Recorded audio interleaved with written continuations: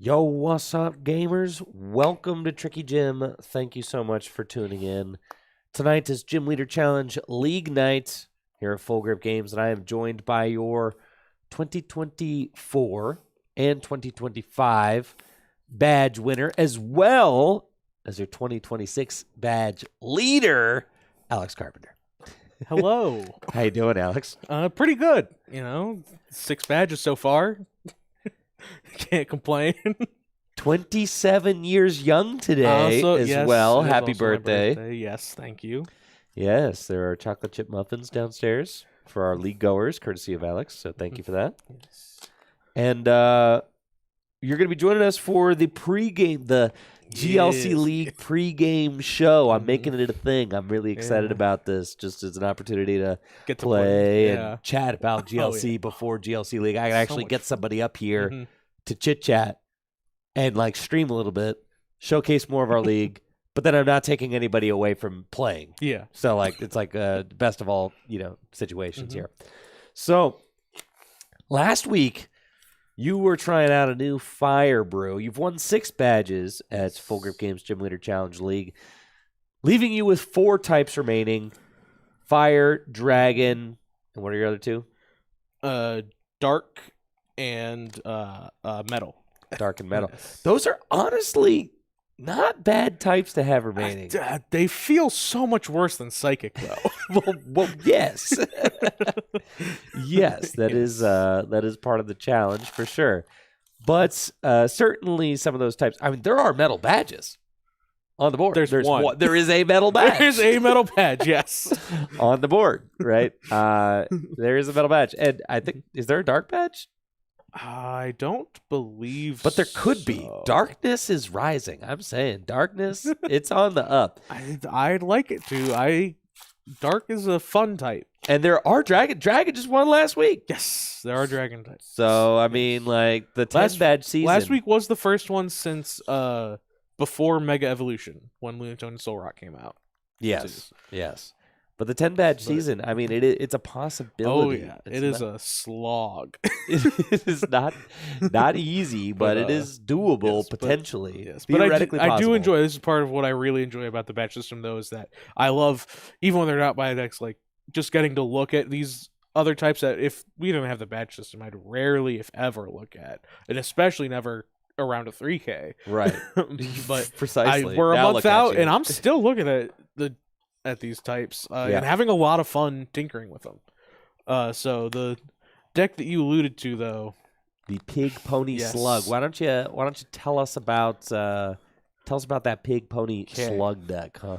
So this is Pig Pony Slug, which came from the 3 main enablers of the deck: Embor, Rapidash, and Magcargo.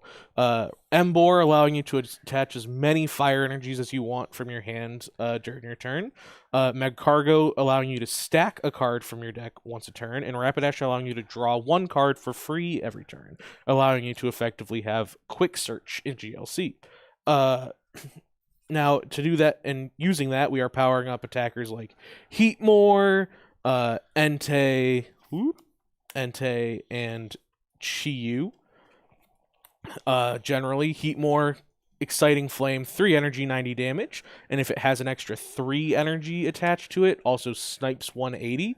Entei, 60 plus 20 for every fire on it, and also a large part of the reason it's in here over, say, the Reshiram that recently came out that does 240 for 4, is its ability that makes everything on your board take 20 less damage. This is Fire's only answer to spread decks. Did not realize that it affected everything. Yes, because it puts the effect, like a double turbo effect on your opponent's active, instead of actually like reducing the damage you take. It reduces the damage they do. Yeah, so that, and then in order to set up, though, these 3 stage ones, because Fire notoriously fairly, I'll say inconsistent at setting up. For whatever reason, we play this Omega Barrage Torchic, allowing it to attack twice. So we play TM Evolution and Turbo Energize, along with every basic search available to us, pretty much. There's VIP Passage here, Buddy Puffin, Artisan, Capture, all this stuff, and we do play the Guzmahala engine.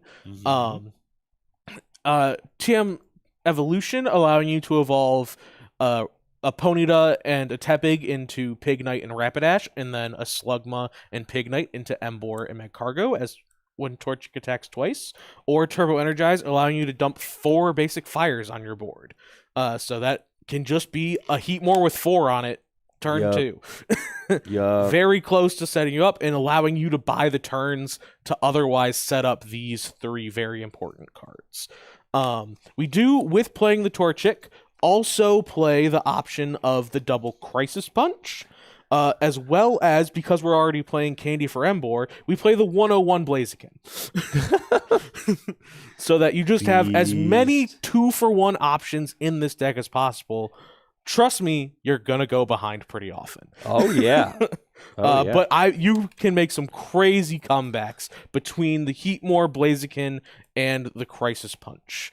Because, especially with Entei and Heatmore and Chiyu, once you have an attacker set up, it's really hard for your opponent to justify going after your 3 support guys, because thank you for letting me Heatmore twice. Right, exactly. And he's got 180 hit points. And he's got 180 hit points. That's not that easy to hit if you're not water. Not that easy, right? Not that easy to hit. Exactly. No, and I was talking to Natalie about this because I finally started looking at Emboar from White Flare. White Flare? Yes, White Flare. I finally started looking at Emboar from White Flare, and I was like, Natalie, it's so sad. You know, the Emboar, the old Emboar is completely power crept, and so is the Tepig, and so is the Pignite. All of them. Yes.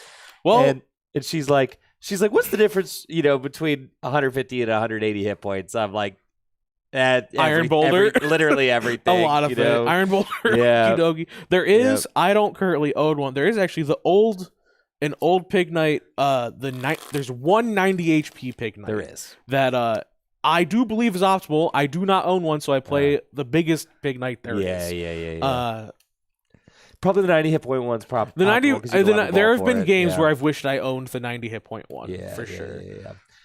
I've got kind of my own take on an Emboar deck. Now, for me, if you've been watching the channel for a long time, then you'll remember that my very first GLC deck that I was trying to brew was a fire deck. And one of the reasons why is because I was stoked that I could put Emboar and Delphox in the same deck, because that was a standard deck that I used to play back in like 2014 with Rayquaza EX, Raybor, and it was sick. And you would draw up to 6, dump the fire energy into play, take big 1-hit knockouts. So I have my own version of Pig Pony Slug, except it is more like Pig Fox. I've looked and considered trying out the Delphox in the list, so I'll be very interested to see how this goes. This is a certified pile right now. I think all fire decks are certified piles. I have like a 30 card side deck here of cards that I'm considering, and that I may or may not sub in and out of here multiple times. I really want to play this guy, dude. Like it. It's just the card. Like, I guess the Rainbow. You play the Goose Hala. Yeah, but like the I can't fit another special energy in here, and all 3 because I'm playing Jet to help get Torchic active, Capture to help just get basics, and Counter because again you're gonna go behind most games. That's a good idea.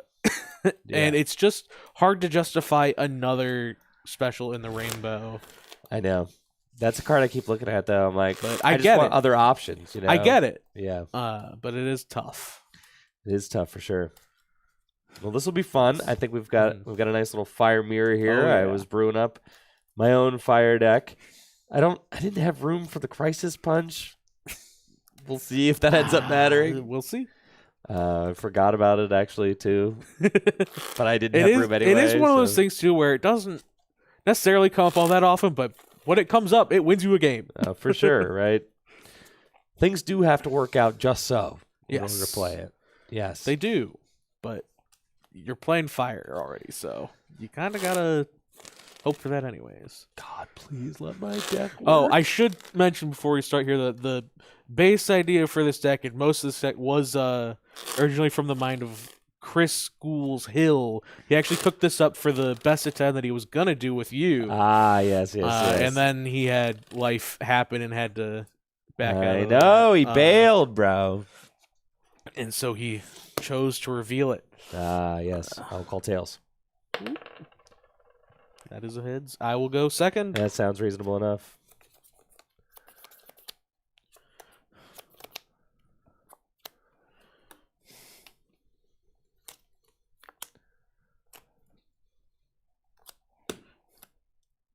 All right, good luck. Good luck. Draw. We've got Buddy Buddy. It's pretty good. It's about as good as it gets for going first hand. Okay, we've got that guy.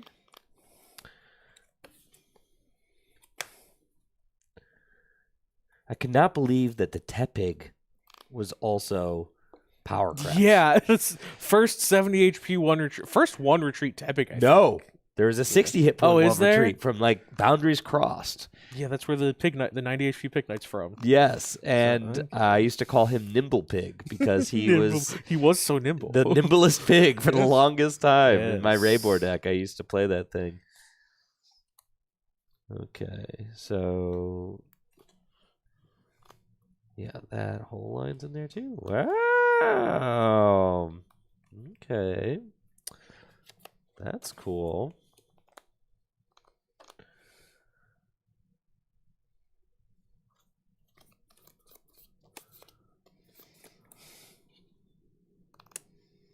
Look at those.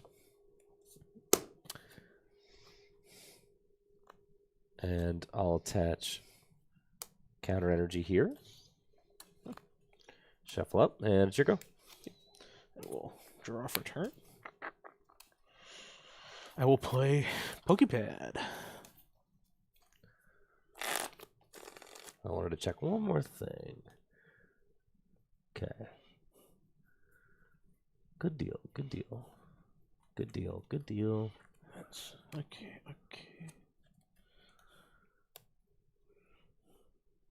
Oh yeah, everything's in here.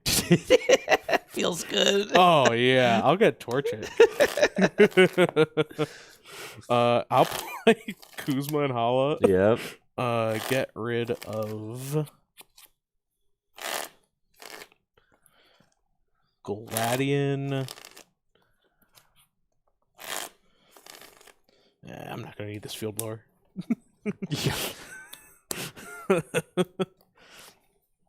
And I will go and get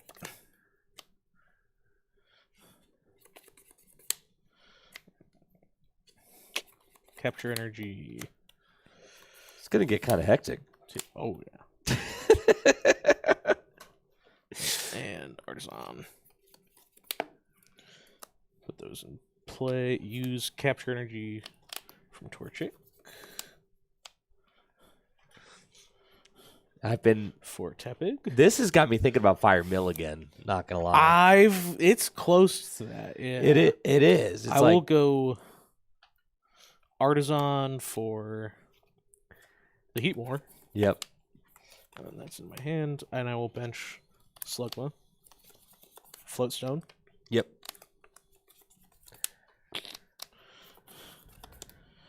And I will TM Evolution first, Ponyta and Tepig. Then do it again. For Pignite and Rapidash. And then I'll do it again for Pignite and Slugma, getting Embor and Magcargo. Cool. Nice. Nice. I like your style. It's good. Good stuff. Let's use Artisan. Get Torchic.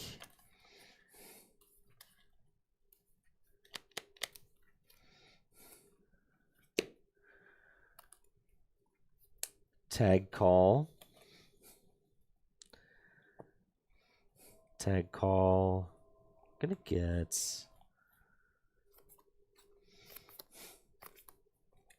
Synthink Keelan Goose Hollow.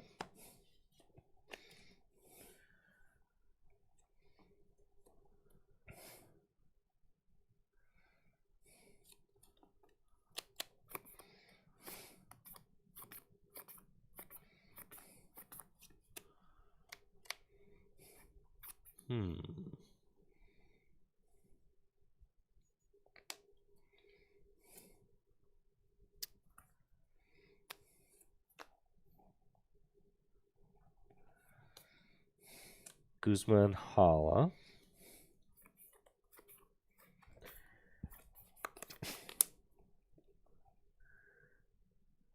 No, can't get that. Evolution. Magma Basin.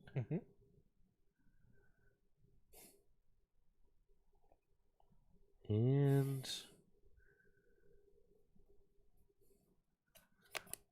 Capture Energy.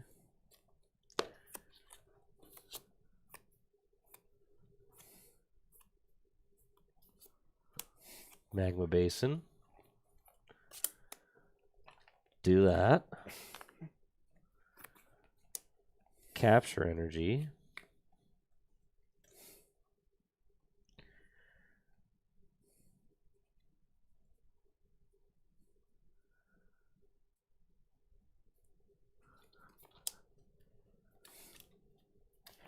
The fish. And retreats. Yep.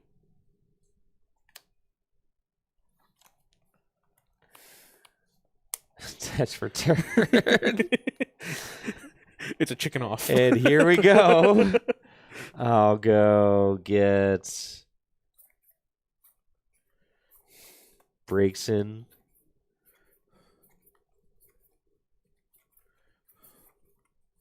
An Embor and then Delphox. And that'll be my go.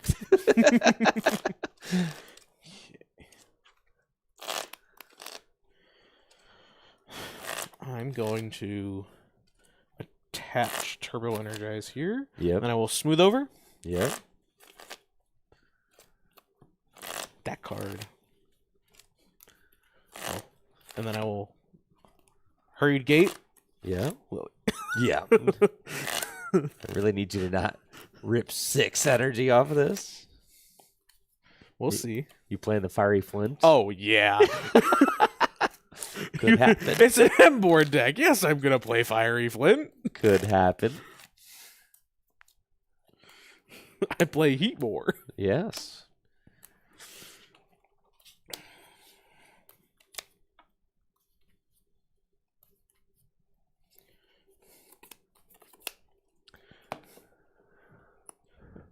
One, 2, 3, 4, 5, 6, 7. Oh my! The new Delphox coming out too. New Delphox. You have to discard a fire, but it's so much worse than this Delphox. I think so. Yeah, I'm gonna fail that. Or wait, why did I shuffle it back in? I'm gonna fail it. 7 prizes. Thanks, I need it. Well, you may have a couple turns here. Woohoo! I will Turbo Energize. Yeah, I'm not gonna try and claw for this knockout. Kind of beast though. Double heads.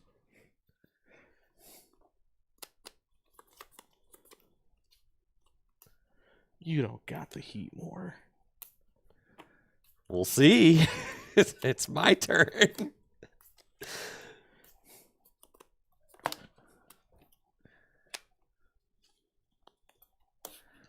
Okay. Draw. I don't like that. Head nod was like you're close. I don't like that. You should stop that. Start with Pokegear.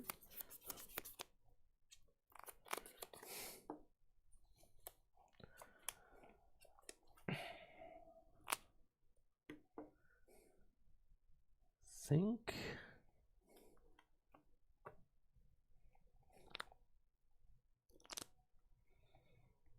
No, Jesse, you can actually get hand disrupted out of drawing with the new Delphox. Not like unlike the old one.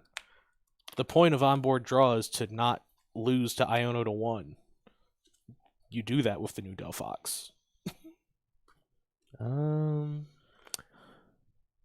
Alright, so I'm considering taking this Iono, which would just guarantee me 6 new cards after my Mystical Fire. But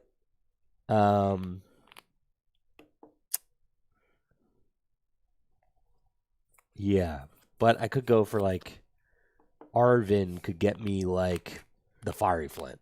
That's a lot. It also makes me very happy I didn't put my Giant Hearth in play. Yes.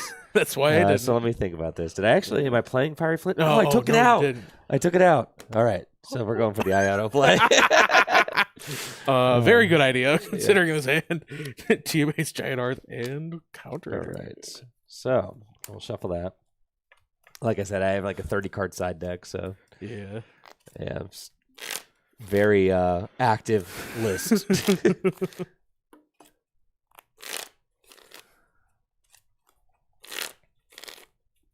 Yo, Blaze Ball gets in there, Jesse. 6 energy for 170. Oh yeah. Will evolve into He's got the chicken. Combuskin. Inferno Fandango. My chicken. And Mystical Fire for Mystical Fire for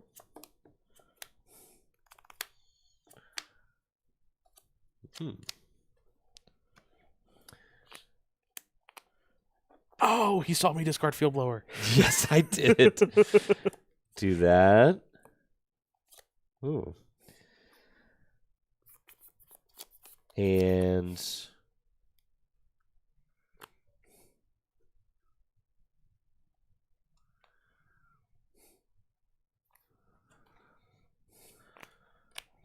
So you have not played your supporter yet. no, I have not.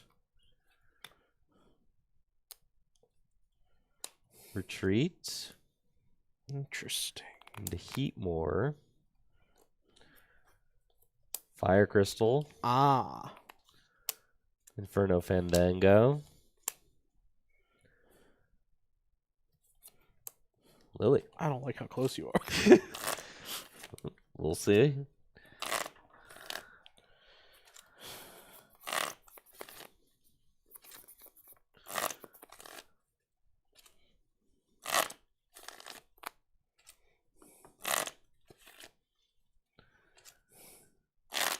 This is silly.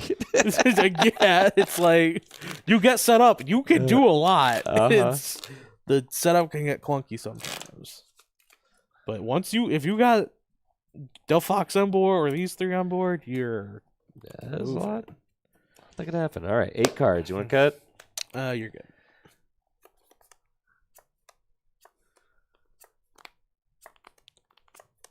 No. Resounding no. Okay. Trainer's mail.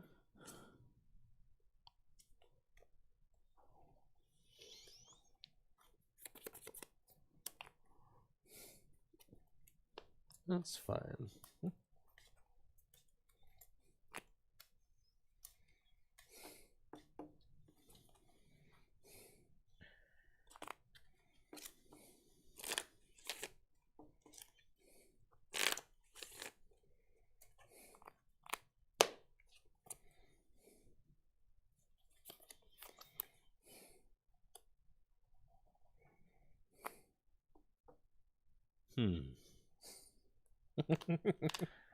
Does he do it? Inferno Fandango.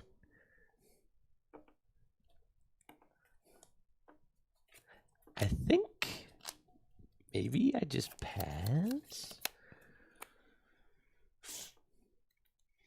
Is that crazy? What? Take 1 prize, give you teammate, give you guaranteed. I'm gonna have quick search on board. You do. I know. Whatever. I'll take the knockout. Okay. We gotta play. Yeah. What am I doing here? So attach counter energy to eat more. I just have to decide how I want to go about the rest of this. Huh.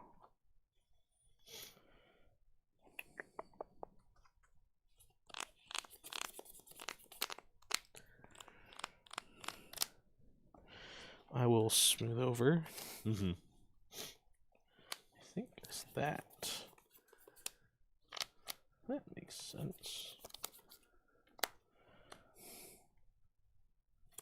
God, Fiery Flint would have been lit. Yeah, I gotta play Yeah. that card, bro. Yeah, with Embor, like you, especially with Embor and Heatmore. I have Letter in here, but obviously I play one of both. I'm not playing both. I'm playing just it's Hearth and Fiery Flint. Yeah, I have just Letter in here right now.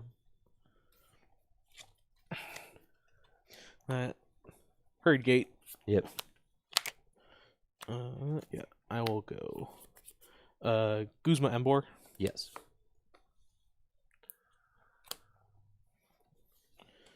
Yeah.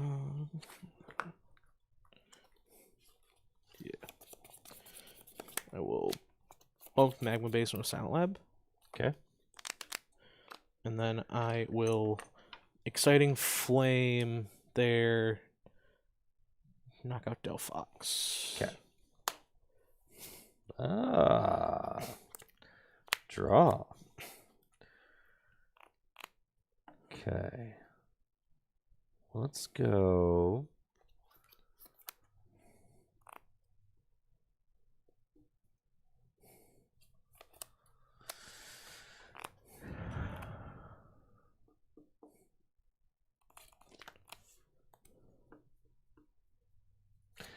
Goodness, I am just a little bit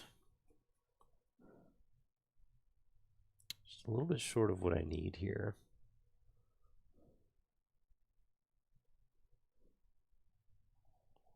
Yeah, the Fiery Flint changes everything if I play that card. Mm-hmm. Absolutely everything.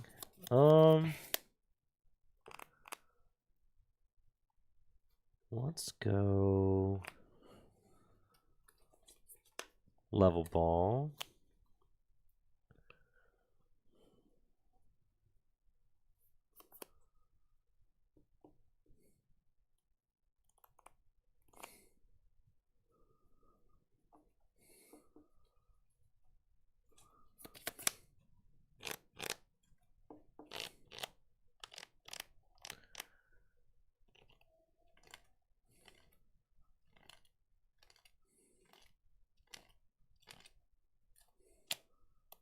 Okay.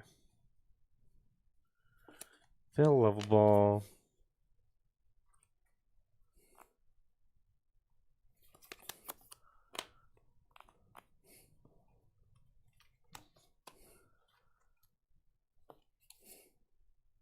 Arvin.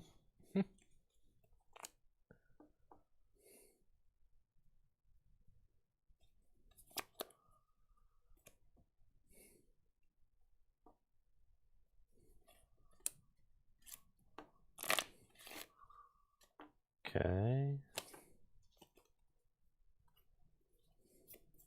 I have to play Rope.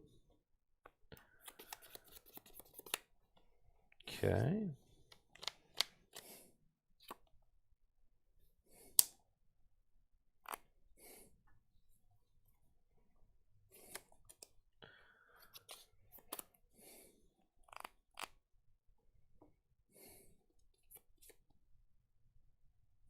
Quick Ball.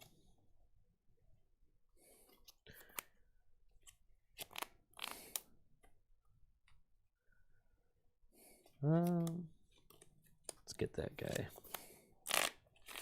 All right, and I will Turbo Energize. Yep. Draw for turn.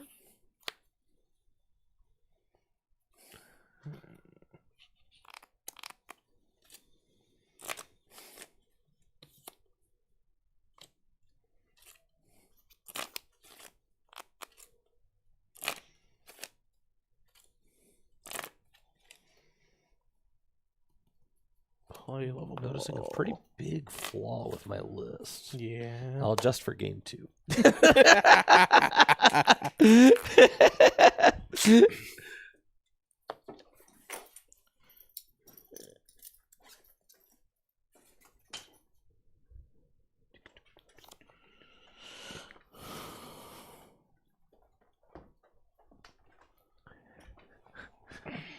I will be getting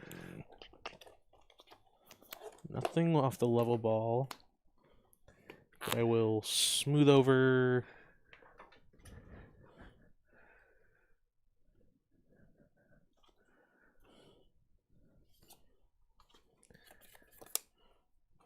that card.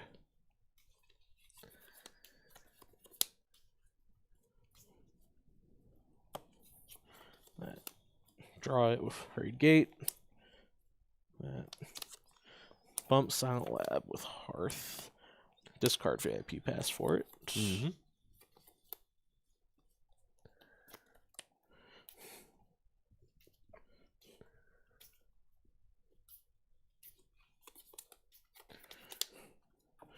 Then I will attach. Alright, Inferno Fandango, and Versus Seeker Guzma the Embor. Yeah.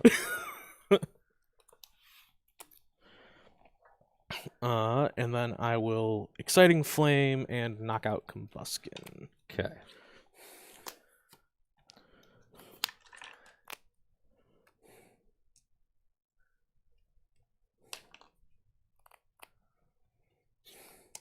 Draw.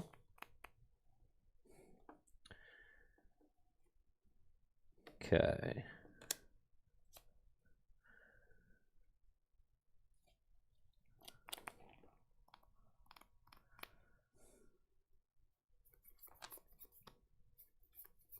Well, this is trouble.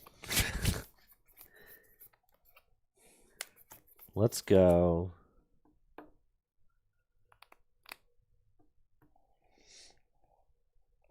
Giant Hearth.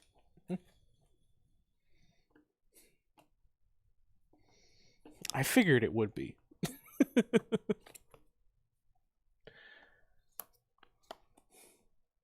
And then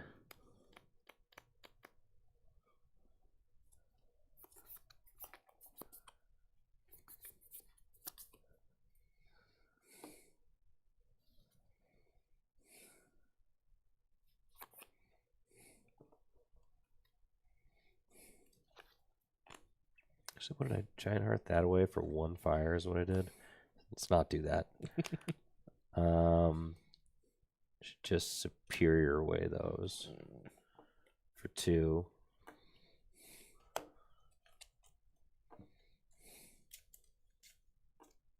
I know I searched my deck, but yeah. Whoopsies. And then I should do 3 and then Iono. Ooh. All right, I get 5, you get 4. Yep. This guy's about to heat crash me. And I'll Giant Hearth away my Cinderace. The Cinderace. Bruh. I don't think I have enough cards in my deck to win this game. All right, you got this one, bro. Yeah, because I had Return Heatmore.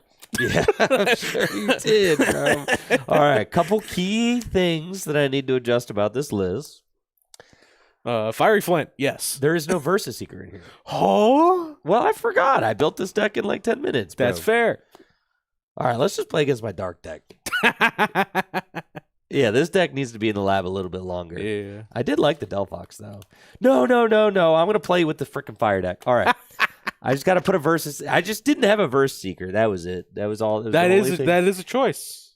Well, unintentional. Not an intentional one, but it is a choice. It was a choice. That's for sure. Ooh, I kind of want Teammate. Teammate seems like insane in this deck. Yeah, it does a lot. Yeah. Kind of feel like Teammates is very good. Versus Seeker. Those are cards. Those are cash money cards right there. All right, you know it was not a cash money card? That's Cinderace. Yeah, that Cinderace is not a cash money card. It doesn't need to be in the deck, okay? And if I could fit another attacker, it probably would be the Gouging Fire. I'm not currently playing the Gouging Fire. Okay. It's just the Entei's ability is just too nice into various spread things, and also just being able to be like, do 150. You probably can, but show me you can. Rather than everything else that is in Embor is 110 or smaller. That's true, but if I'm cutting attackers, then I just want to play the Cinderace.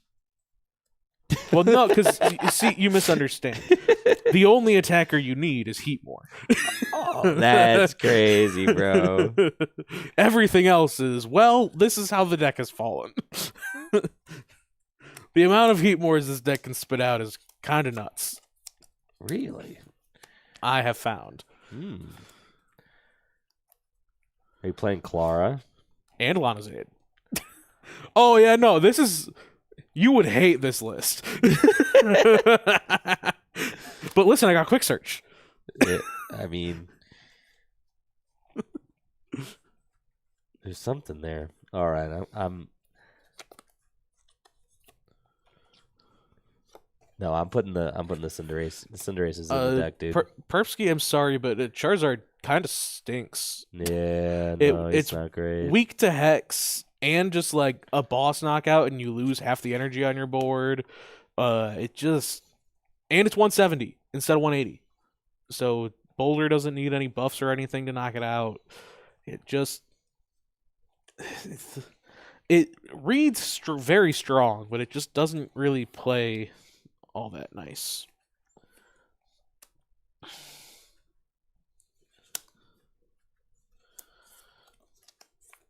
But yeah, no. Heatmore is really the closest thing we have to like an unfair card in Fire.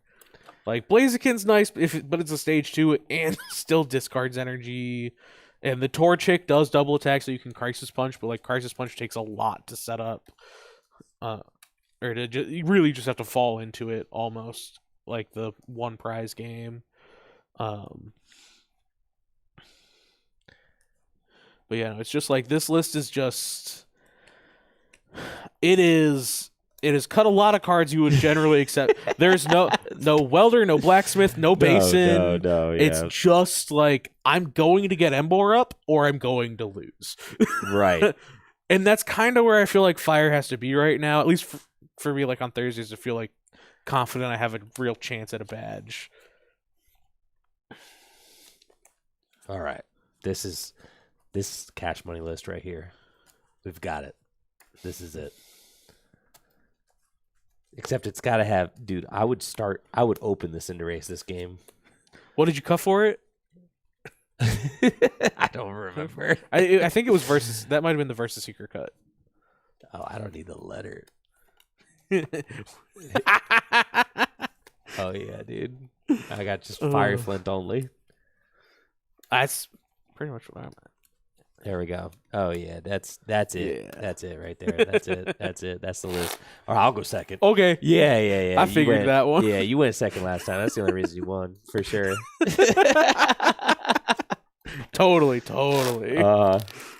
if I rip that Heatmore, you're done, dude. Yeah. Well, I had a Heatmore attack either way coming back. That's gonna crazy. be real.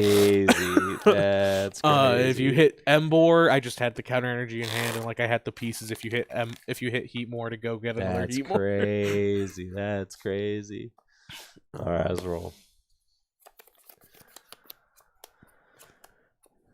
Got a Millie? Yeah. Yep.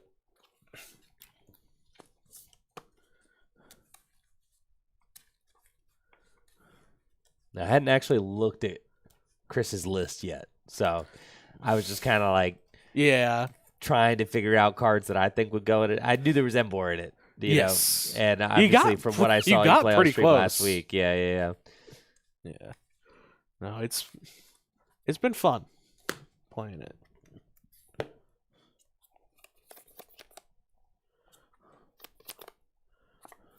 Oh boy.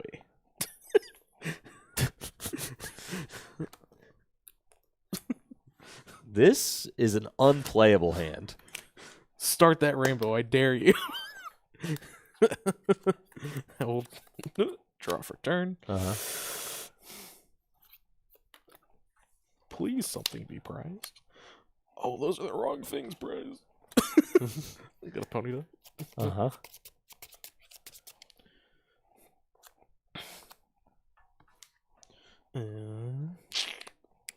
And pass.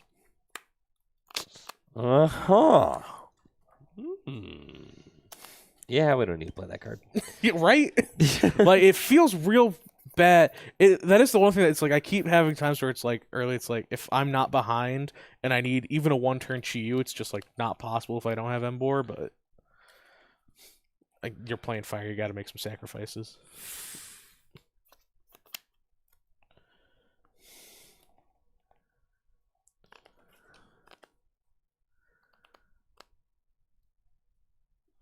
Oh boy.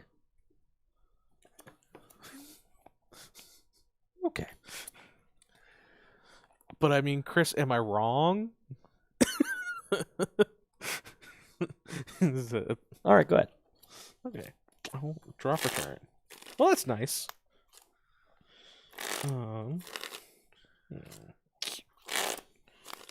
I will smooth over. Sure.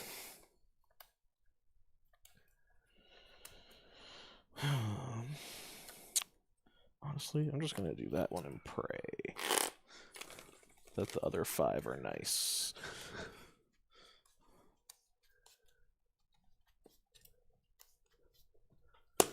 Now, it is unfortunate that I'm gonna have to Iono you here, but Sometimes the hand is Was that it? bad, bro. Stack that. Iono. Ah. Surely it's gonna be another unplayable hand for you. My next card was going to be busted. That was the top deck. Okay. Interesting. Huh. How do I want to play that?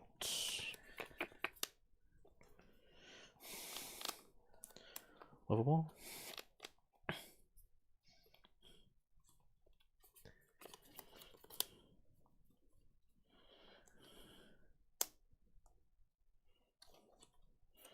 I'm just gonna go ahead and get Torchic. I'm gonna play the adventure bag that I stacked. Guarantee I had the float stone. And an out to say Turbo Energize. And actually, I'm gonna get the U-turn board here with how I drew. Sure.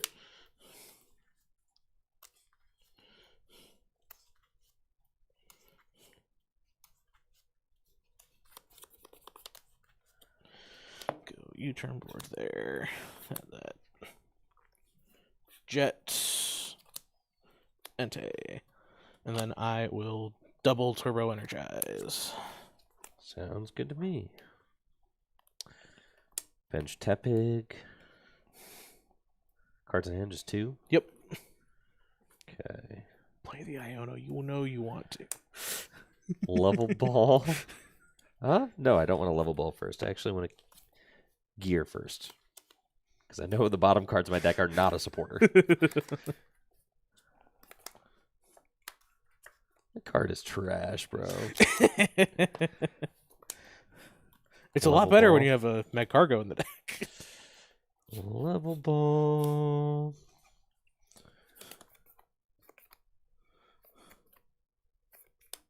Get Breakson?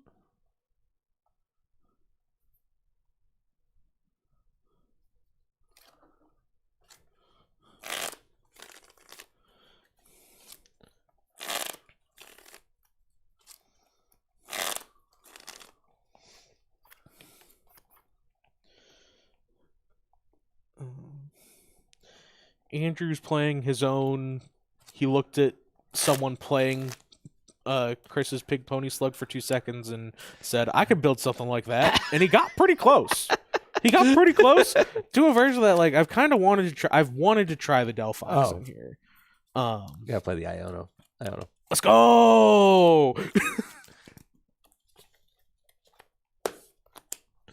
Okay, 6. Yep.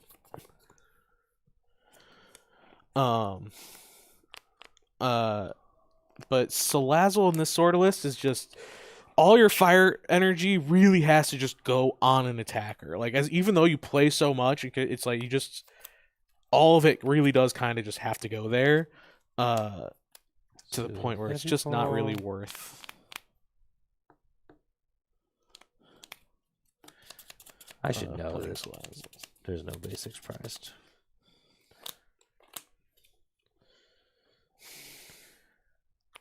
Okay.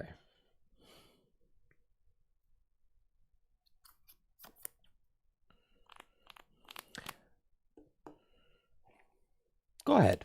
Okay. Draw.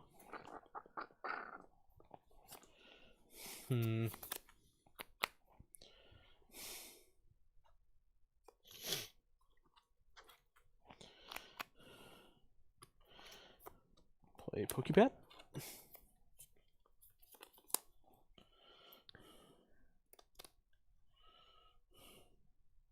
For Rapidash.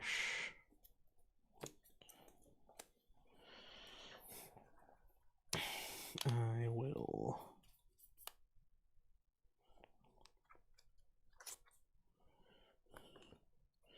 Ultra Ball away Gladion and VIP Pass for Tepig.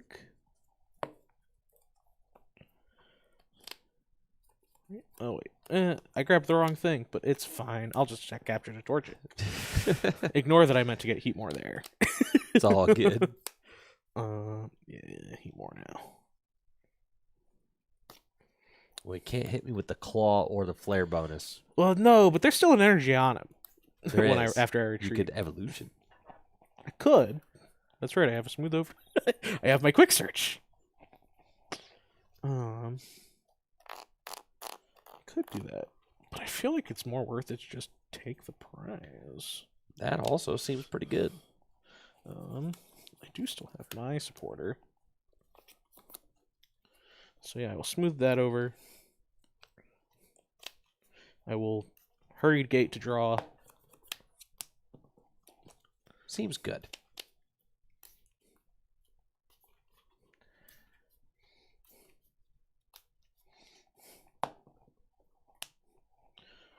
One, two, three, four. 1, 2, 3, 4. Yeah. I will retreat the capture energy off. And I will Blaze Ball for 140. Makes sense. Draw. Okay.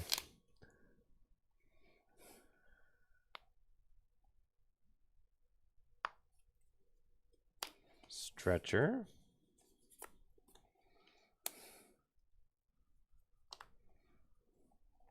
And I don't know. Rude, I must say. I think I'll. I used any of my TMs? No. No. Yeah, I'll evolve an Iona. Yeah, this is kind of a point where even like a single TM evolution wouldn't be bad. Yeah. I get 5, you get 6.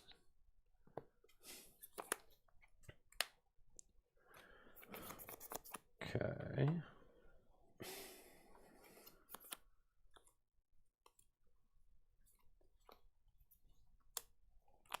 Attach here.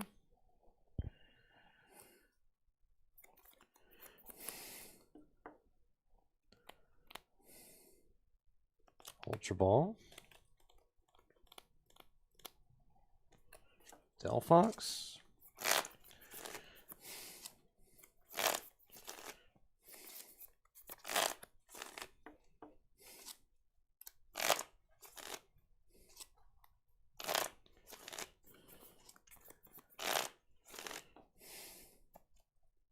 And we'll Mystical Fire for 4.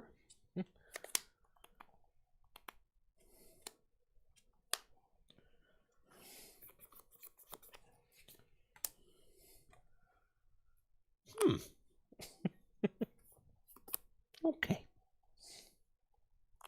Very nice. That is 5 cards in your hand. And I will pass. And I will draw a card. I think I'm going to lose here. It's not looking too great. I'll be real. I will smooth over. If you do something really devastating, we'll go to the dark deck. I can't get Embor and Heatmore this turn. If you'd taken a knockout, if you had knocked out Entei, I would have had Heatmore this turn. Unfortunately, you did not.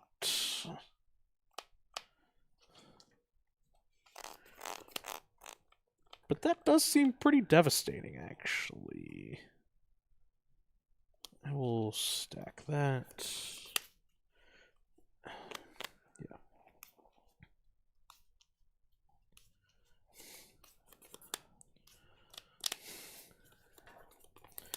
And I will hurry to gate to draw it.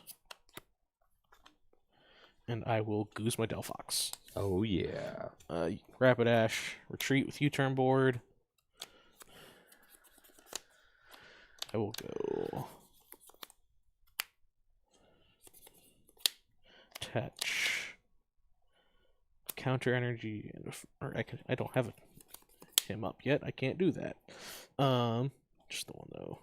Do that, and then I will Blaze Ball for 140. Sure. That is one thing that the new Delphox would not die to that. It's true. It also would not have drawn you as many. It would not have likely drawn.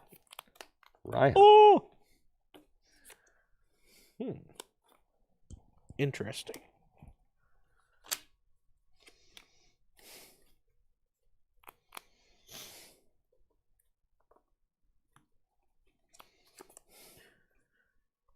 Raihan, and we will get cards name. 6.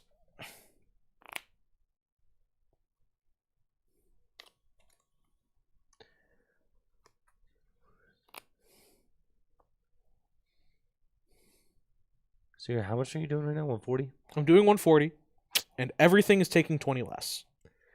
I understand that. Yes. I can still knock out the Macargo or the Tipping, though. You could. That seems pretty good for me. It's not shabby.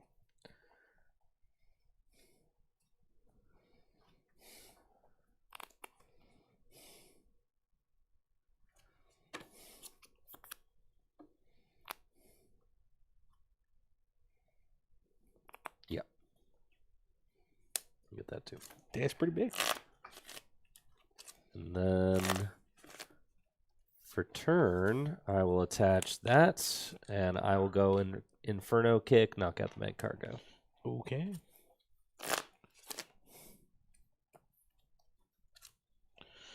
Draw for turn. Teammates. No. Rare Candy Embor. Mm-hmm.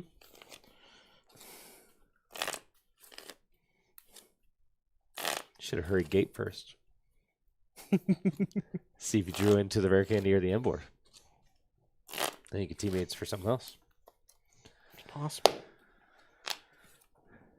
Unless your hand is so loaded, you don't even need to sequence correctly. Maybe. Dang, there is no fire energy in my discard yet. You have not done shit. I will herd gate. Yeah.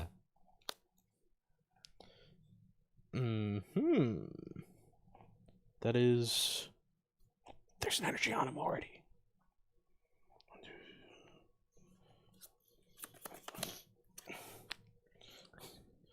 No, I want to attack with Unday here. Actually. Chew.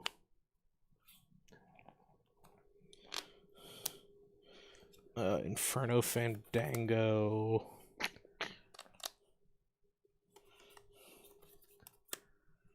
Yeah. That's kind of just... I'll Blaze Ball for 140. Cool.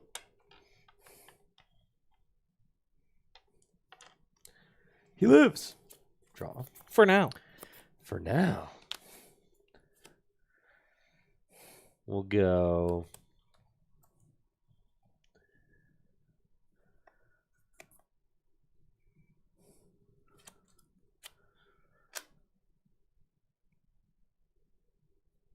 Cynthia and Caitlin, discard, Goose Hala, get back, Raihan, draw 3.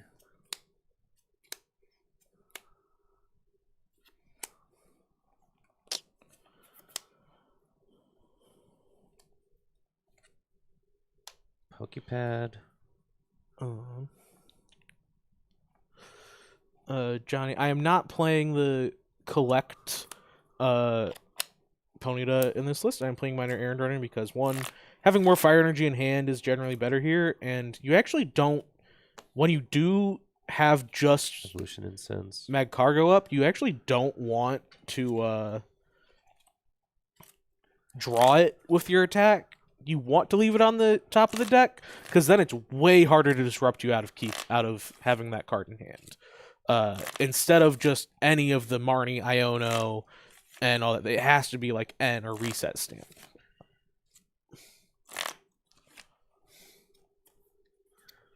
Okay. And then I'll go attach and Inferno, Kick, Flurry for the knockouts. Yep. And I will do 100 to...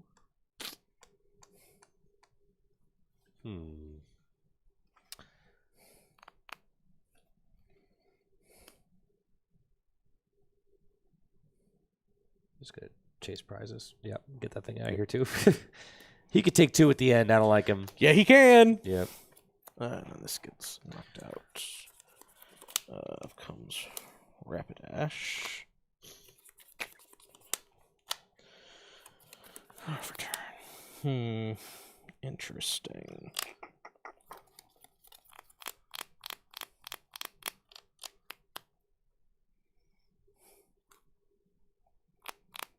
How do I want to do this?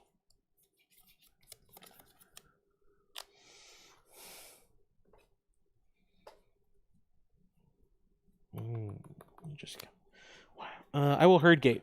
Yep. That didn't help.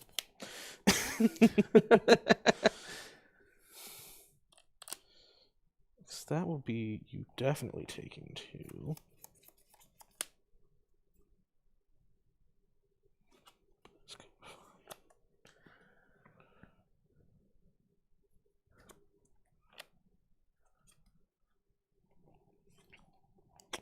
I'm going to go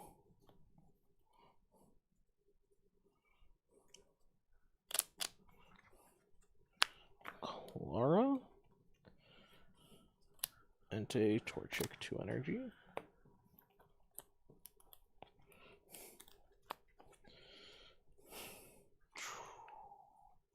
Yeah.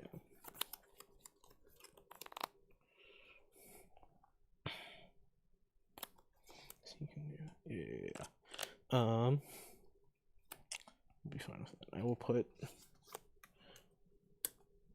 Giant Hearth into play. And I will discard Nest Ball to it.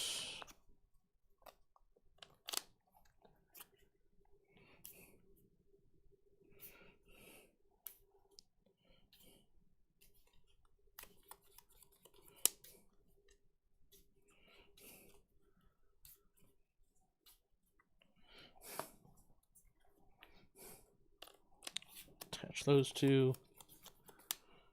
Attach those Goodness 2. gracious. Actually, I only attach one of those last 2. Okay. Because I am behind on prizes. Yes, you are. Yeah. Treat. I will attach a floatstone there. Yep. And then I will Exciting Flame, knock out Tepig. Okay. And that's 90 more here, so not a knockout. Not a knockout. Yes. Okay. And you can still attack with it, but... Yes, I can, and I will. Ryan. Yes, you did set that up, but that's not a way to knock out an Emboar. No, it won't get me the Emboar now. Raihan.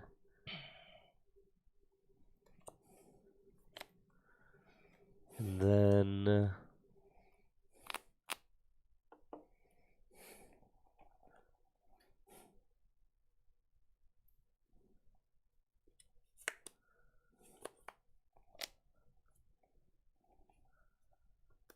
we'll get...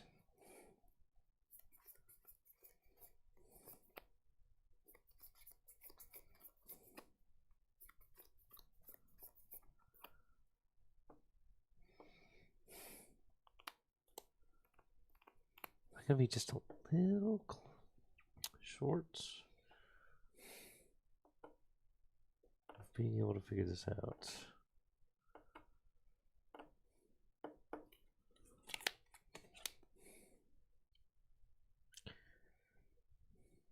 Maybe. Yeah, probably.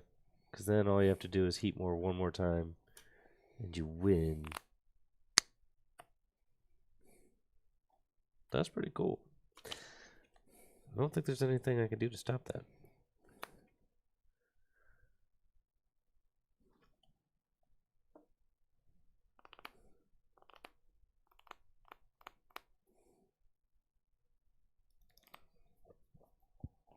Yes, I don't think that there is. Because if I go...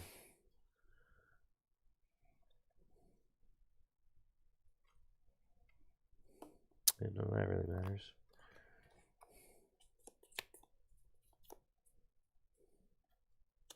Sure, take that. I need to not lose next turn, but I think it's just inevitable. I go here, I go knockouts, knockouts. Cool. Take my 2. And do that. And draw. Yeah. And then I will Giant Hearthaway Blaziken. Yep, that's in there. Cool, I win. Nice. Bench Torchic. Guzmahala. Crisis Punch. And then also Superior, just because I can. That's right, the 5 energy It's Crisis nuts. Punch. It's nuts. It's nuts. It's just ways to take extra prizes. Yeah, that's beast. That's beast, dude. That's beast. Yeah. It's pretty sick. It is. Yeah, I'm That's glad that it ran pretty sick. smooth in those 2 games. I definitely did misplay there. The first turn you Blazikened when you went for Magcargo, I grabbed the Guzma for Delphox. I should have just gotten Pig Knight there. Or just like some way to get Pig Knight to stop from it even being an option for Blaziken. But Right. Overall, it's Pretty sick, dude. Pretty sick. All right, I think we got time for one more. Let's. Yeah, do we? One more? 6:25. Yeah, you can play a game in 30 minutes, can't you? Yeah. All right, let's do it. Hopefully. Yeah, one more game. I won't switch up to the dark deck. Yeah. We'll jam the fire decks one more time. Oh yeah. Yeah. It's either that or I got nothing to do for 30 minutes, dude. So No, this deck is a lot of fun. Just there's so many ways to take 2 prizes or set up things. it's crazy, really.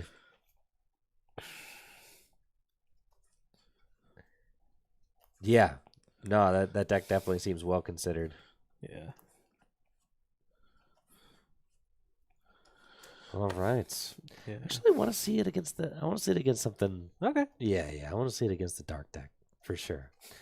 Let's do that. I just got to put my Verse Seeker back. Yeah.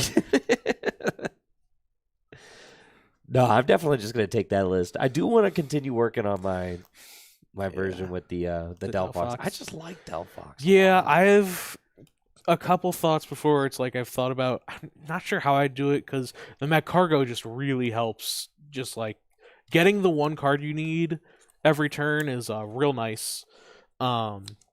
So it's like it's either like Blaziken has to be the cut for the extra mod over Rapid Esh for the Delphox, or like you cut Magcargo and then you have an extra slot. Right. But then you're also gambling a little more.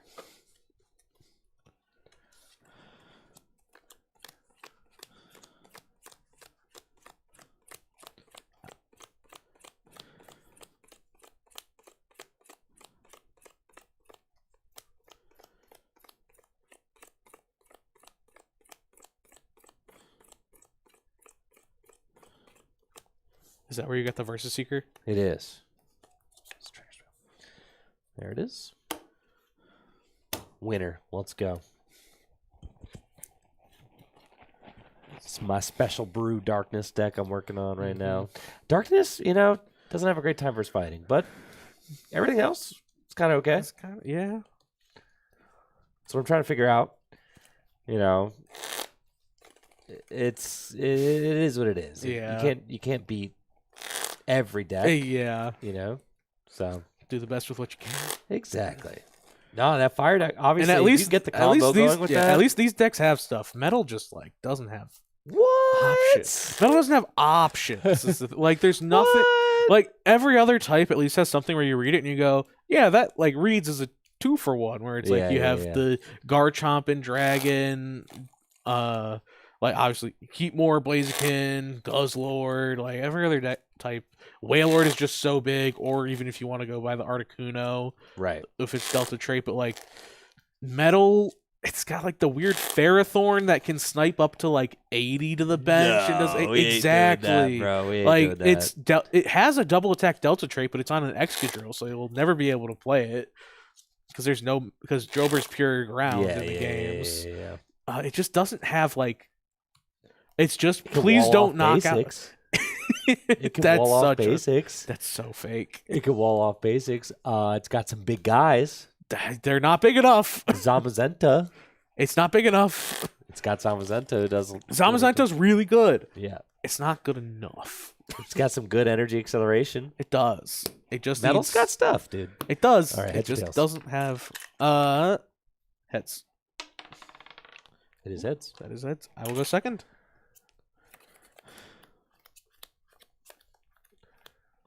Nice. Oh, wow.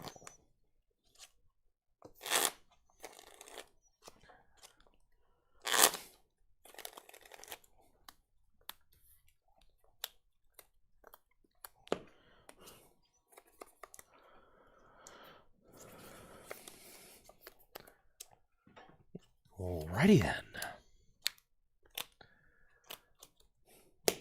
Draw.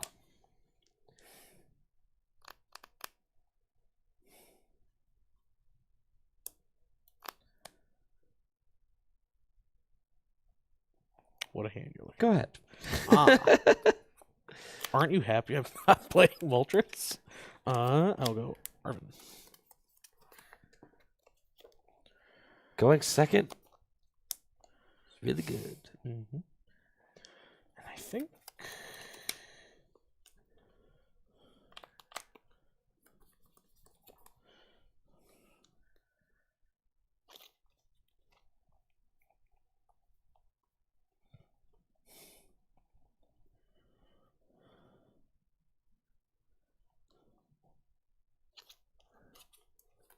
Huh. Well, that's happened. Oh my. So we're gonna go ahead and get where's Turbo Energize. Oh yeah. We're gonna VIP pass for Chiyu. And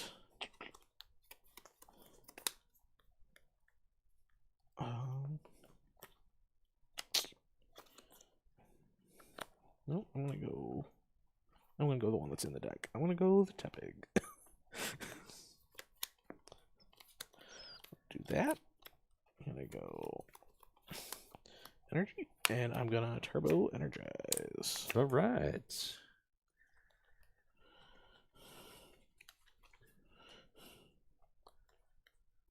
Interesting. It's a hand. Interesting. It's this is fire, ladies and gentlemen. Let's go. This isn't fire. This is what happens when you play a TM evolution deck. Is your prizes instantly hurt 50,000 times more. Yeah, I believe that. Yeah. It's why TM evolution has not become a mainstay in most other types, but you kind of just gotta do it in fire. Like, you don't got much of a choice. And a Guzman Hala. Sure. Go get some things. Just some things. Yup. And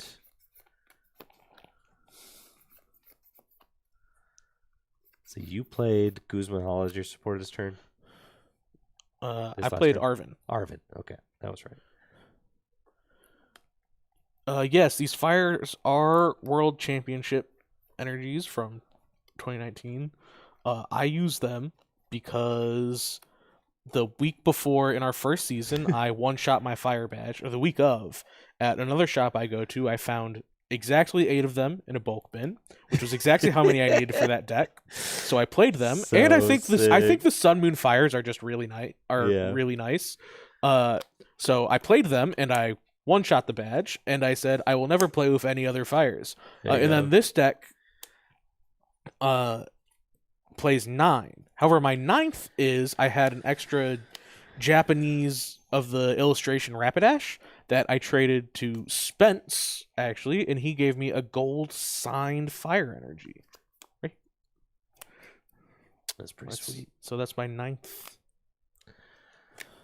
Artisan for coughing, and then, seem like we're having a nice gentleman's game here. I'm gonna call for family. Yeah, this is. I'm gonna be honest. I look at those games. I looked at my prizes and I went, maybe this won't be a 30.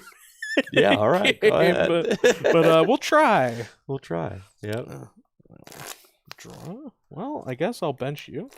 I will go attach. I will Artisan.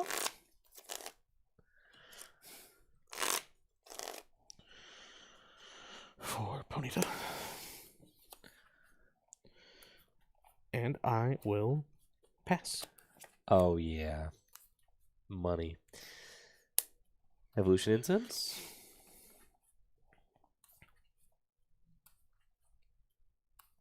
For Lipard.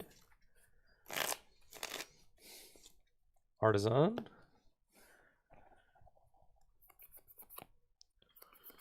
Yep. Sure, for Sableye. That makes sense.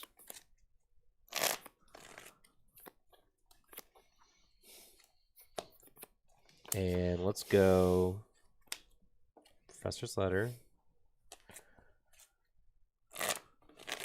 I'll trade.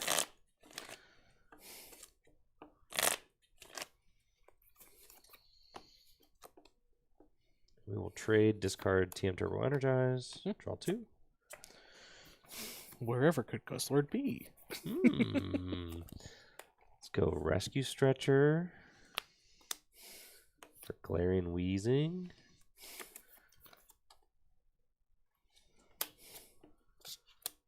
Darkness Energy and Severe Poison. Checks out. Let's go. Draw for turn. Oh. Turn attach. And I will use Artisan.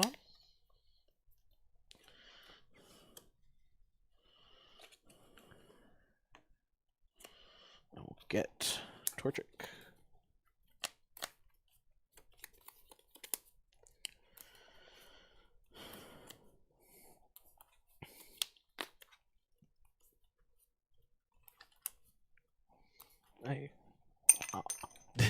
Don't like that one. No, that's fair. Bottle cap. It's kind of fun though. Yeah.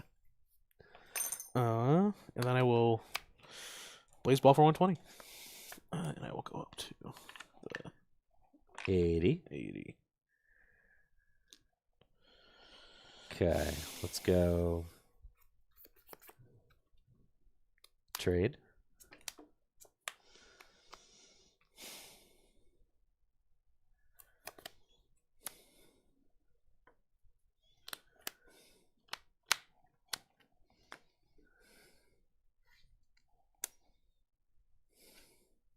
Retreat. Interesting. And I will.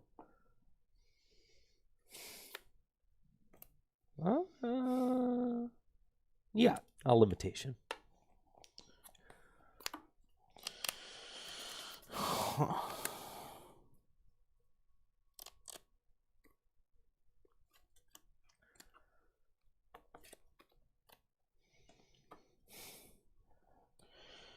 I will go.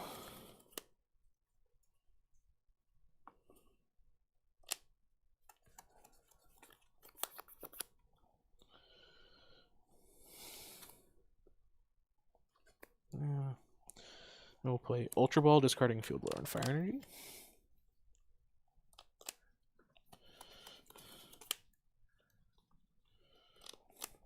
I'll get Pig Knight.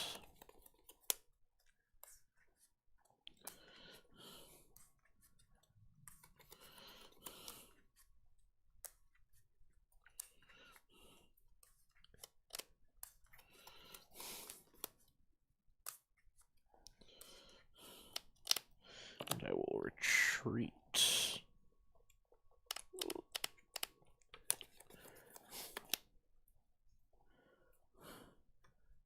And then I will Mega Fire of Envy. All right. Or, I mean, Flarebringer. Yeah, Were the yeah. words I meant. Draw. Let's go trade. And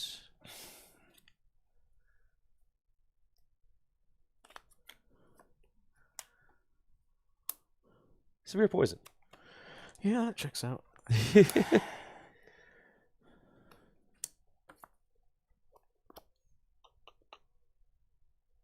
Huh. Please. What a top deck there. I mean, I was holding Candy Teammates, so I wasn't that worried, but...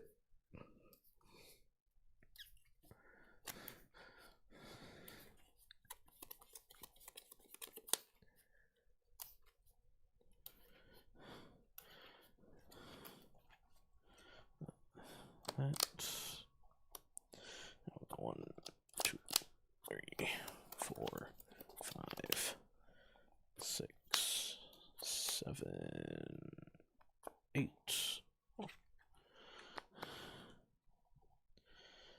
I will retreat. Mm-hmm.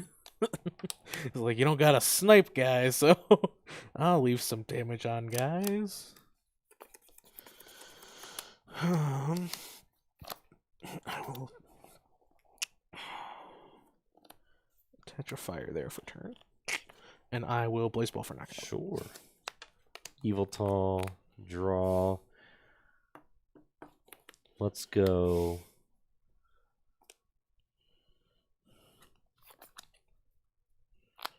Trade.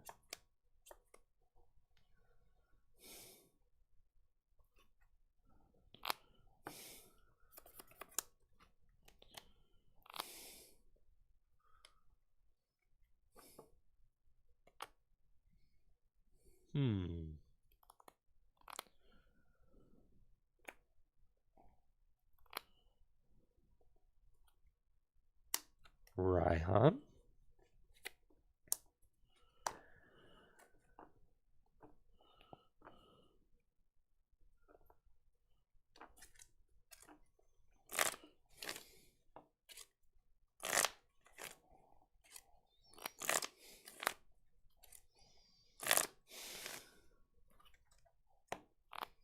Play that. Hi, guys. What? Yeah. Yeah. Nice of you to show up.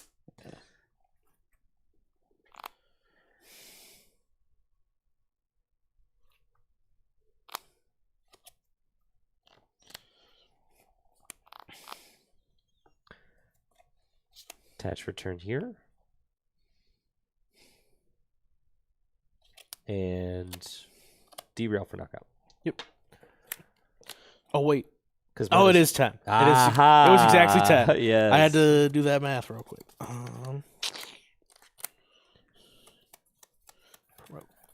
Ponyta. Draw for turn. Default Mag Cargo.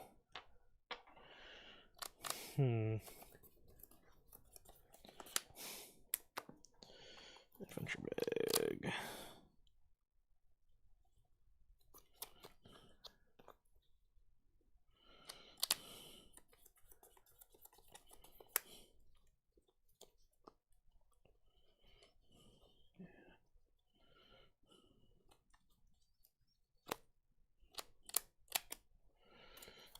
Those two.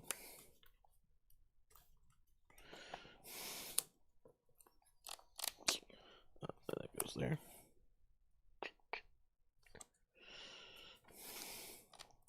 Touch, capture. Got it. Yeah, whatever. I will play Ball guy. Ooh. Very nice. Well, I already used my Ultra Ball.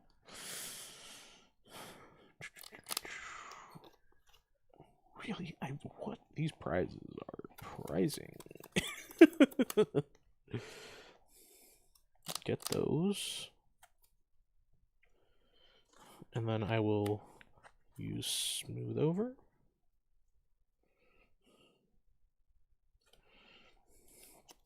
To stack that.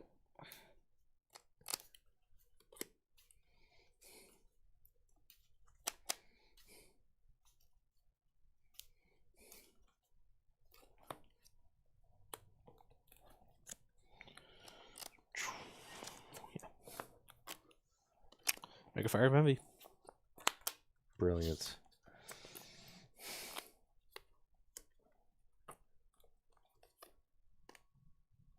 Hisuian Heavy Ball. Go get somebody else. It's always the first one you take, but it's nice when you prized 3 of them.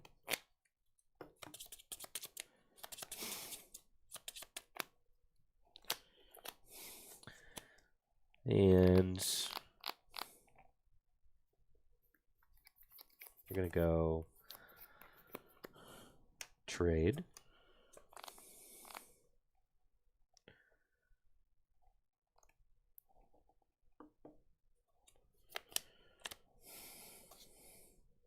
Attach. Dark Patch. Mm-hmm.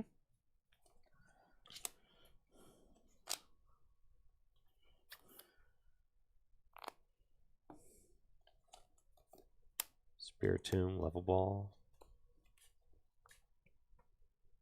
Build Smite.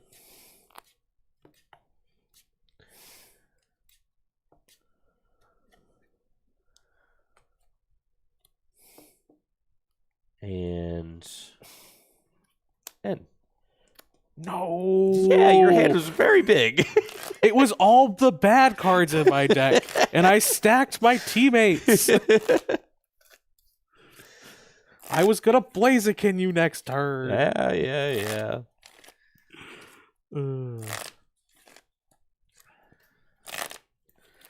It's fine. This will just be 4 broken cards. Oh, for sure. Yeah.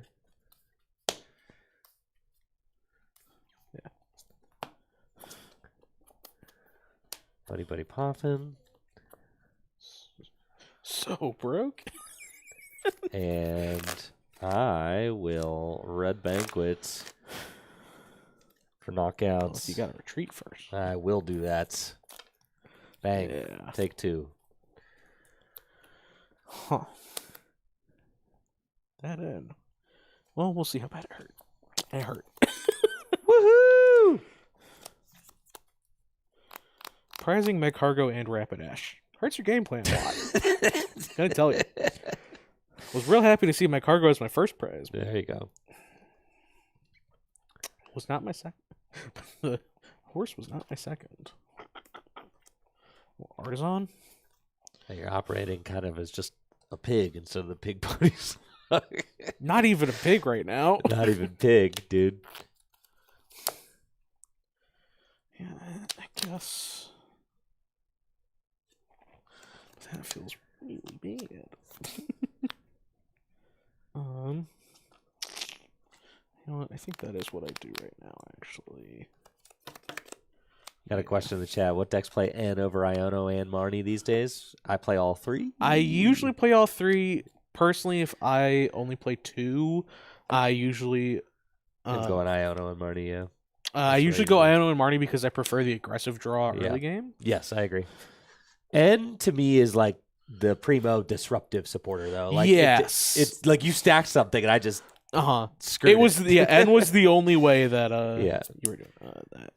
And this deck really likes to go N at the end of the game and try to sweep with stuff like Moltres. So. That. And then I will TM Evolution. Oh, baby. With a guy you can't instantly knock out. Oh, baby. The pig is prized too? I swore I saw him earlier. Oh, yeah. Oh, this is bad. This is a bad time to play Escape Rope. You know what? This game will finish up in 30. I think it's looking like it might. They can take the heat more.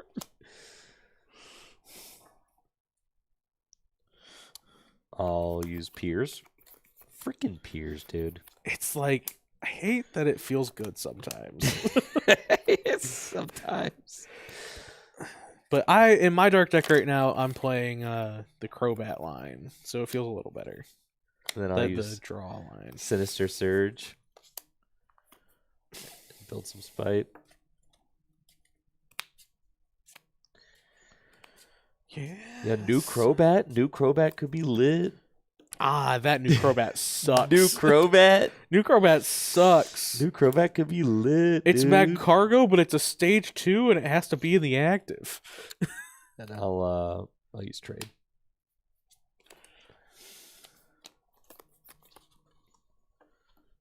Bang, Red Banquet. Yeah,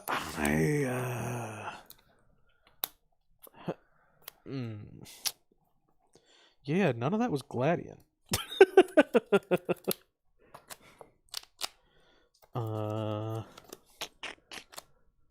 Yeah, no, you got that. Let's go. All right, I didn't get skunked this Heavy stream. Ball, Rapidash, Gladian, Pig. It's just... You said it yourself.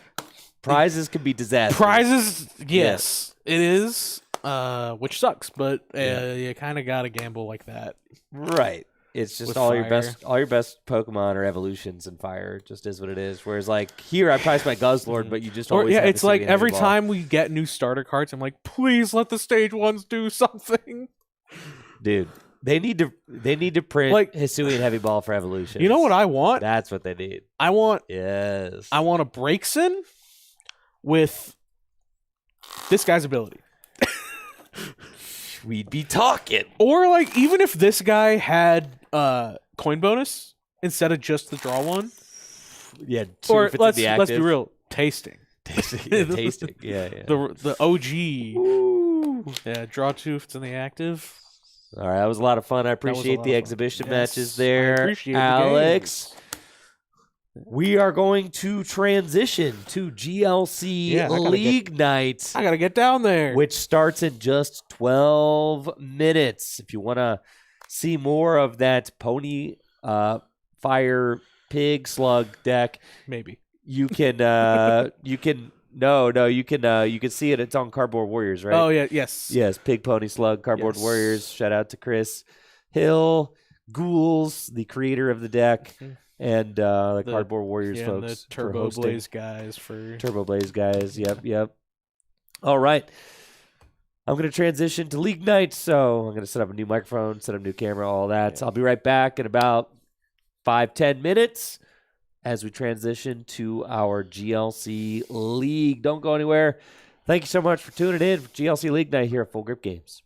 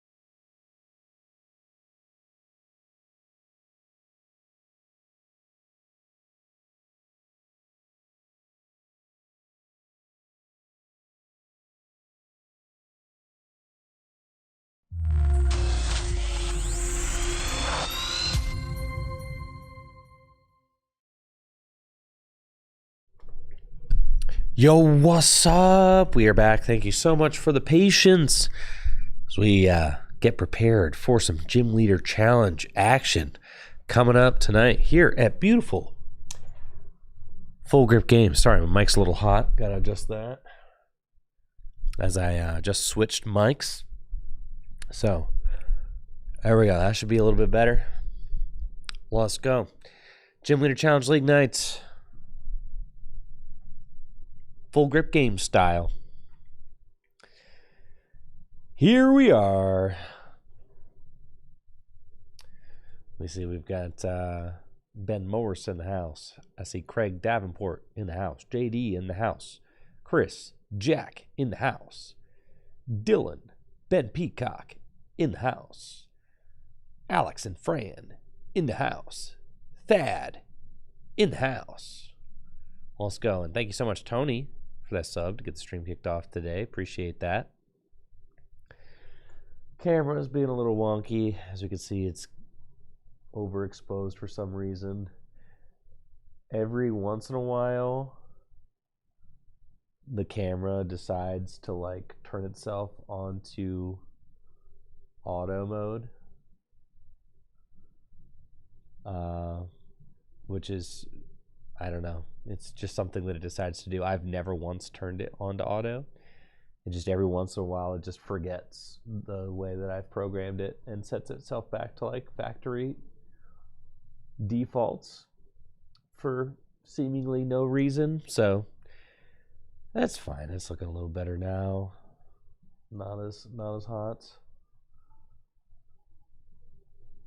Had some fun games with Alex as he showed off the Pig Pony Slug deck before tonight's league nights. And we got Tony and Mr. Morse. Oh, yes, we do. 2/3 of the Gym Leader Chat Lounge podcast. Got a question over on YouTube. Andrew, should I move to Akron, Ohio to play Pokemon at Full Grip Games? Yes, you should. Good question. The answer to that is always yes, you should. If you love playing Pokemon cards, it's the best place to play Pokemon cards right here. Akron, Ohio.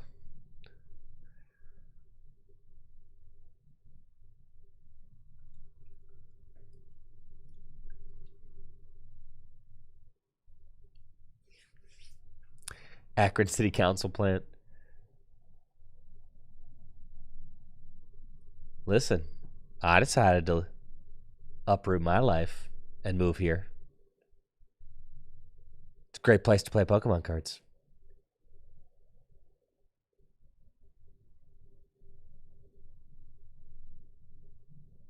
About as good as it gets.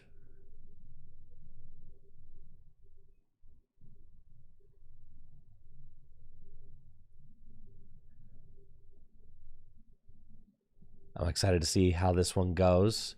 Tony is last week's league champ. Won with the Dragon deck featuring Dragonites and Garchomp.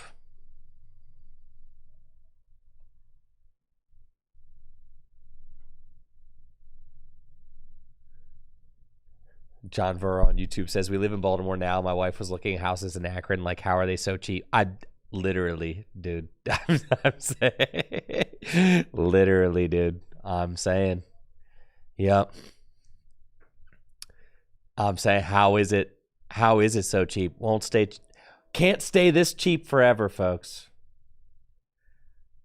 Gotta buy now. Get in while it's hot.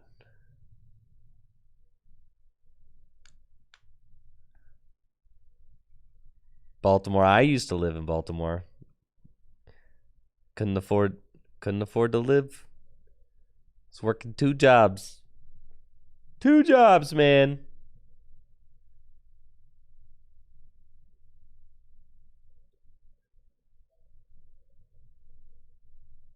There we go. That looks... that's probably good right there.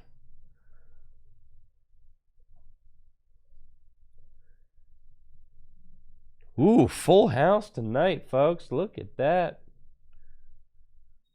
Full house.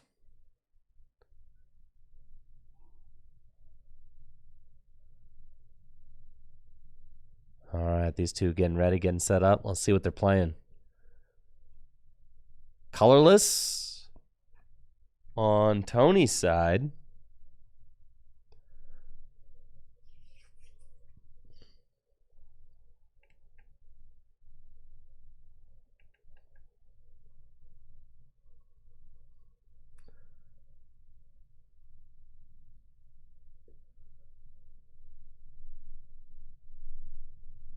What do we got on Ben's side?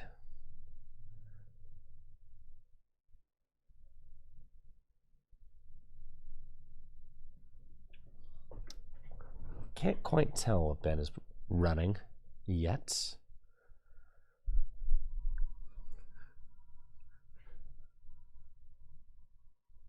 Still working on the card overlay, folks. So, and honestly, this very simple overlay, it gets the job done. You know, it do begin the job done. So, I'm not really sweating it.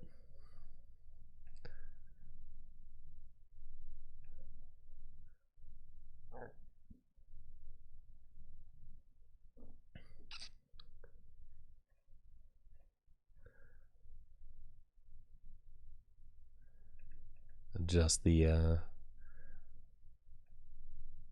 the face cams a little bit, get those centered up, looking nice.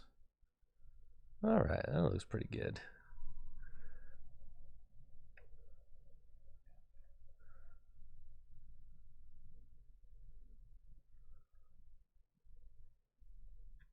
That looks pretty good.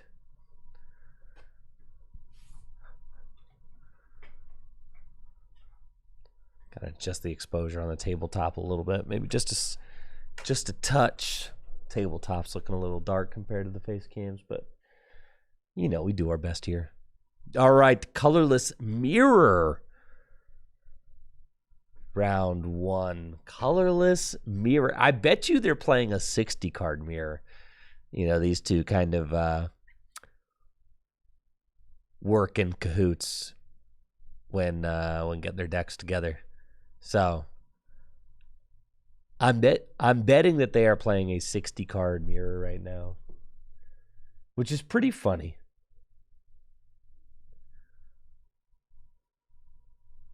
If it is a full 60 card mirror.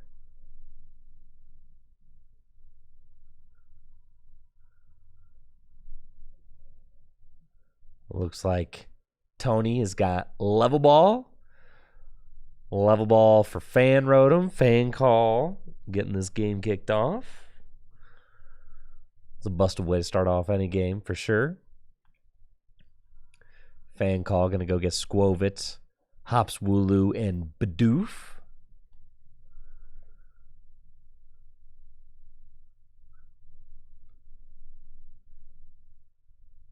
It's got the Hop Snorlax in the active spot. Deciding not to bench the Squovit. Oh, okay. No, the Squovit is benched. All right. Fairy Energy to Hop Snorlax. And a pass over to Ben. Ben's got a Bidoof, Buddy Buddy Poffin, so be able to do a little Fan Rotom action himself. These two are two of the 3 members of the Gym Leader Challenge, Gym Leader Chat Lounge podcast, which is posted on Mr. Ben Morse's YouTube channel, Morse Makes. So if you're dialed into Gym Leader Challenge, you love GLC, you want to consume more GLC contents, definitely got to make sure to check that out. They do a great job recapping Weekly League, talking about the format, talking about new decks, new ideas, talking about upcoming cards, all that GLC news. Got a question. Is the fairy energy for the memes? No. No, there's actually an optimal reason. It's because of the supporter Mina. Mina is a supporter card that allows you search your deck for a fairy energy and attach it to one of your Pokemon. So with Mina, you can get an extra energy attachment onto your Pokemon. Just go search your deck for a fairy energy.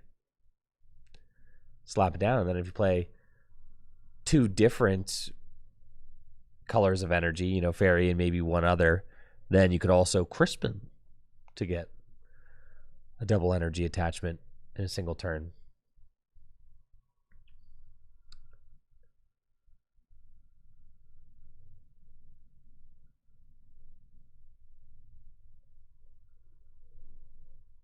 And I'm interested to see, maybe Ben is playing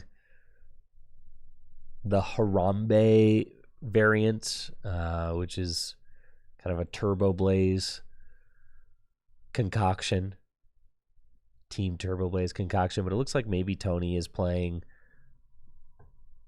or they could both be playing, more John Patterson's kind of take on the deck. I know John Patterson has been playing the Fairy Energy and the Mina in his deck. So, more of like kind of a Turbo Snorlax style variant. We'll have to see. I think the Ditto from Boundaries Crossed there, that's kind of telling me that it is certainly the Harambe deck that we're seeing over on the right. As the Ditto from Boundaries Crossed. That is a very unique card.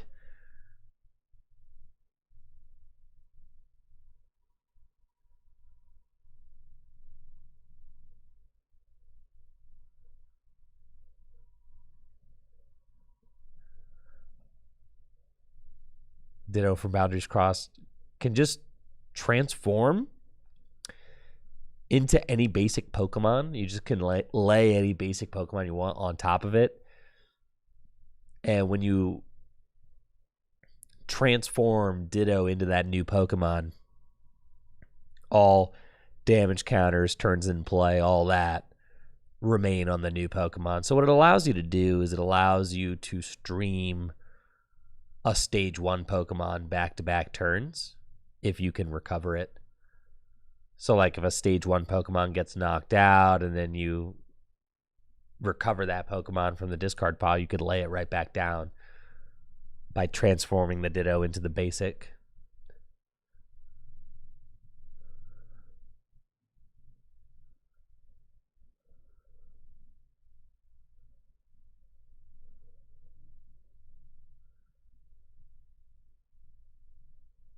There's the Thumping Snorlax hitting Tony's side of the board. Both players got a full bench of 5 early on in the game now.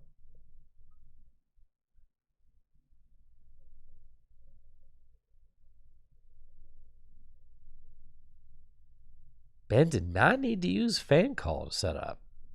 He's just able to spread his deck out wide without it. Little Trainer's Mail action there from Tony's. Got Ultra Ball off of it. It's a good find. Could use that to go find Bibarel with its Industrious Incisors.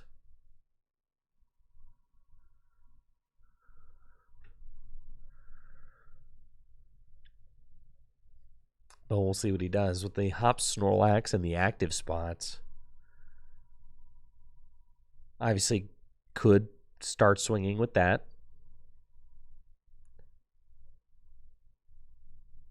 Looks like Tony does find the Cypher Maniac's code breaking off the Pokegear. Could use that to stack the cards that he needs to launch an attack this turn. I think ideally you want to put a Stadium into play, take this knockout with Fan Rotom. Feels the best. You can use Ultra Ball. Ultra Ball can go get yourself Bibarel, and there it is. And then once you use Cypher Maniac's code breaking, you kind of just want to make sure, do I have Jet in the deck, right? Jet Energy. Because Jet Energy is going to move the Fan Rotom into the active spot while also providing the energy you need to take that knockout. So I think Jet Stadium would be quite powerful for Tony. We'll see what he goes for. It certainly seems like you want to take this knockout with Fan Rotom, don't you? I can't imagine wanting to swing in with Snorlax here. That just feels bad.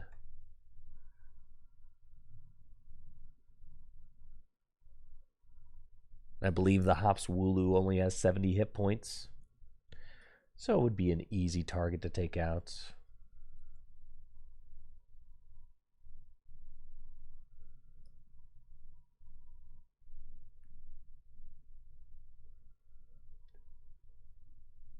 Yes, just 70 hit points. All right, so we got the powerful colorless. Ooh, parallel too. Yeah, parallel is nasty here. Forcing Ben to discard down to 3. That is a very clutch card to play. Parallel City, just one of the strongest stadiums in Gym Leader Challenge format, especially when you're up against a combo-oriented deck that really wants to have its bench wide like this. Oh my goodness, just absolutely disgusting with the Hops Dub Wool to bring the Bidoof into the active spot. Fan Rotom and a punch for 90 damage. Just filthy play from Tony, enabled by the Cypher Maniacs code breaking. Absolutely disgusting. I mean, Ben effectively had 3 Pokemon removed from play this turn, right? It's just ridiculous. Just completely ridiculous. The parallel, the gust, swinging with Fan Rotom. It's as good as it gets. And we'll see what Ben can do to try and make a comeback. We see eyeing up the Pelipper. Pelipper has an ability, allows you to search your deck or your discard pile for any supporter you want, put it into your hand.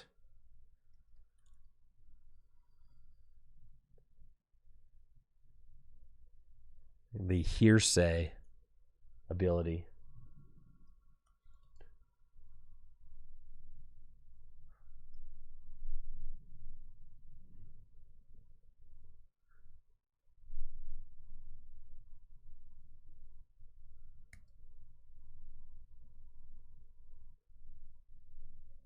Why am I having a hard time spelling Pelipper?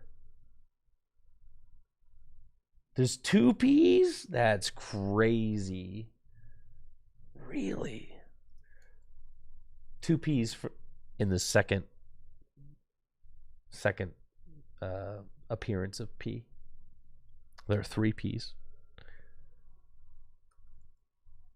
Would not have guessed that. And it's got the Hearsay ability.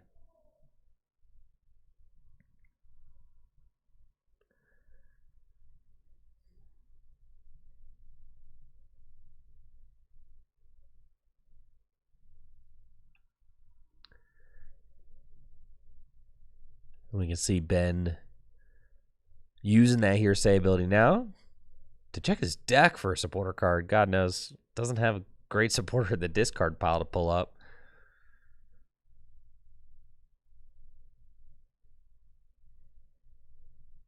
And Ben is, of course, staring down a board with Bibarel and Squovid on it, which just means that Tony is going to be able to cycle his hand very easily.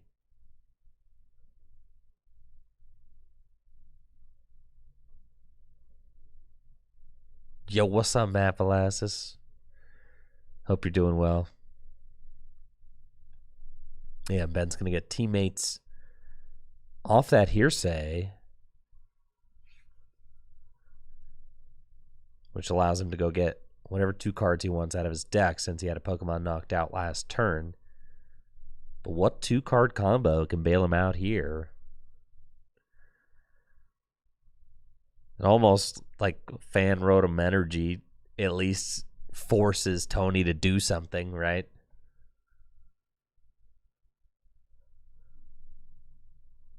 You certainly want to eliminate this fan Rotom doing 90 damage with the powerful colorless energy. You know, make Tony find a new attacker.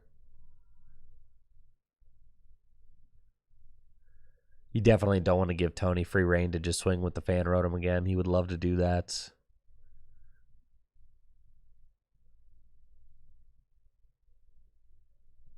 Yeah, this'll do it. Sure. Wing attack. Yeah. With the reversal energy on the Pelipper, wing attack for 90 damage. And that is something that this deck does really well. This colorless deck is attack with everybody. You can attack with everybody. You can attack with the Hop Stub Wool. Most certainly. Headbutt. Hop's Choice Band. Up to 110. Snorlax buff up to 140. You know, there's just a lot of different guys you can swing with. The Pelipper, wing attack.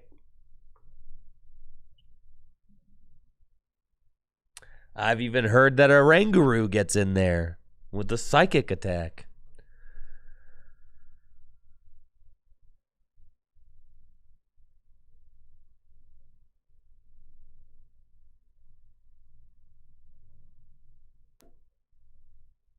I asked the Turbo Blaze guys why the deck was nicknamed Harambe, and they said because they're the Oranguru, because the Oranguru has done some horrendous things. I believe is what Lee told me.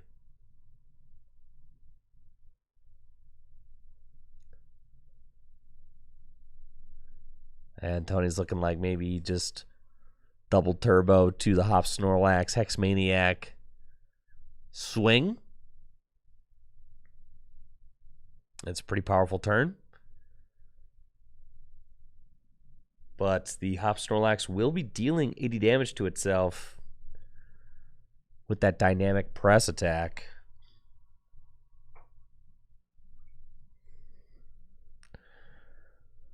We have 20.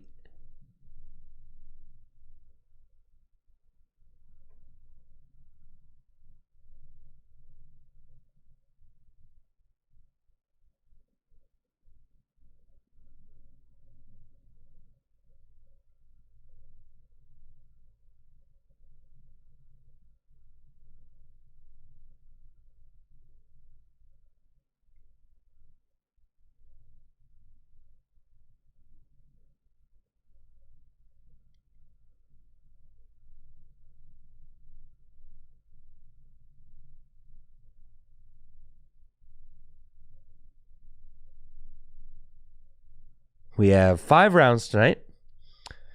26 players.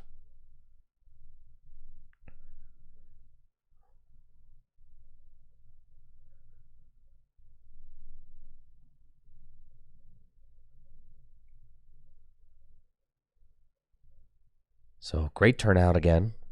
26 players for a Gym Leader Challenge League night. Just wonderful turnout.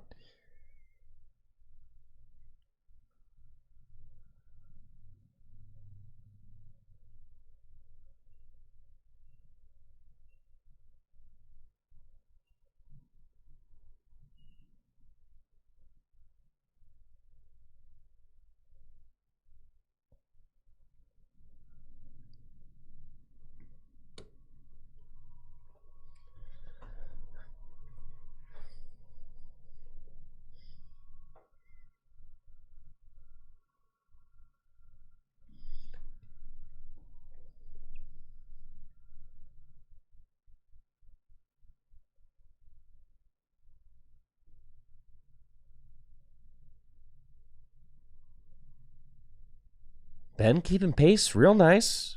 The Hops Cramorant. And now things are about to get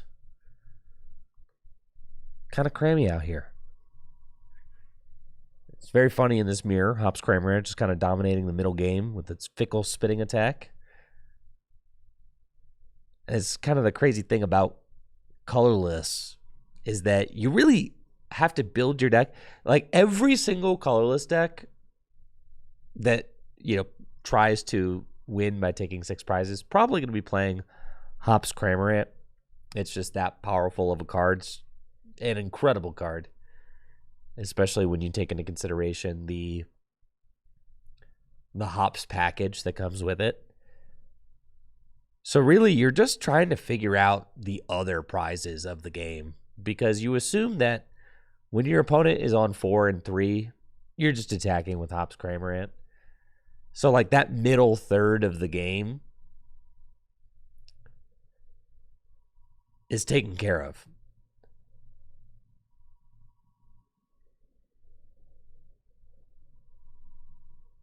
Special charge, going to be able to chuck the powerful colorless and the double turbo back into the deck. Tony's got the Hops Choice Band on the Hops Cramorants, so it'll be able to attack for free this turn.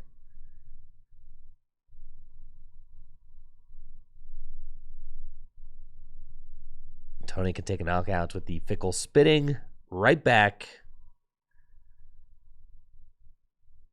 And we'll see. Yes, Ben is drawing because of Gift Energy, which he had attached to the Cramorant, so fill his hand to 7.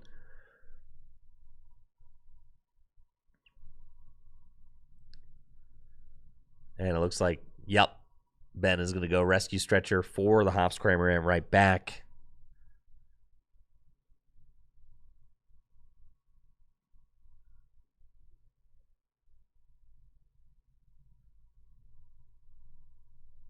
Getting a couple other Pokemon with the Rescue Stretcher as well, which is something that is much needed considering he got paralleled early. That Parallel City's still out there.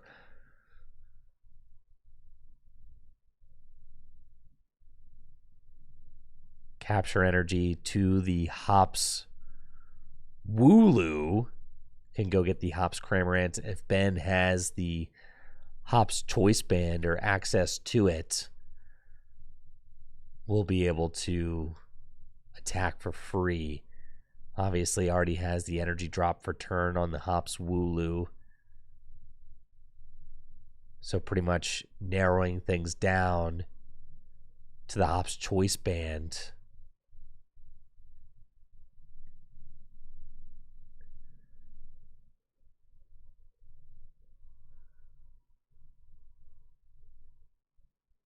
Does he have a supporter in hand? Has the Versus Seeker.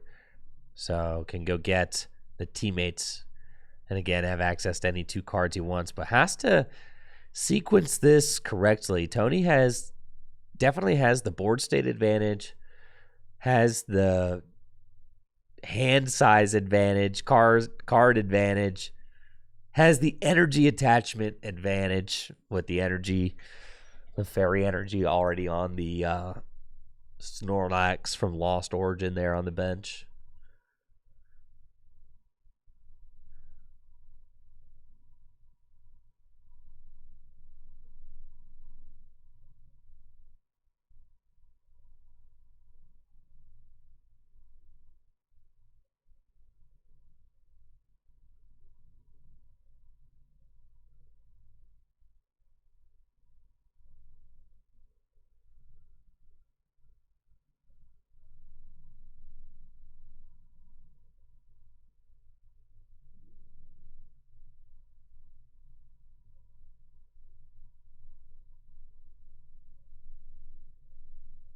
It looks like Ben is taking his time, choosing his 2 cards.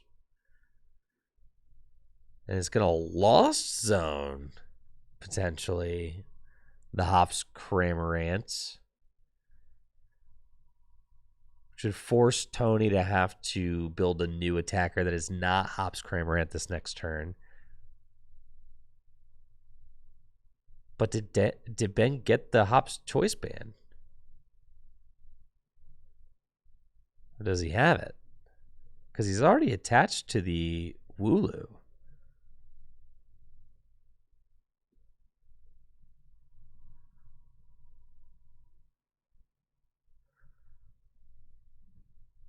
So Lost City is in play. I imagine the Hop's Choice Band has to already be in hand. I see Muscle Band.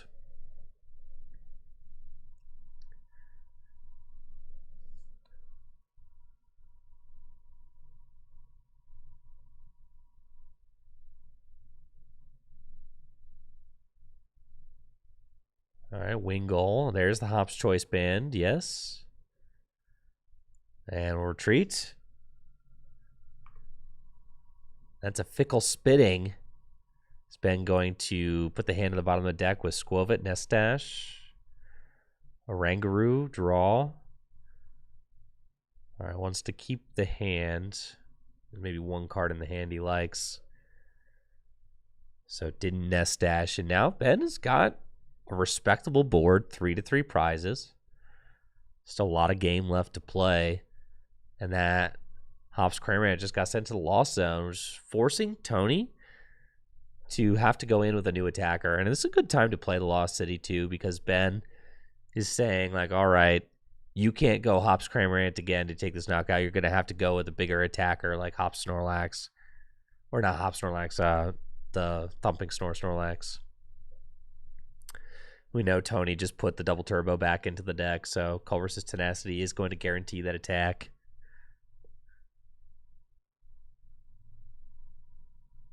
And Ben doesn't really care if his Hops Cramorant gets sent to the Lost Zone this turn, because Fickle Spitting only works on the 3 and 4 prize turn, and Tony's about to go to 2 prizes, so the Cramorant's time is done.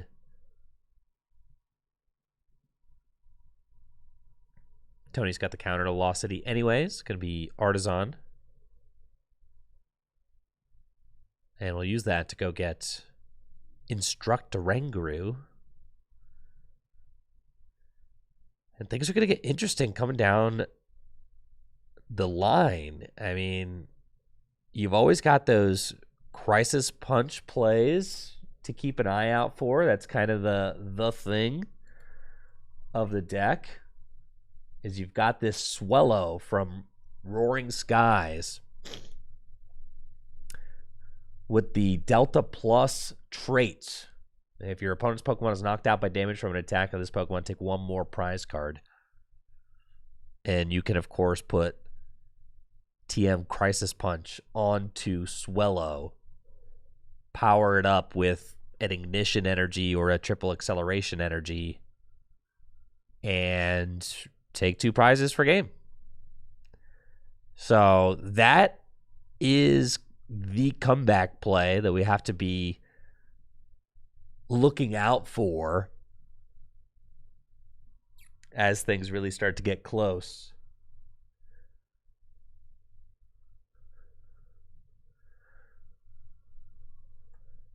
Thumping Snore with Snorlax. And take a big knockouts. Tony goes down to 2 prizes remaining. And here is that Swellow with the Delta Plus traits. Obviously, it's the player trailing that has the opportunity to make this play.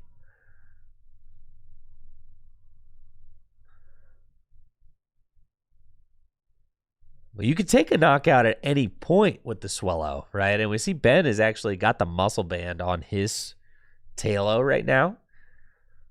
So the Crisis Punch play is not an option.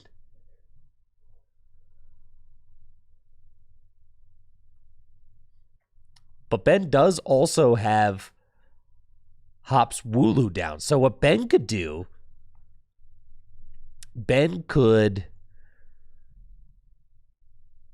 maybe Gust using Hops Dubwool, take a knockout with Wing Attack, doing 70 damage, knock out a Squovit or a Fan Rotom, take 2 prizes that way.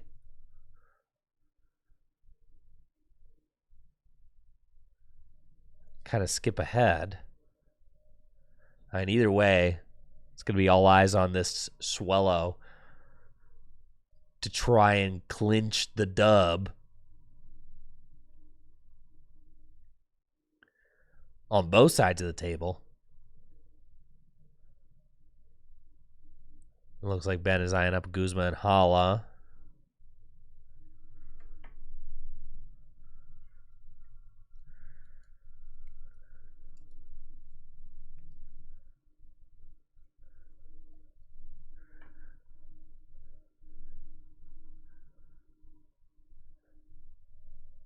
And we'll use Hilda.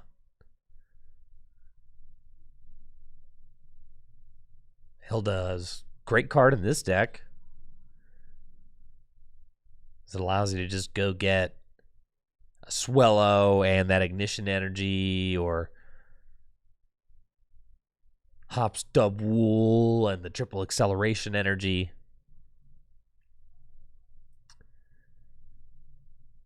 Can also help you to set up by going to get Bee-Rail early on in the game.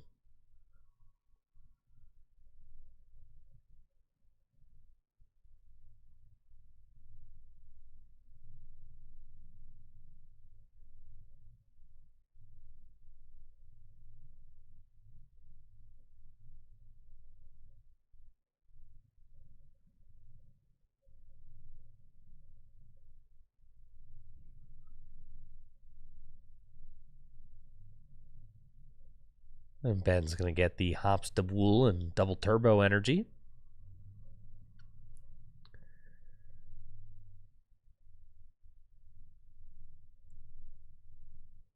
Hops Dub Wool could be the attacker that we're about to see. So let's take a look at that. Headbutt. I mean, Ben could just take a knockout. This is really sketchy, though. If this is the play, like double turbo to Wooloo, yeah, headbutt, knockout, Squovit, you're like using your gusts. It makes you feel like the muscle band on the Talo is like quite a misplay, right? Because now, in order for Ben to win, he's going to need to go Talo Gust for game. Or not Talo, Swellow Gust for game. He does have Devolution Spray, I guess. So, like, can evolve into this Pelipper. Looks like he's going to use Teammates, my Devo, the Pelipper again, right? Yeah. So you kind of have that option available. And then here comes Hops Dub Wool. This has been a really cool mirror match, not going to lie. All right, Ben's going to go to 2 prizes. Tony does not have a way to win as he's not playing, does not have Swellow in play. Might not even be playing the whole Talo package.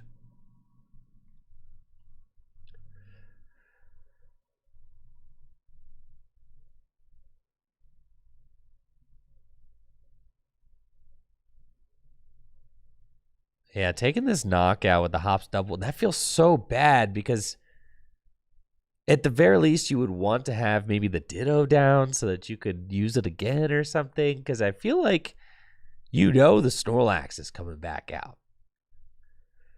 And if Tony could go like Snorlax Hex knockout,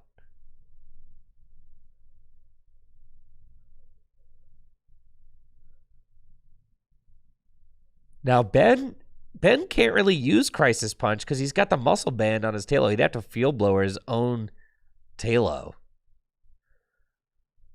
I think Tony's best bet would be to go like Hex knockout.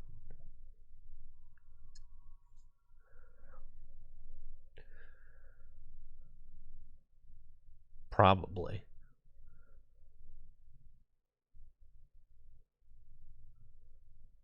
Or if you could Guzma knockout Talo. I mean, Guzma knockout Talo is like the best play. Or boss.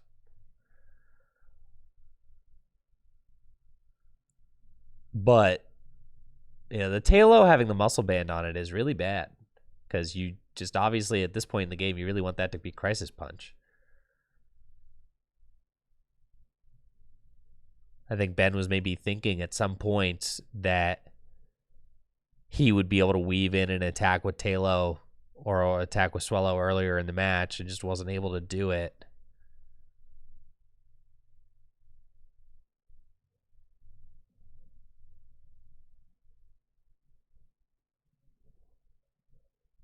Using Scoop Up Net to get the U-turn board back to hand.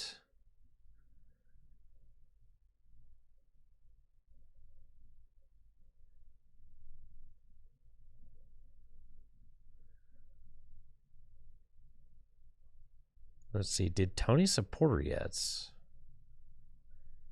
I don't think so.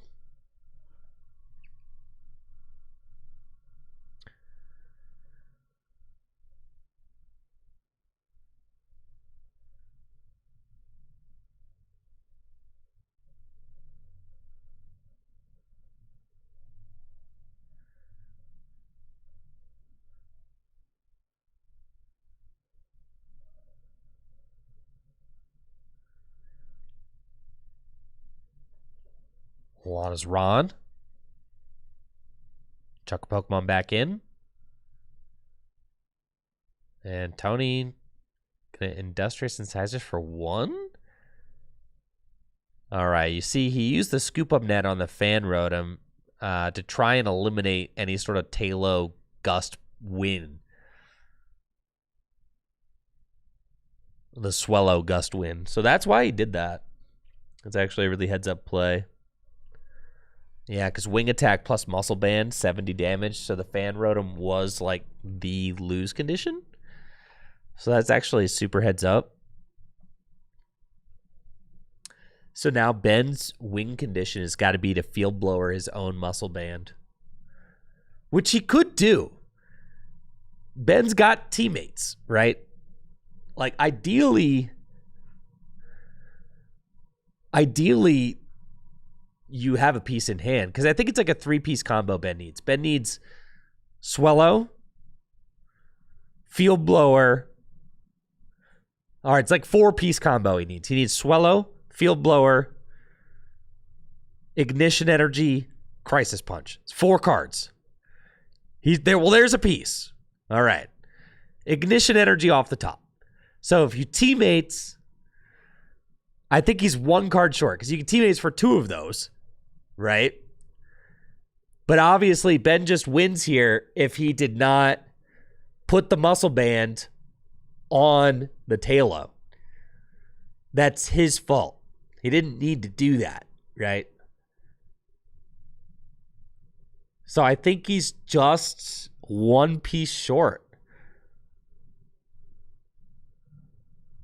And with Hex Maniac, Ben can't try to draw into a piece.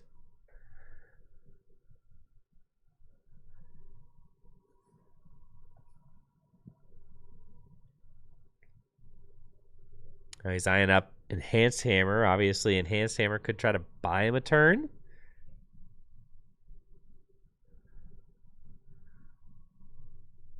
Off the teammates. These guys do only have 3 minutes left. Finish this game up.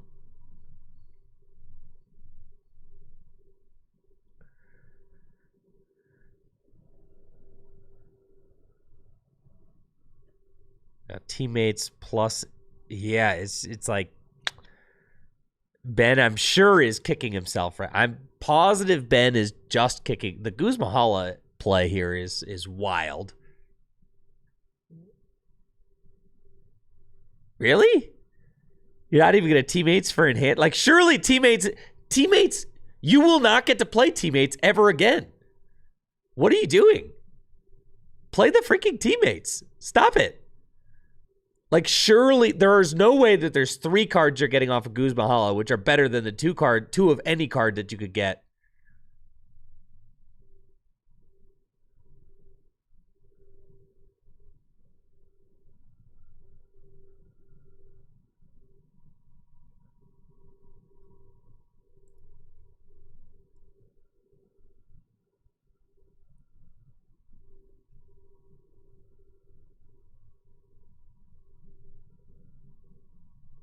All right, well, let's see. Parallel City. Okay.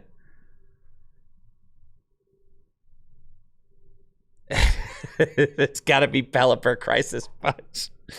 All right, I guess this is better than Teammates, sure. And Ben just has to take the knockout with the wrong Pokemon because the Swallow would not have been able to have the Crisis Punch attached to it. Has to do it with Pelipper.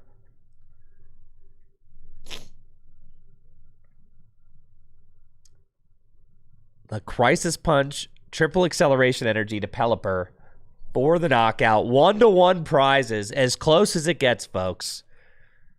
This is as close as it gets. And Ben has got ignition energy in hand. We know this. Discarding the teammates was correct if he decided he wasn't going to play the teammates. So that makes sense because it is a dead card now.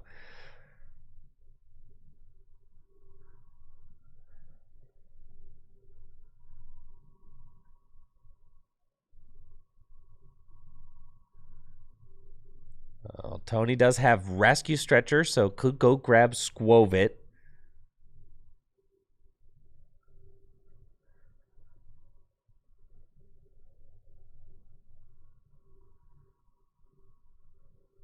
And time is getting ready to be called. Here in round number 1. Yeah, this is a this is the craziest game 1 I think we've ever seen here on GLC League Night.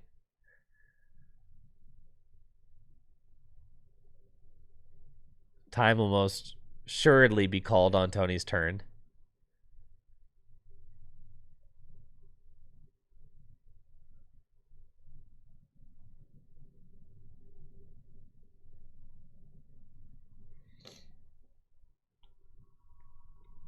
And Tony's just got a Lily's Determination for 6 as his supporter for turn. Now we are back to +3 turns.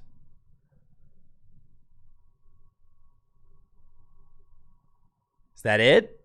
Yes, with the Snorlax. Oh my gosh, really? The Hopstub Wool with the Snorlax. 110 damage. Wait, what am I missing? Is there another? And the Postwick. Oh my gosh.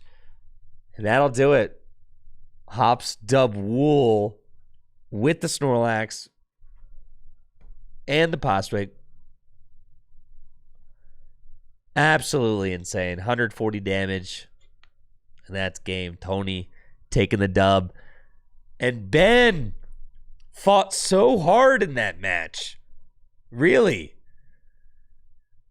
And he knows that he lost because he attached that muscle band to the Tailo. He knows that. He knows that. He's going to have to think about that all week. He's going to have to hold that L all week.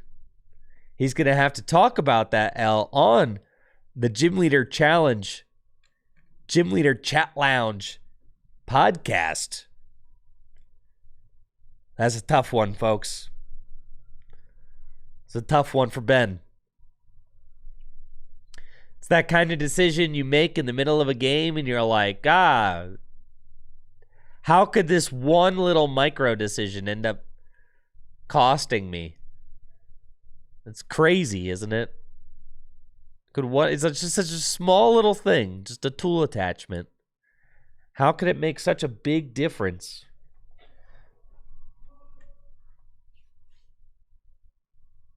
On the outcome of the match. I mean, really, pretty wild. That was a fantastic round 1. Tony hot off his win, Gym Leader Challenge League last week. Starting off strong with a win this week as well with the colorless deck. Have I talked about the Gen 10 starters yet? I have not. Let's see.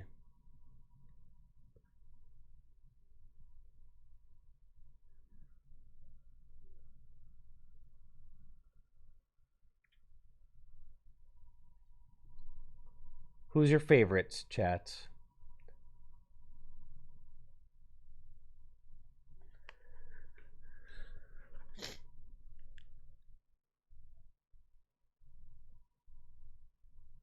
Gekwa. I feel like Gekwa. I was not super into Gekwa because I was like, it's just another Intellion. That's crazy. It's like another Sobble.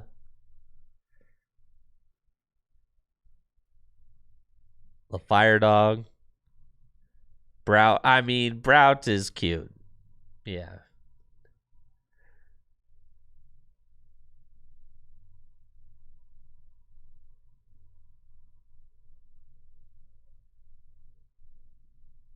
Brout is very cute.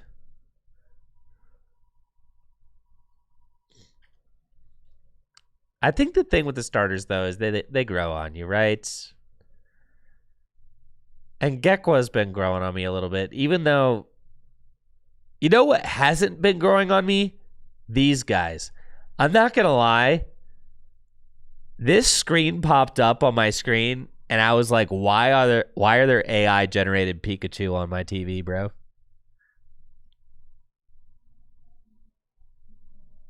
They look like AI generated Pikachu. It's like, you know how you're like looking at something and it just feels off, so you're like, yeah, it's probably AI.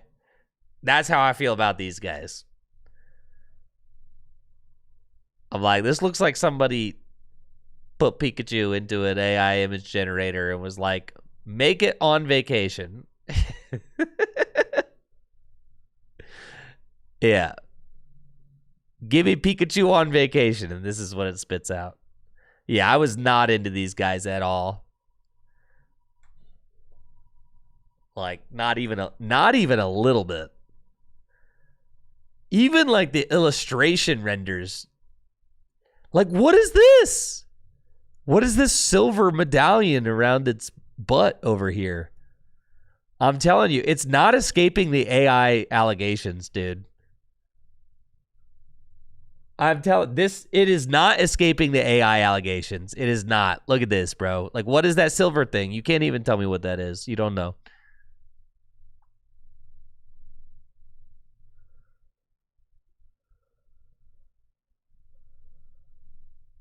Not to mention, like, look at this, the tail. I'm telling you, it doesn't look right. It doesn't look right, dude. It doesn't. Something about it is off. The more I look at it, the worse it gets. All right, but tell me, seriously, what's the silver thing around its tail? It looks like an AI hallucination, dude. It's got a chain on the tail. Why?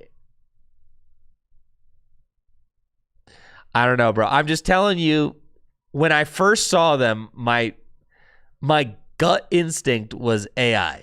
That was my gut instinct. Now, obviously, they probably aren't, but that doesn't mean kind things. When I look at something and I'm like, that just feels wrong. It's not like I don't know. That can't be like the best reaction to have to something, right? It looks like a plot relevant object. Yeah, Gekwa. I think I'm team Gekwa right now. I could go anyway though. I could end up, it really is going to have to come down. I like all three just fine. It's going to have to come down to their final evolutions. I know that's a little bit of a cop-out answer, but I'm feeling a little bit like copping out, you know?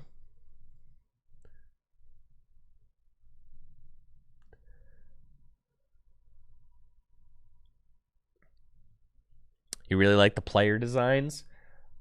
I feel like they need to stop making the players wear like the silliest looking clothes of all time. It's like the spandex is what bothers me. Like, why are we all wearing the spandex? Bother me. The shoes bother me. the kind of overtly like, why are we looking like super teched out? The spandex in the shoes always bother me when it comes to the outfits. Also, the front strap on the backpack, like, why does he have to have a belly strap on the backpack? Like, are you kidding me, dude? It's crazy, bro. It's crazy. There's so much.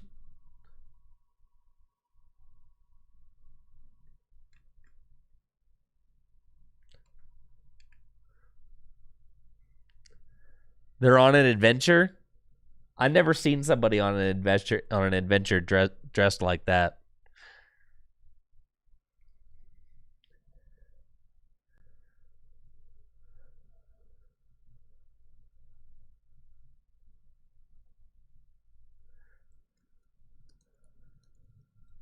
We got Craig Davenport on the rights. The only player who has earned a badge with metal so far this season. Now playing his water deck against Noah with Psychic.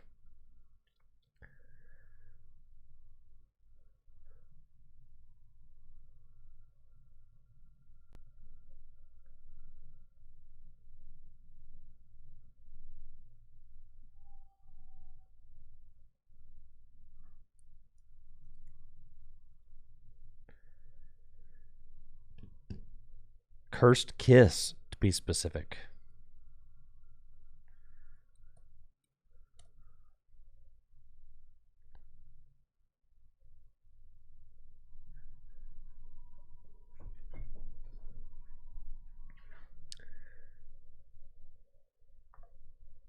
Why are people playing the Rapid Strike Sobble? Yeah, if you're not afraid of Dragon, not afraid of spread. Call for Family is broken, dude.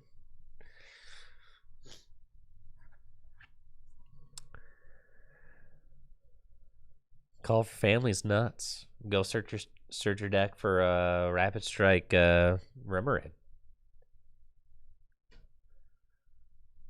Obviously, Noah's got a pretty strong opener with the Wobbuffet. Wobbuffet's got the Bind Barricade ability. Incredible ability in Gym Leader Challenge formats. As long as this Pokemon is your active Pokemon, each Pokemon in play in their hands and in their discard pile has no abilities except Psychic Pokemon.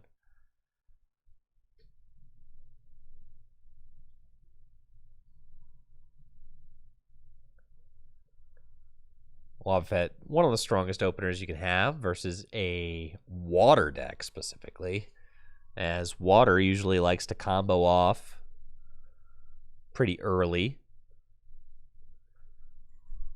with the help of Drizzile and Inteleon. Noah's going to be playing the Cursed Kiss deck. This is a very cool take on Psychic. Plays a lot of Stage 2 Pokemon, but Stage 2 Pokemon, it's playing like all the most broken Stage 2 Pokemon that Psychic has. You've got Dusknoir with its Cursed Blast ability, which could just annihilate something on your opponent's side of the board. It's got Togekiss, which can help you to take a bonus prize card with its Wonder Kiss ability. Just got to get a little lucky, flip of heads. And of course, it also plays Gallade with the Buddy Catch ability, which allows you to search your deck for a supporter. And you guessed it, put it into your hand. We see Noah's got the Three Musketeers out now. Ralts, Duskull, Togepi, Fog Crystal for Iron Boulder, and a pass. We'll see what Craig can do. He's got Escape Rope in his hand. So the Escape Rope is in hand. I mean, but that's a very high value card as it pushes the Wobbuffet out of the active, which is what he's going to do now. So he's going to decide to use the Escape Rope. Also has the Tate and Liza in hand. So can use Tate and Liza, shuffle his hand into his deck, and go get 5 new cards. Now, the other week, we saw Craig cooking with an extremely spicy deck featuring the it had some Blastoise in it that like looks at the top 6 cards and accelerates the water energy you see there. It was a crazy Blastoise.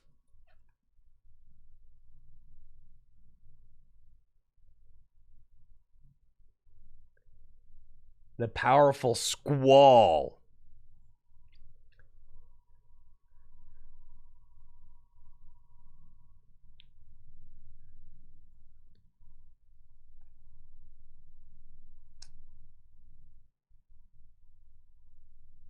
It looks like Craig is deliberating a Hisuian Heavy Ball. Gonna go get Snom.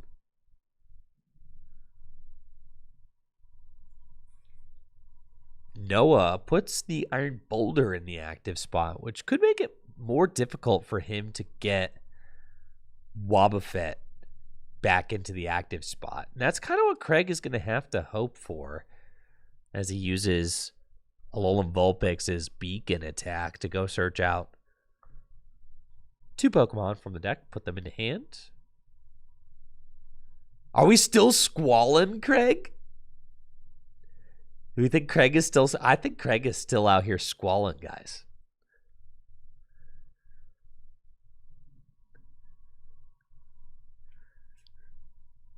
We'll see.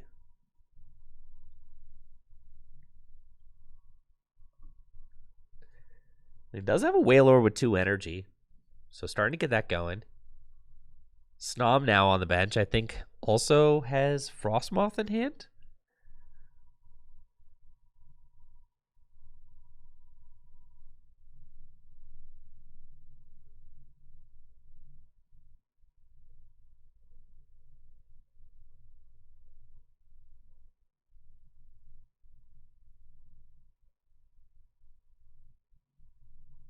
And Noah's going to use Ball Guy as Support for turn, which is a great card to play this turn, as it allows him to go get more of his middle evolutions. Already got Kirlia. Could also maybe get a Togetic, Dusclops. Start get those stage 2 Pokemon lined up.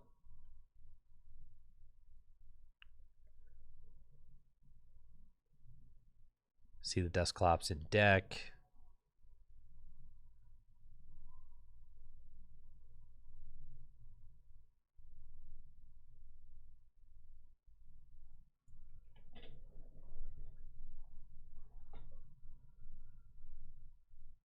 It's going to be Quick Ball, Nest Ball, and Hisuian Heavy Ball.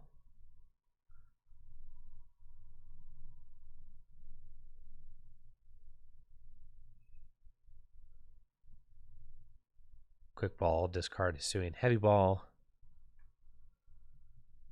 We'll see what else Noah's trying to establish. Does have Inkay in hand.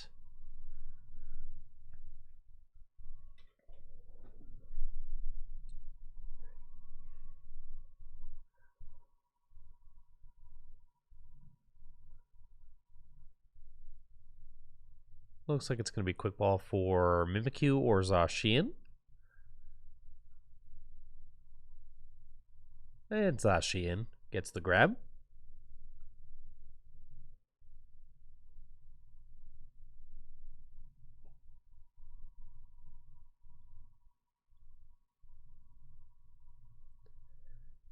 This turn, not going to be too much going on for Noah, as he just has to pass. Not even an energy drop.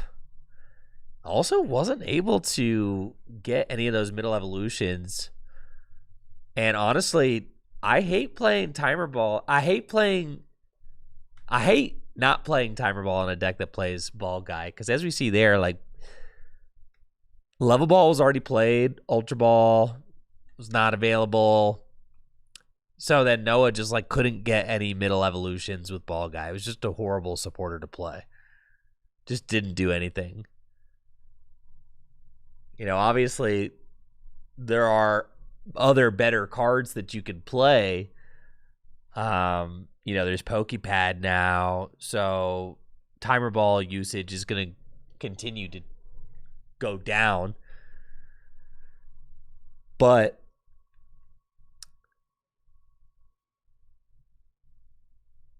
you know, Ball Guy and missing those middle evolutions, I mean, it just makes this turn extremely underwhelming from Noah.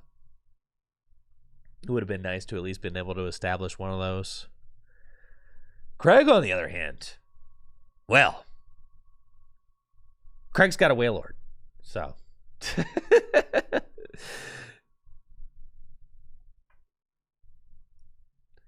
I got a question over on YouTube. Is there an archetype in Gym Leader Challenge that tries to take prizes crazy fast? Oh, you bet there is. Absolutely. Like the fighting deck, RDT is very low to the ground. You know, beat stick deck tries to get in there very quickly. Some turbo darkness decks.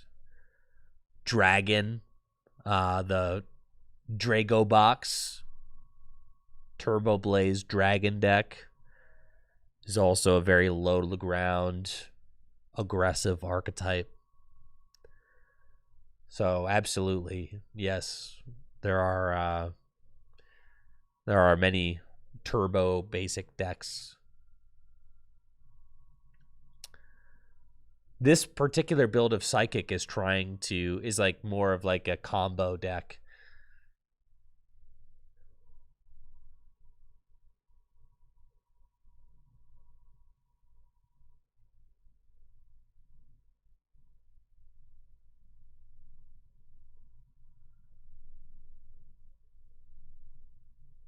So Wailord is out and swinging now. 210 damage.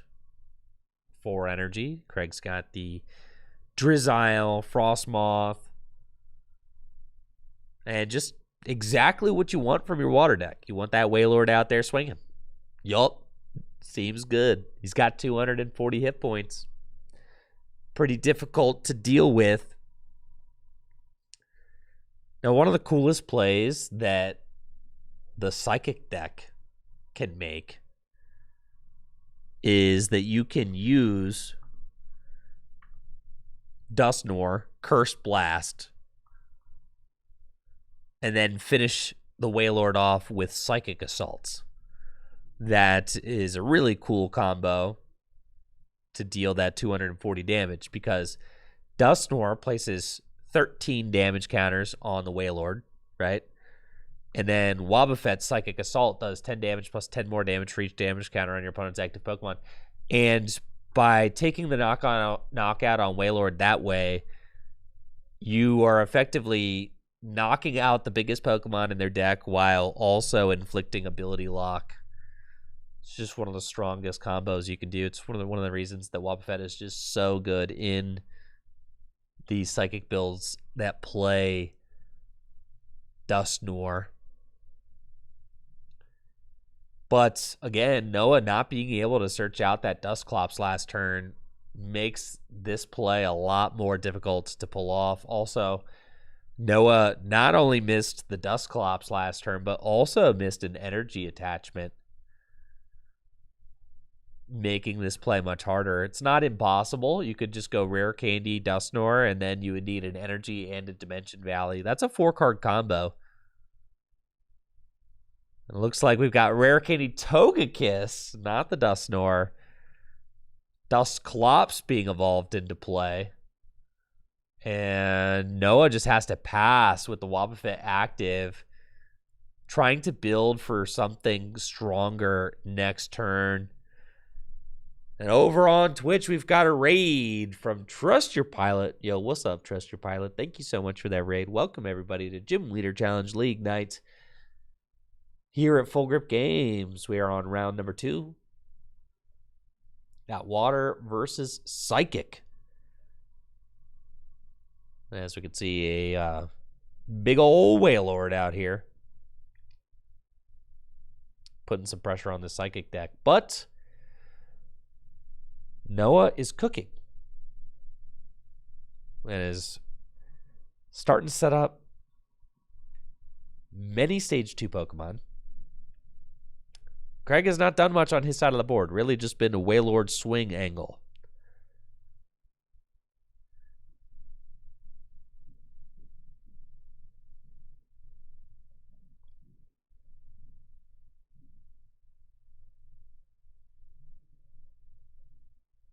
And now Craig is up 2 prizes. This has got to be the turn that Noah does something. Gotta be, right? With Buddy Catch, Noah can search out whatever supporter he wants from the deck.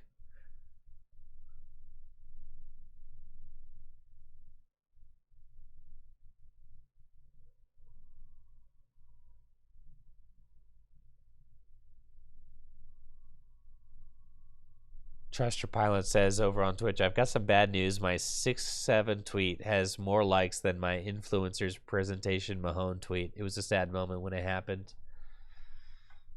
Well, ain't that just the way it goes?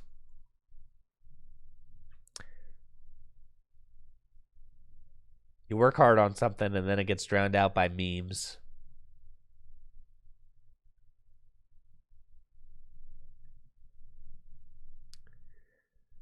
So really,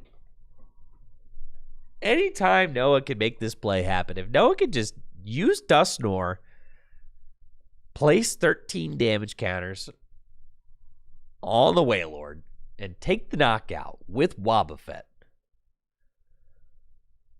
And it looks like we've got Mysterious Treasure. We've got Psychic Energy. But I still don't think that he'll be able to attack with the Wobbuffet this turn.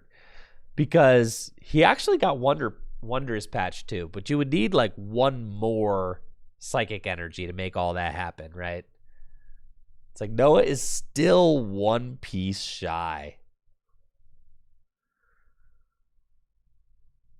If Noah had drawn into 2 Psychic Energy, he would have it. I mean, but this deck is just setting up a lot of combo pieces, right? It is.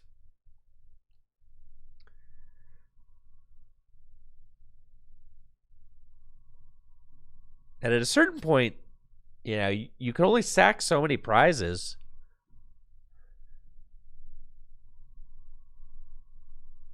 If Noah doesn't take a knockout this turn, then that's 3 prizes Craig has taken, and then he could obviously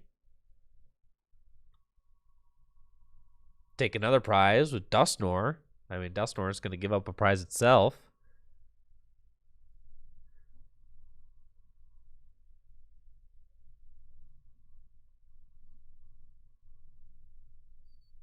And is Noah just going to send up Inkay, attach Psychic to Wob?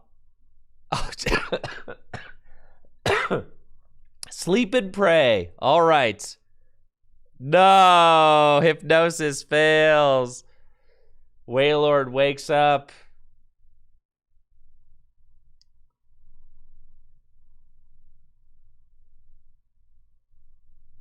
All right, but this next, surely Craig doesn't do anything that would mess with Noah's pretty insane looking board.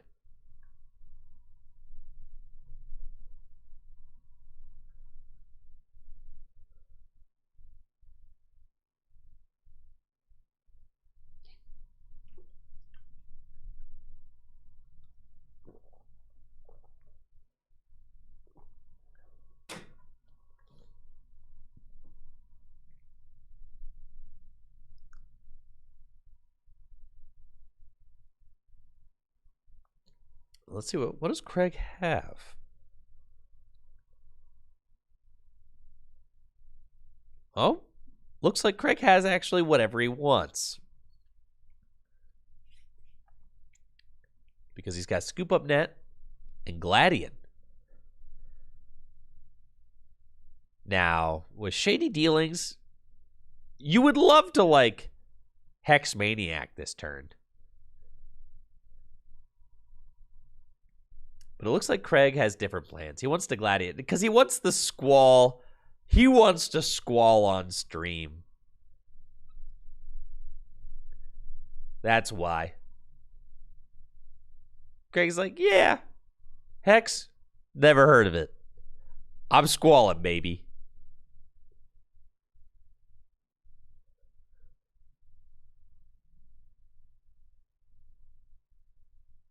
And there it is. The powerful Squall Blastoise. You get to look at the top 6 cards of your deck and attach any amount of water energy you find there to your Pokemon. I mean, it's kind of crazy.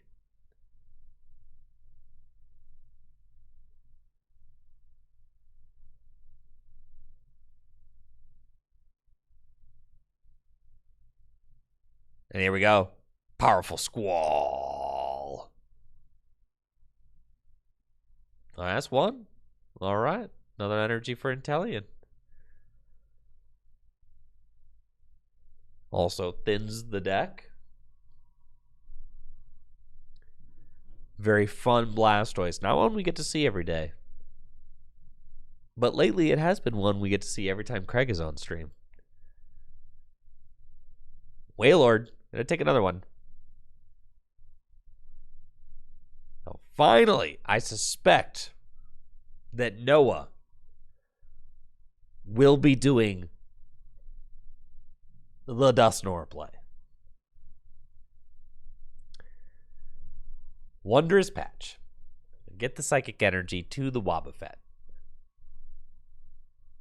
And then you're going to need another Psychic Energy. So whatever Gallade goes and gets with the Buddy Catch ability, got to be able to guarantee a Psychic Energy. I mean, you could Iono. You could. Yeah, you'd be sorry if you miss it. No way you miss it off an N. No way you miss it, right? No chance you miss that Psychic Energy. Well, you got to blow up the Dusknoir first. So here goes that. 13 damage counters. That way, you're using N for maximum effect. Shebang. There you go. N.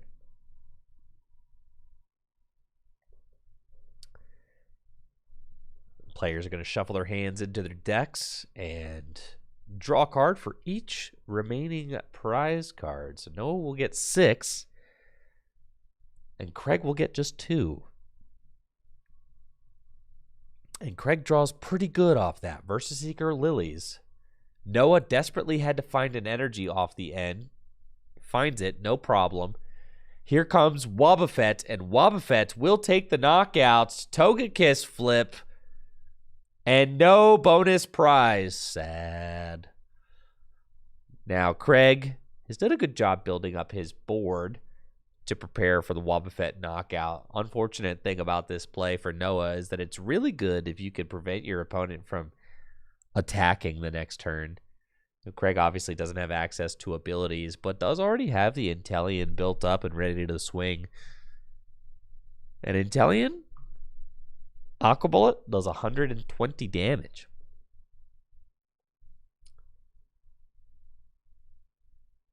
So that's an easy KO. All right, now Craig decides not to play a Versus Seeker or his Lilies. Maybe just sandbagging like he's got a dead hand. Dude, that'd be...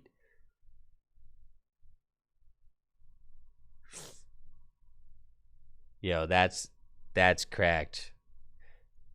Is Craig sandbagging? He's got Versus Seeker and Lilies in hand. Didn't play either of them. Last turn. Said, I got nothing, dude. Yo, has Craig got his poker face on? Like, don't even Iono me, bro. No need to Iono to 1. No need. No need.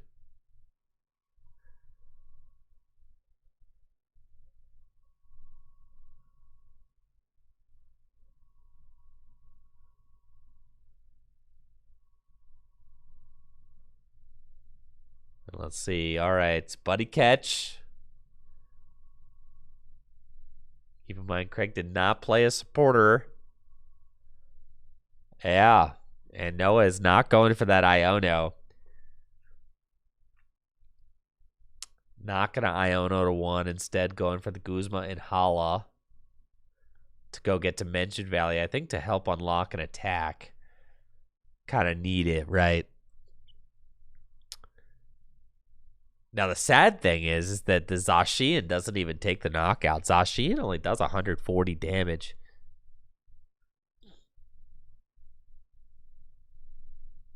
With its limit break.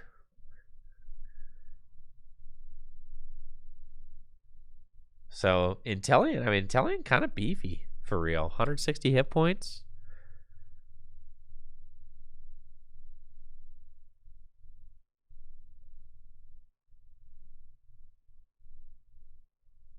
All right, let's see. Yeah, Dimension Valley, counter energy. Oh, we can just take this knockout with Gallade. Gallade coming in with the swirling slice.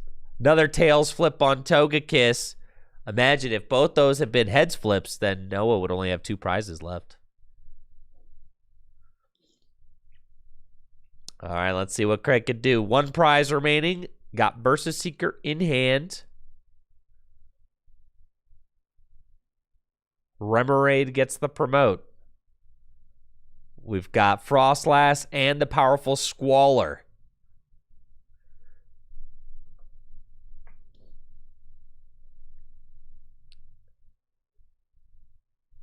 Not you, Swellow. It's not time for you. It's time to show off Team Up Blastoise. Sorry, buddy.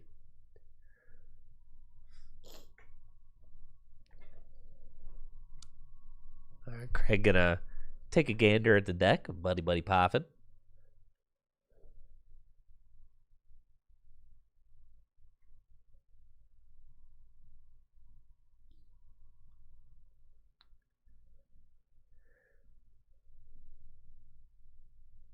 And we'll go get a Alolan Vulpix.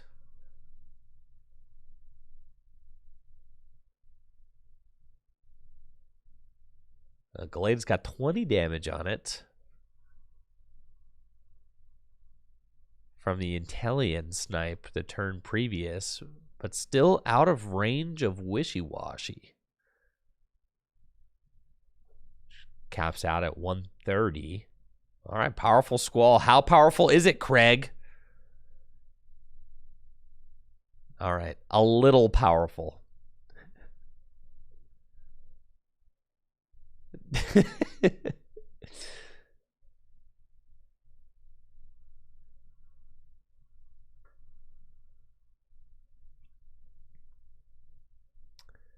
right, so 1 energy going on to Blastoise. Blastoise could win the game with Hydro Tackle. That is something. I mean, if Craig can move the Octillery.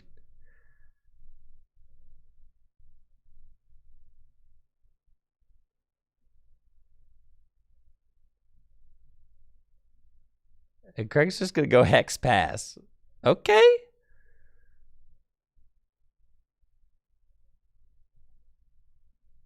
Interesting.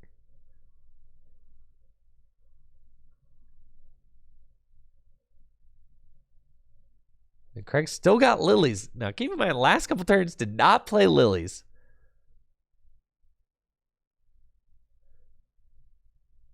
Noah can retreat into Togekiss and honestly just start swinging with Togekiss. Now, imagine if Noah had flipped 2 heads.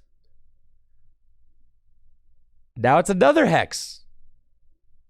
But doesn't get to flip for Togekiss this turn because Noah played Hex.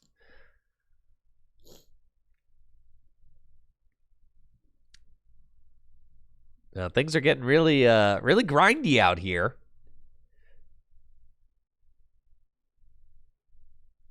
You think Craig gonna toss him a Hex back?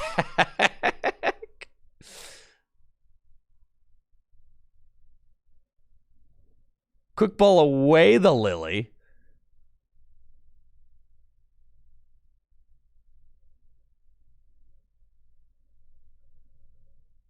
All right, and there is Kyogre.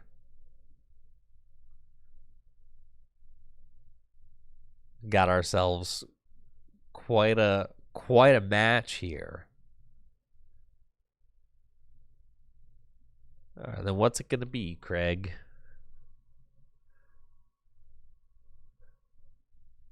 You gonna hex him back?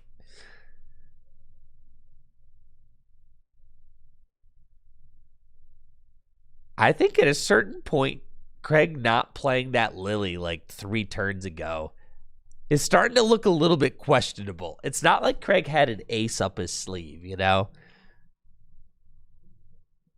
Yeah, I'm starting to think that Lily non-play. All right, Verseeker for Hex, and then here we go. Yeah, the Lily non-play is starting to look a little bit questionable for sure.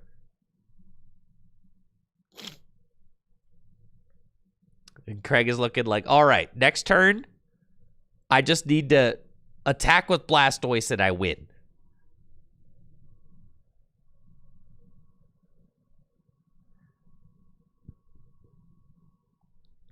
That's what Craig is thinking. And he can Marnie. Try to draw into an energy. And then powerful Squall. Maybe hits a Super Rod. Can put 3 more energy back into the deck. That'd be pretty big.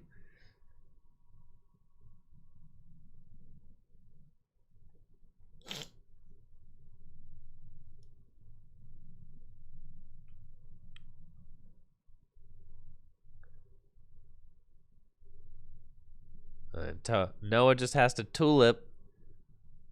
Recover some energy, recover some Pokemon.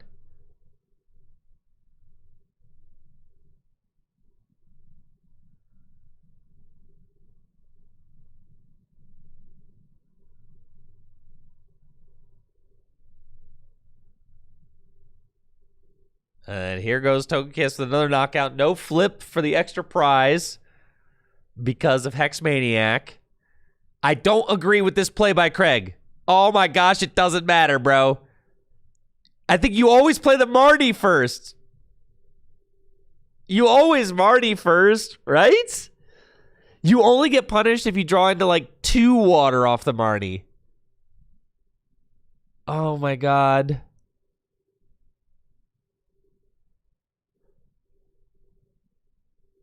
You always Marty first. I think there's 3 water in Craig's deck. And he just thinned 1 out.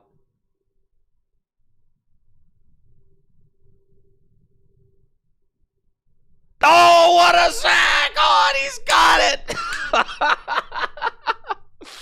Oh my god. Hydro Tackle for game. What a boss, dude. What a boss. Doesn't matter, bro.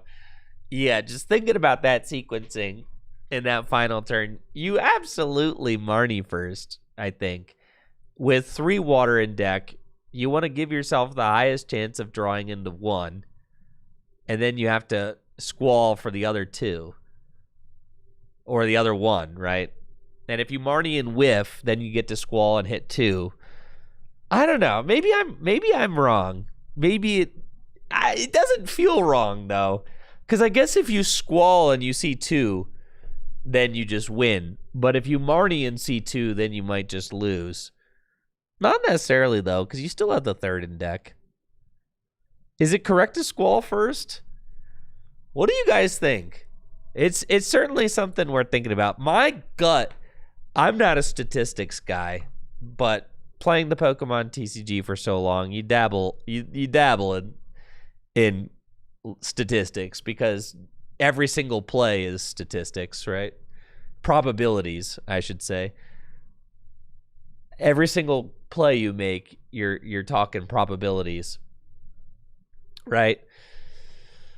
But if we say Craig had like a 20 card deck with 3 water energy in it, and he has to get 2 water energy on the Blastoise, Is it correct to Marnie first, then Squall, or Squall first, then Marnie?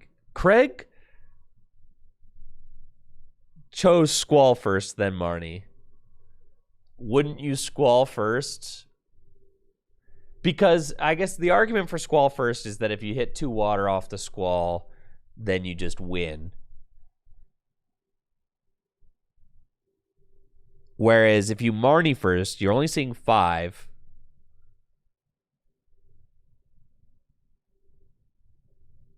If you see 1 water there, then you have a higher chance to hit off that Squall at the end. I feel my gut says Marnie first is correct because your odds of hitting 2 water off the Marnie are not very high. And also, yeah,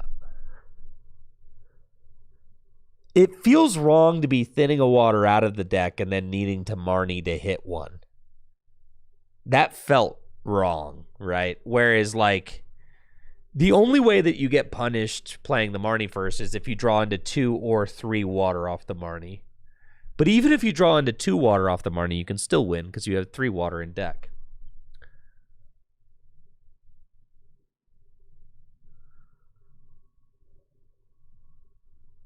Also, I'm not sure if there's a super rod. My thought also is that there might have been a super rod left in deck, which could change the math too.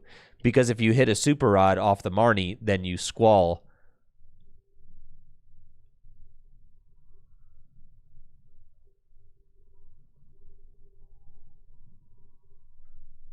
All right.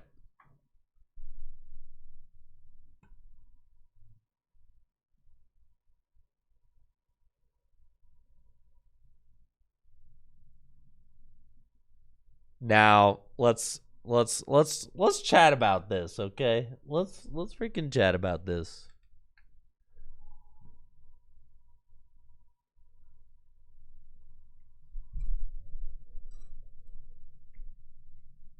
Here we go.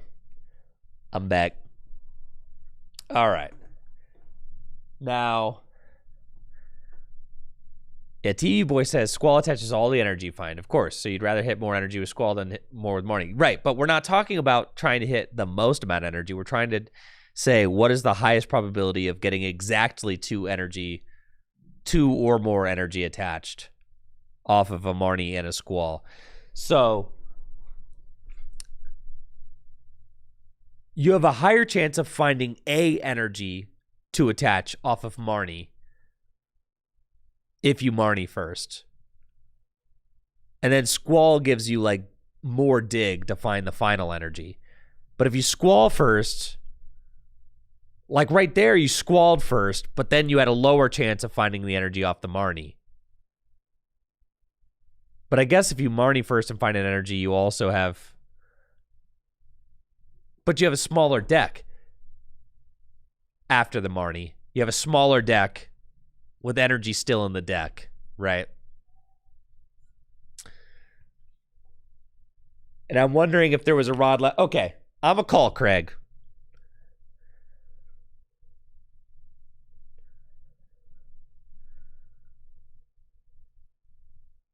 I'm gonna call Craig. We're gonna see what Craig has to say about this.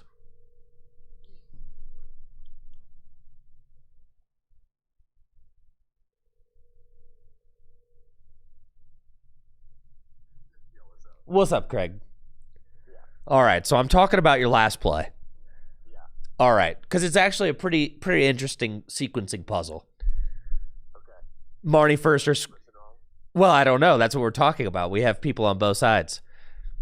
So, because Marnie first or Squall first, right? Yeah, right. You chose Squall first. Yeah. There were 3 water in deck.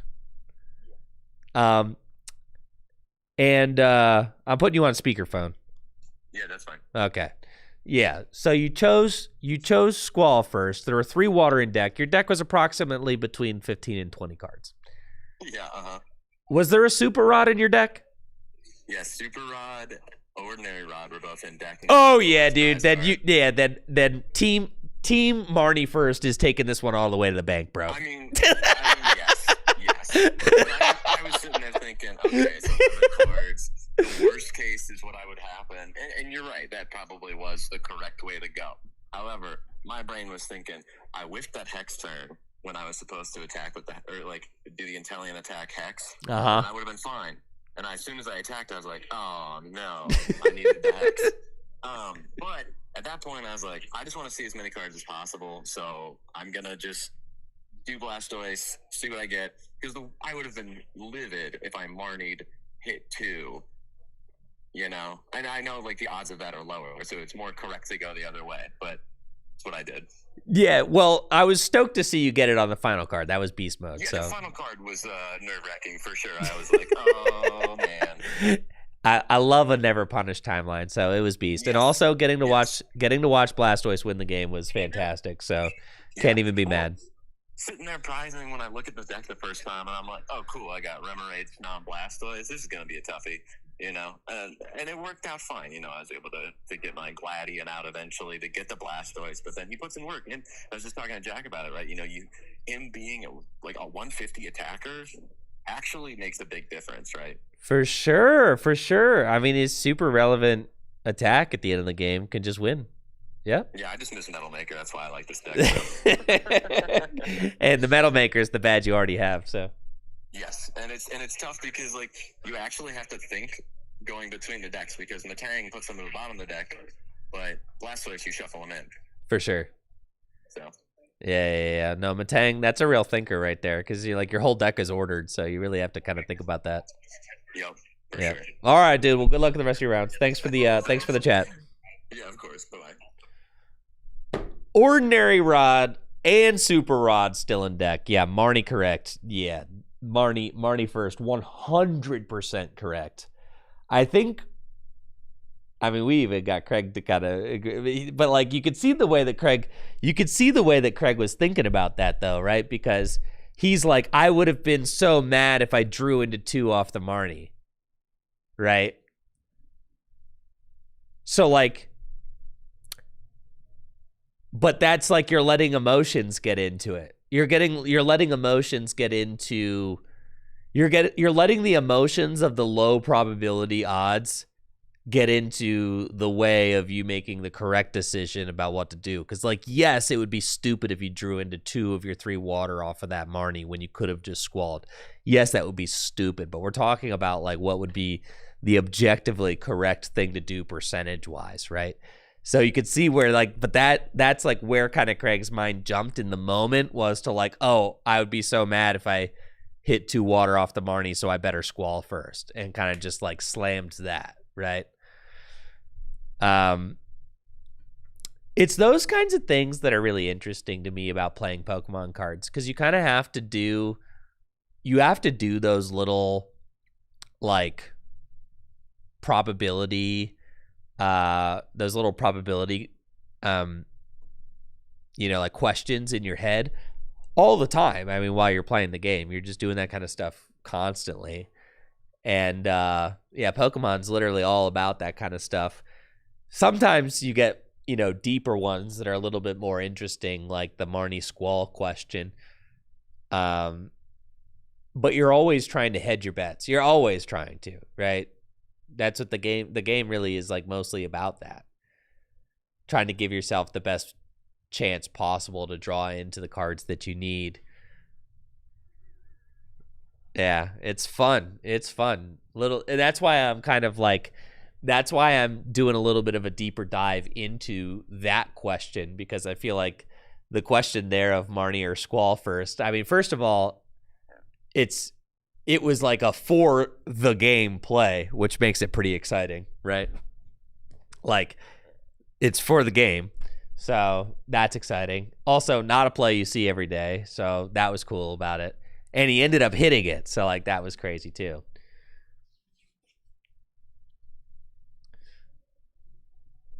And Jesse says, dude, Roto Stick is broken. How do I play forward? I've been saying, dude, the haunch, Roto Stick and the haunch is nuts. The Roto Stick is the best card in the deck. Absolutely. You're a big hauncher right now. Your haunch is kind of sick with it. It definitely is. The deck, it can just tear through things like crazy. Just go knockout, knockout, knockout. And you have the time. I mean, you can whiff for turns and it doesn't even matter because you have time. And really, your hand is only going to get disrupted like maybe once. You only have to deal with one unfair stamp. And your deck is like, I don't know, 60% supporters.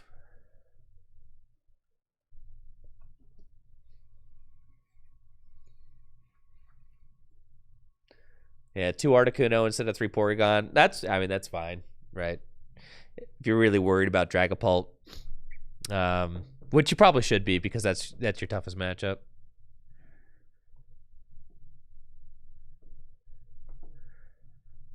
Marnie is one of the strongest supporters in Gym Leader Challenge for sure.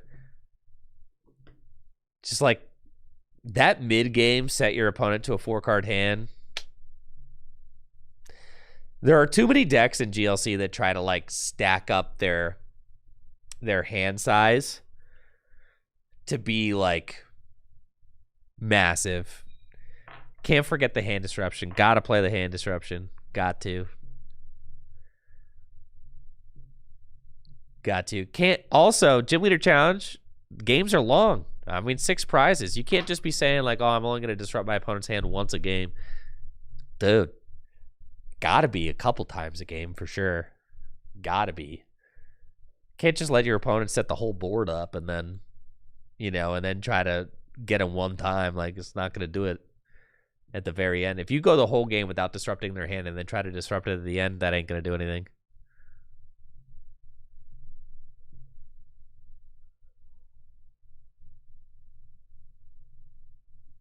Turn 1 Judge. Turn 1 Marnie. That can be brutal.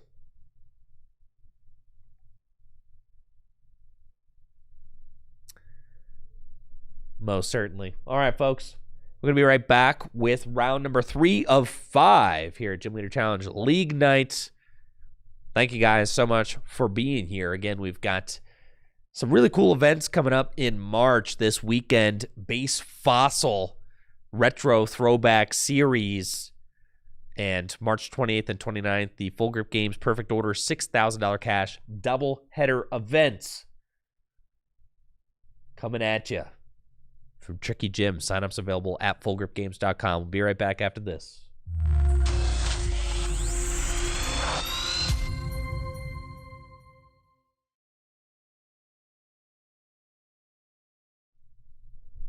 Never mind. I'm kidding. Ain't no time to be right back. Round number 3 is now, folks. All right, Potty can wait until next round. Just kidding. We're here now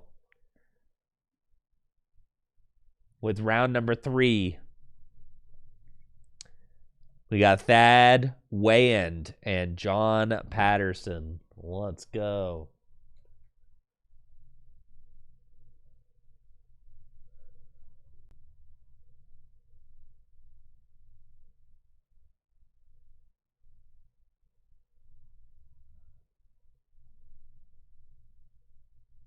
And round number 3 is underway. Looks like John playing his colorless deck again. Thad playing Psychic.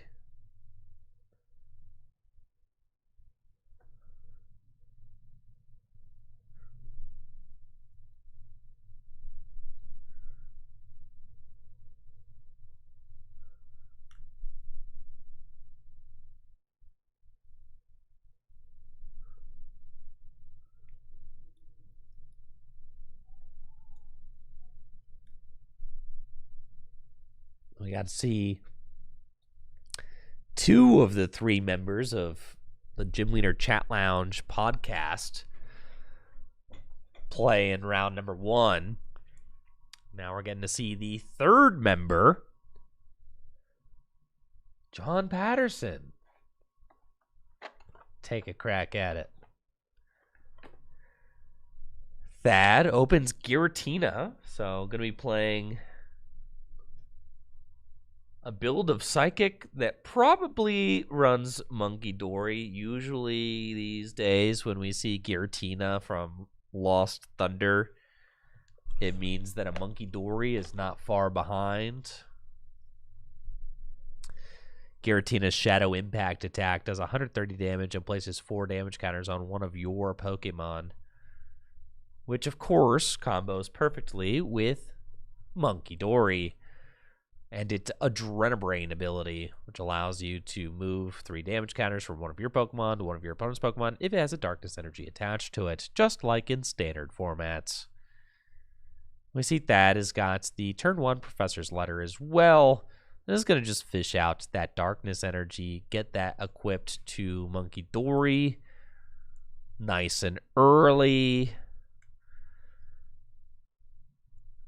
Giratina also has the Distortion Door ability, which is just really convenient when it comes to Gym Leader Challenge format, right? Because usually in Gym Leader Challenge, you got to use like Rescue Stretcher, Night Stretcher, Ordinary Rod, Super Rod, something like that to recover your best attackers. But Giratina is just the attacker that keeps on giving.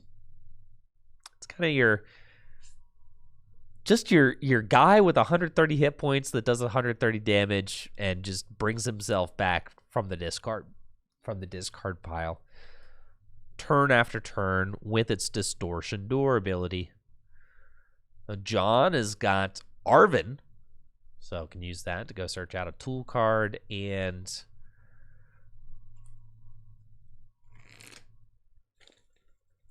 an item card. Now, it looks to me like maybe John Patterson and Tony are playing the same colorless list, but Ben Morse defected and decided to play the Harambe list, Turbo Blazers list instead. And now, Ben is going to have to deal with the fact that, John is 2-0. Tony beat him on stream. If he ends up performing the worst out of all of the Gym Leader Chat Lounge players, that he's going to have to reckon with that decision that he made.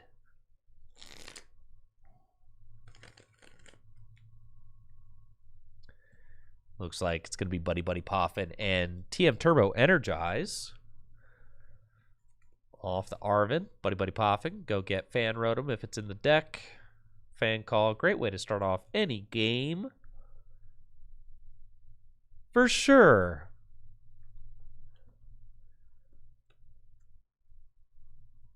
And it's going to be Bidoof and Fan Rotom off of the Buddy Buddy Poffin. Fan Rotom can use that Fan Call ability.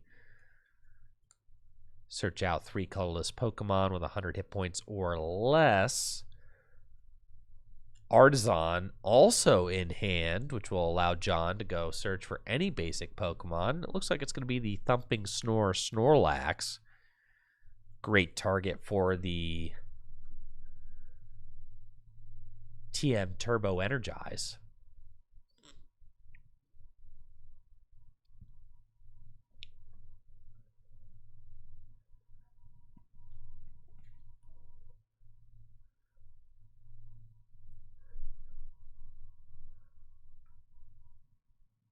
Got a question over on YouTube.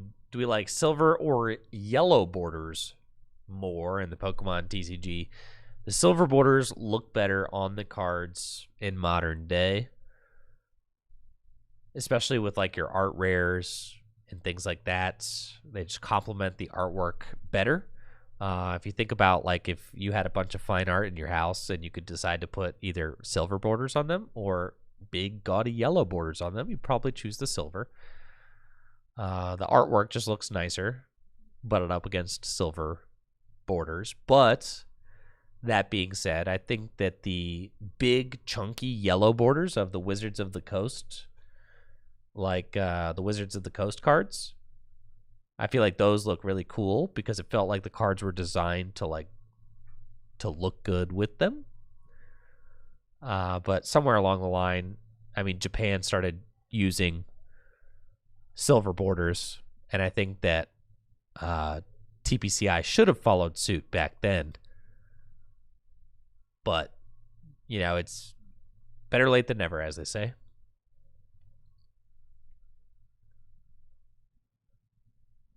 It just, after a while, it became very evident that the cards were being designed to have silver borders, and TPCI was just keeping yellow borders just for whatever reason.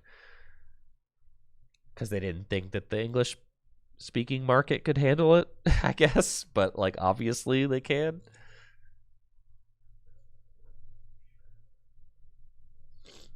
Are you allowed to color your yellow borders to silver in GLC? Sure, who's going to stop you?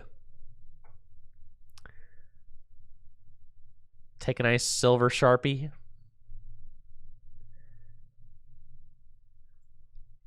Yeah, GLC allows alters and signatures, yes. But, it always depends on your tournament organizer, so...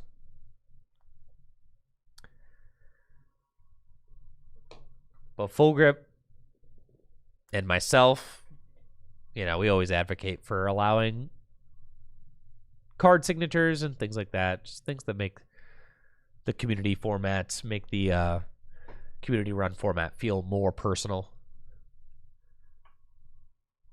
What's up, Lil Will with the sub in the 88 months. Appreciate you. 88 months. Wow.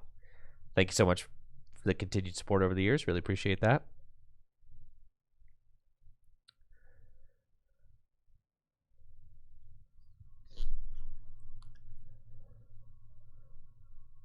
Am I going to Houston? I will not be going to Houston. My next event will probably be the Indianapolis Regional Championships.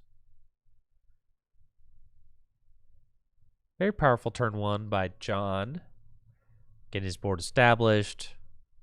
Snorlax, Fighting Fury Belt, 2 energy on the bench.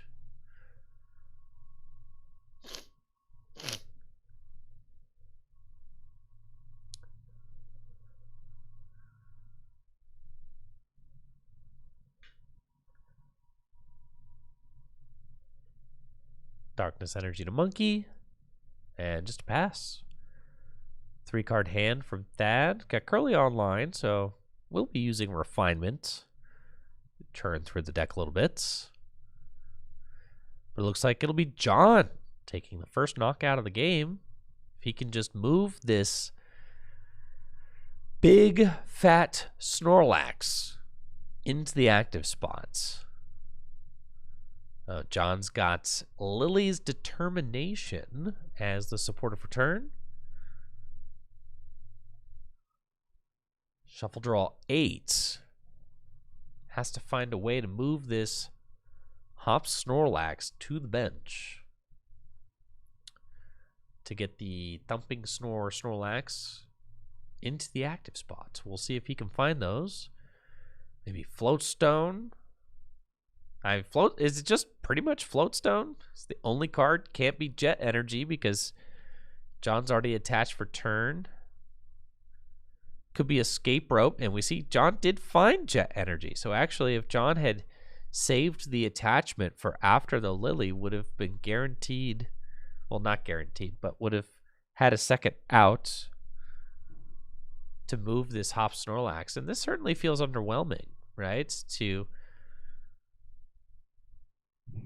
get this Snorlax powered up so quickly and yet not be able to pounce this turn.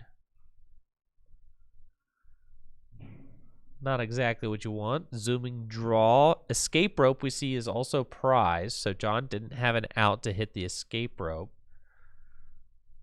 off of that Lily. It was just going to have to be Floatstone. As the Hop Snorlax, he's kind of thick. Imagine that. A Snorlax thick? No way. Retreat cost of 4 on this one. That's right. He's a big boy.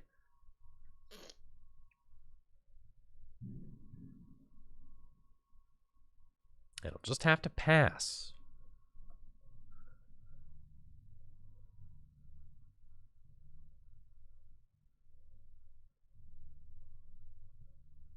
Refinement, that finds Guzma, but doesn't really have anything to threaten yet. Could use Guzma to just move this Mew into the active. That feels kind of wrong. As right now, I mean, John's got the worst Pokemon possible in the active spot, the 4 retreat top Snorlax. And it looks like that is considering the Guzma. It just feels so wrong though, right? It feels so wrong. You're better off just attach to the Giratina and just say go. You know? Or attach to the Mimikyu and say go. I'm fine with either of those. Don't use that Guzma though. Don't even do it, Thad. Just don't do it, Thad. Don't do it. You didn't need to do that. It wasn't worth it, bro. It wasn't worth it. It could not have been worth it.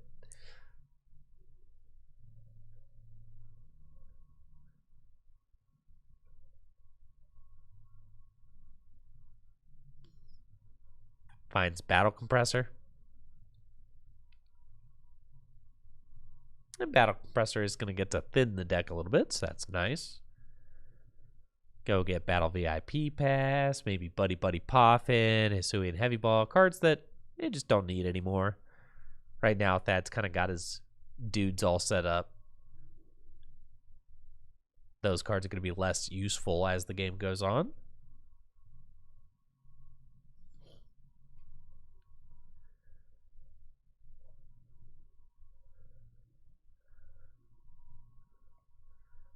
And now, we'll see if Thad decides to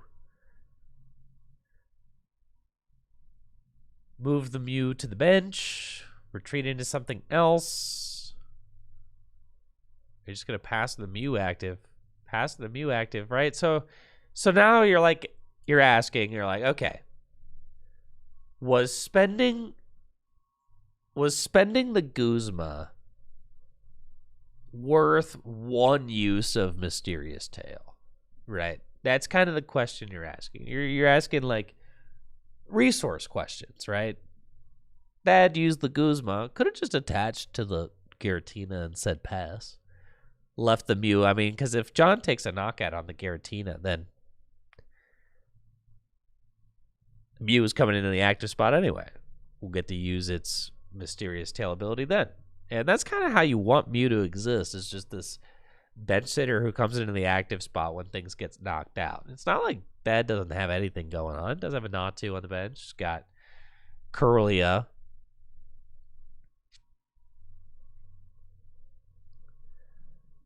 And now you kind of leave this, by leaving the Mew active, you open up the door for John to make this play, right? Jet Energy onto the Fan Rotom. And now, and that's just it's not the play you really want to give John. So I think that the Guzma play was wrong. That's something that I really didn't like. And I think that would have been much better off just leaving that Tina there, right? Because you're kind of baiting the bigger attacker with the Giratina while also eventually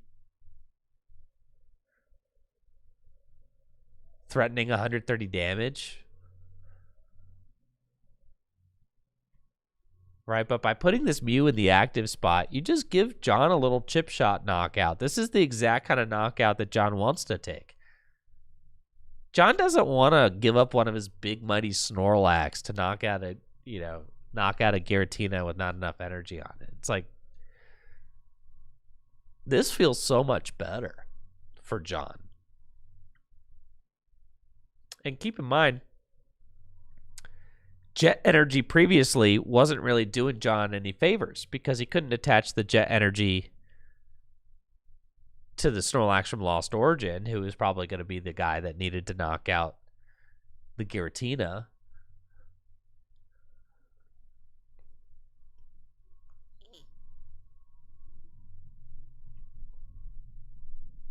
Ooh, Parallel City this turn would also be really nasty.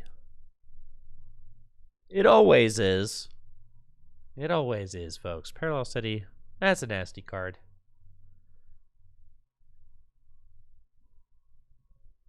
The picnic basket. John's got the picnic basket too, dude. Golly.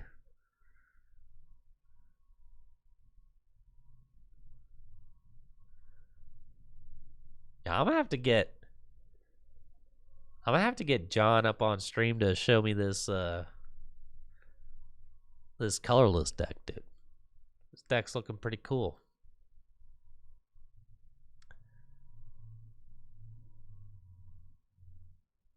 Parallel City.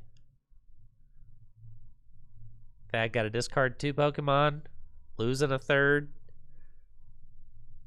with the Assault Landing knockout via Fan Rotom. And let's see what Thad can do. All right, first prize of the game been taken. Parallel City making it so that Thad had to discard 2 other Pokemon from the bench. Devastating. Raihan will accelerate energy from the discard pile to Giratina. So Giratina will be able to swing.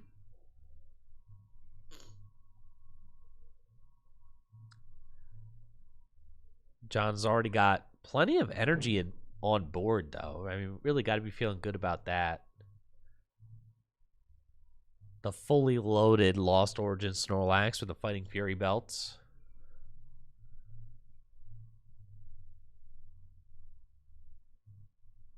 Pretty intimidating.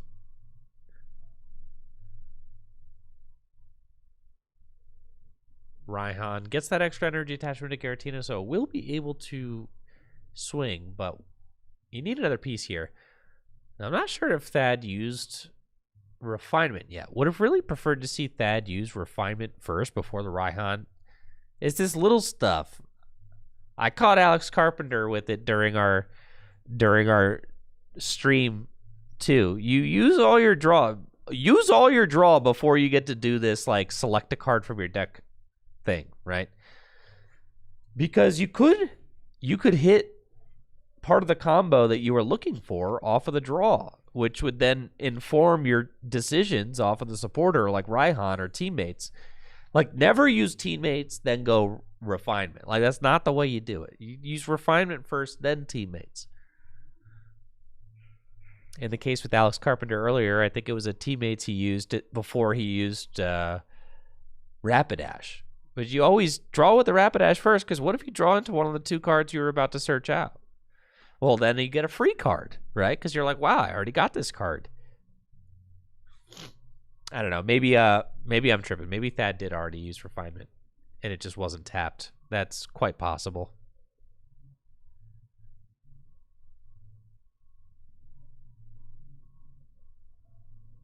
I just went on that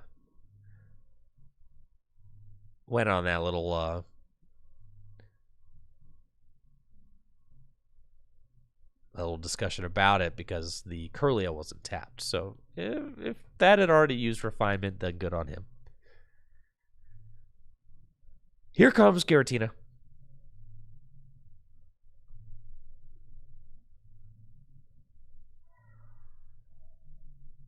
Shadow Impact. For the knockouts, 4 damage counters will get placed on Thad's side of the board. 4 onto the Monkey Dory we see.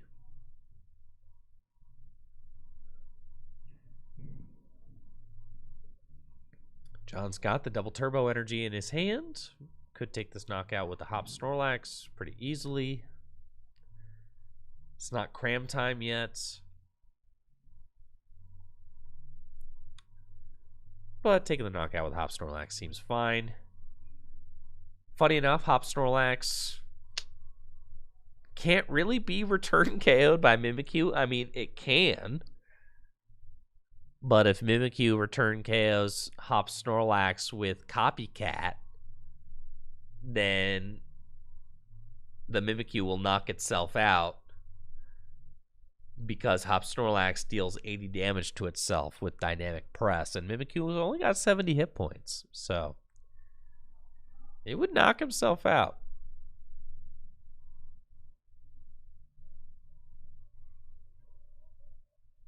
John cooking now. Both Snorlax fully powered up. Both Snorlax with HP boosting tools. Zooming Draw on the Dodrio with the powerful colorless energy. So Dodrio Oh, was it it was a double attach. Oh, yeah. Let me call that down. Hold up.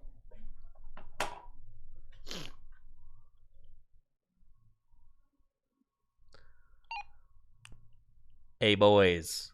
That was a double attach from John. Double attach. Yep. Yep.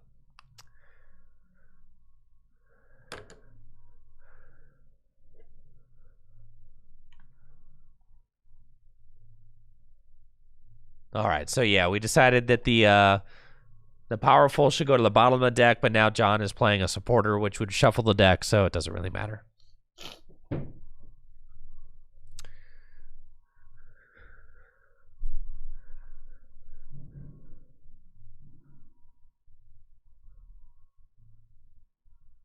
So, yes, powerful colorless energy is being shuffled into the deck. Thanks, chats. Good save.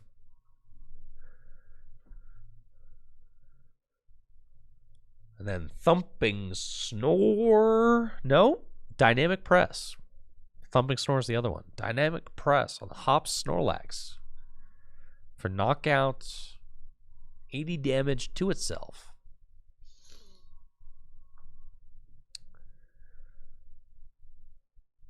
Distortion Door, come back. Place a damage counter on 2 of John's bench Pokemon.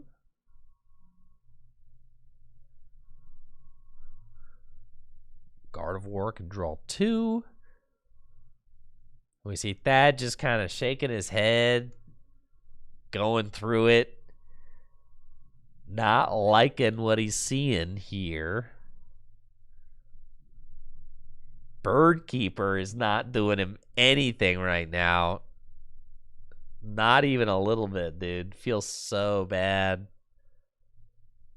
Birdkeeper into Mimikyu. Ew, gross. All right, Field Blower, your own U-turn board. Yeah, Thad doesn't have squat going on right now. Nothing.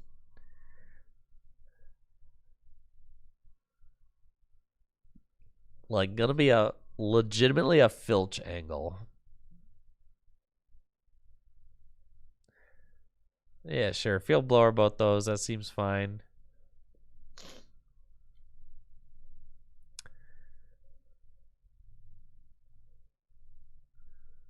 Monkey Dory put the Squovid up. Yeah, and Filch.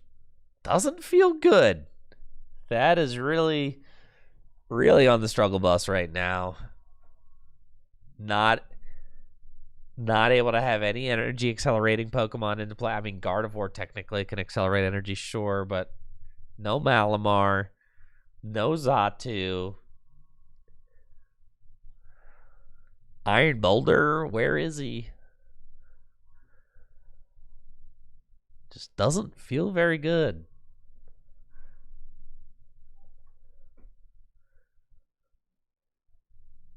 Meanwhile, John, smooth operating over here with the colorless deck.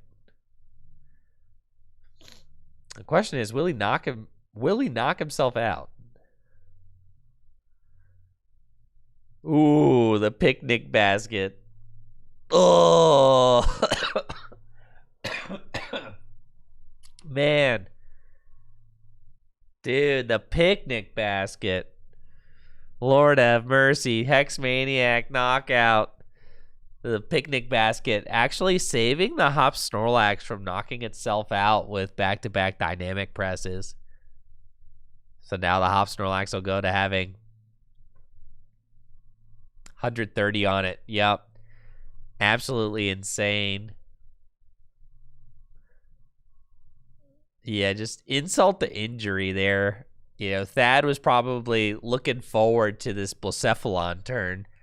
Finally has got something he could do. Blacephalon here can place 12 damage counters. Would have really liked to have that damage stacked up on John's side of the board, as Thad might have been able to, like, clean up a nice little 3-prize turn. I mean, keep in mind the Squovit had 4 damage counters on it.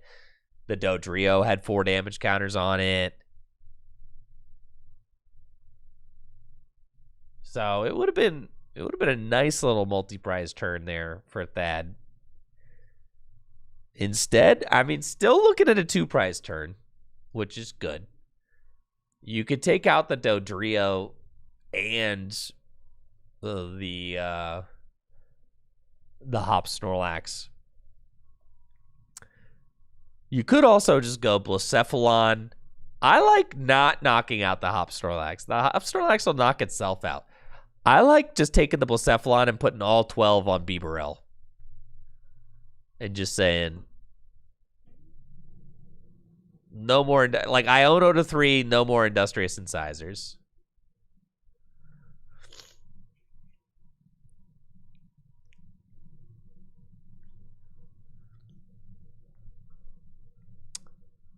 I think personally that's the play that I like. But we'll see what Thad decides to do.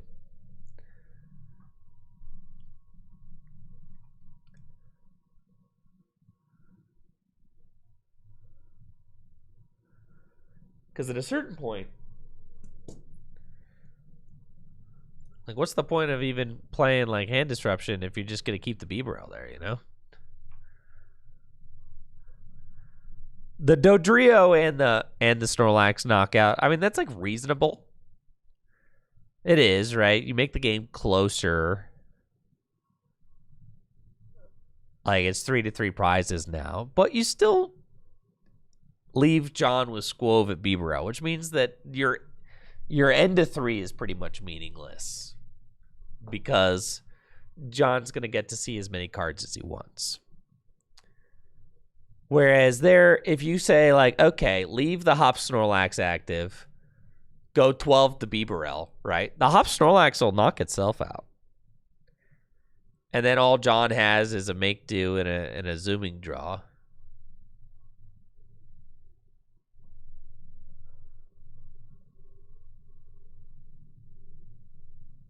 The zooming draw is kind of like always there as a potential target for not to later as well, since it'll have damage counter on it.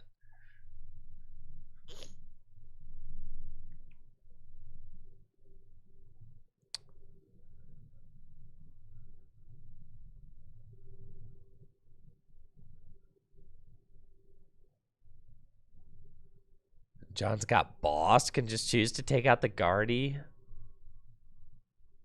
Golly, that feels bad for Thad.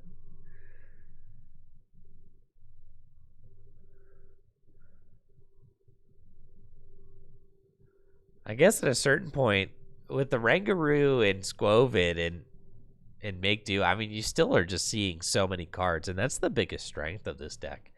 Your draw engine is just absolutely insane. You've got Make Do, you've got Zooming Draw, you've got Industrious Incisors, you've got Instruct.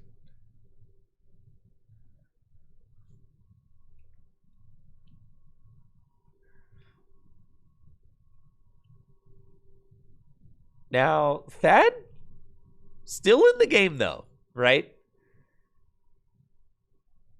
Thad's still in the game because Natu takes an additional prize card when it takes a knockout, right? And if you've got the Crisis Punch, or not the Crisis Punch, the TM Blindside, which we know the deck plays, you've technically got an out at the end of the game. You could not 2 for 2. So, you know, John going to go down to 2 prizes, and Thad basically has 2 turns to try and take 3 prizes. Which is possible. It's very possible. The most difficult part is that Thad is going to have to figure out how to move around this Snorlax or knock it out, right? I mean, Mimikyu would do it.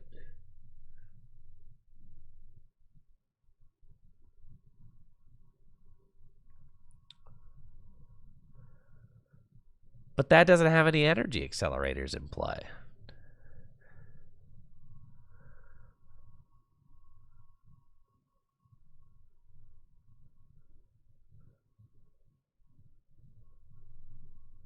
If that attacks with Giratina,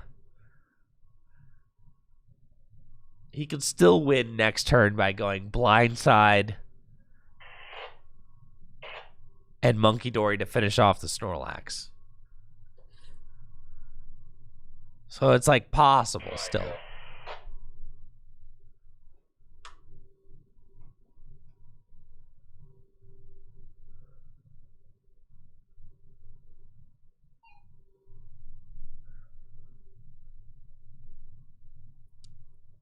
Looks like it's going to be Arvin for Muscle Band. Night Stretcher, or Rescue Stretcher, excuse me.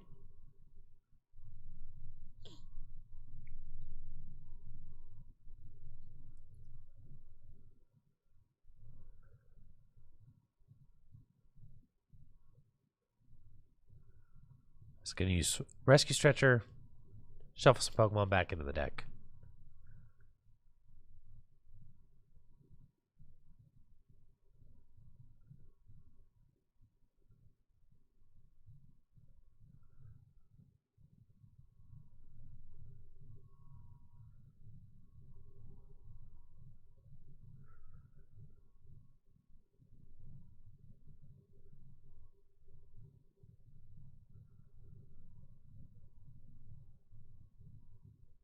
Tell me you got an attack, that.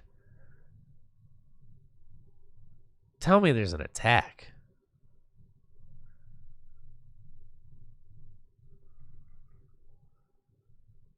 Oh, no.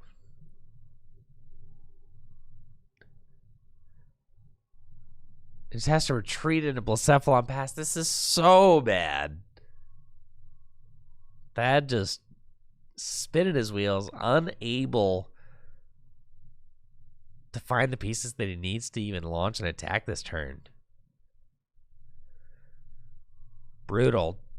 No Malamar to charge energy.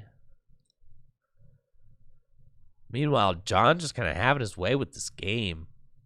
It's going to go down to one prize remaining. I don't think it's possible for Thad to deny a knockout. I really, Muscle Band Giratina will, I guess, take this knockout next turn on the Snorlax. Oh, John has Guzma in hand. Oh my goodness.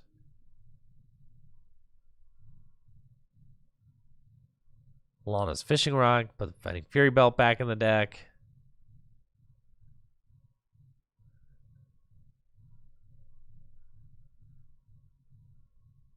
Lana's Fishing Rod is looking like a real good card in this colorless deck, honestly.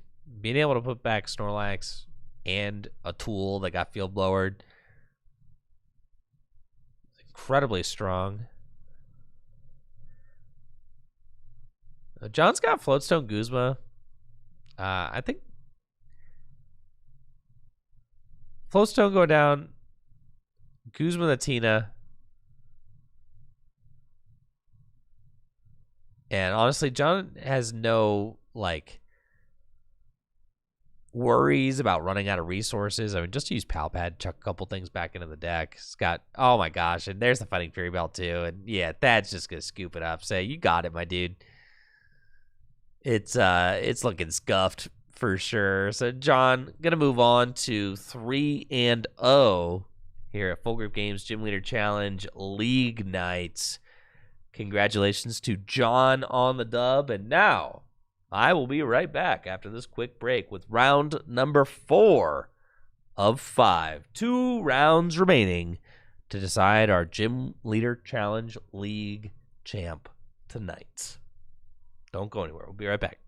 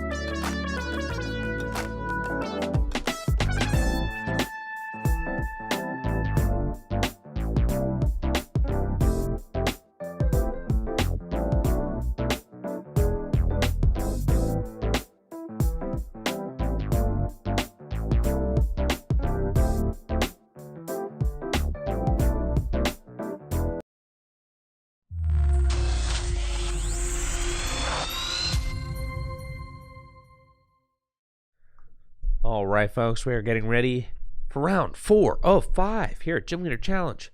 League Nights. Full Grip Games.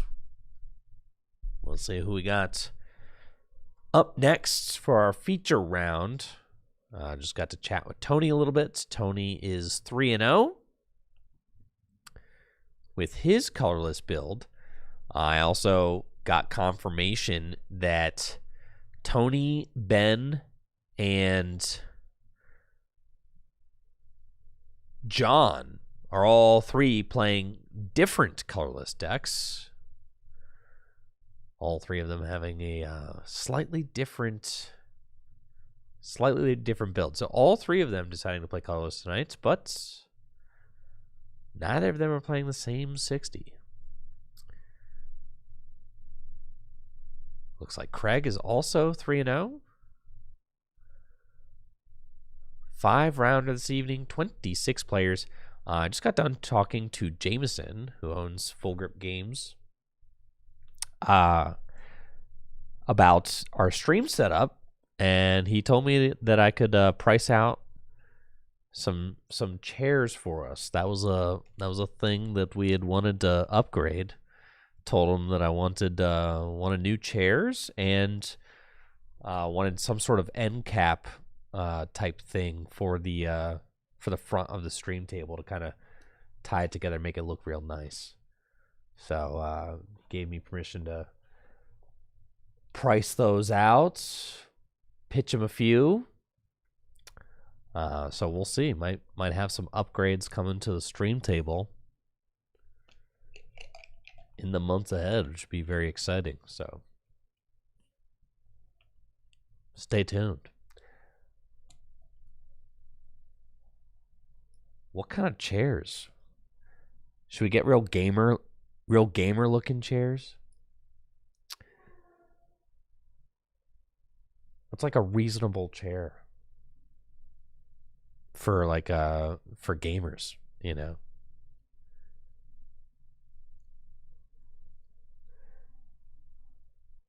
Secret Lab gaming chairs. I mean, the race car chairs I think they're a little silly, but you know, they certainly are going to look nicer than these things that we got.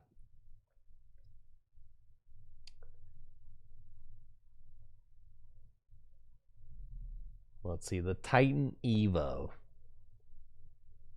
That's so expensive, bro. So expensive. My goodness. $570, dude? I know.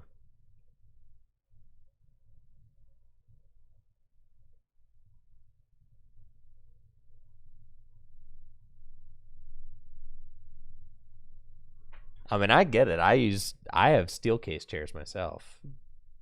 So like, trust me, I know a couple of used lazy boys. Yeah, I'm a big fan of the steel case chairs personally.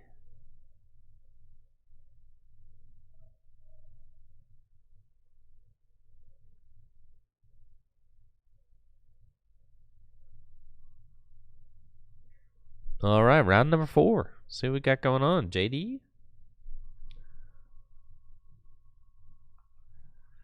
I know a nice chair is not cheap. I do know that. Dude, apparently it's supposed to be 68 degrees in Akron tomorrow. Oh my goodness, dude. Time to put the top down on the Jeep. All right, the 3 O's are Tony, Ben Peacock, and John Patterson.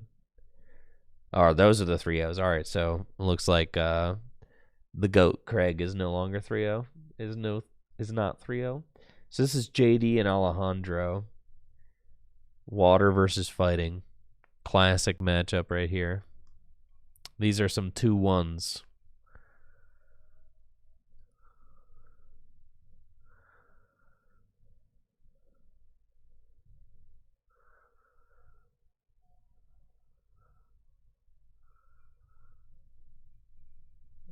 Oh my gosh, John Vorwick found a $1,400 Herman Miller at the thrift store for $15.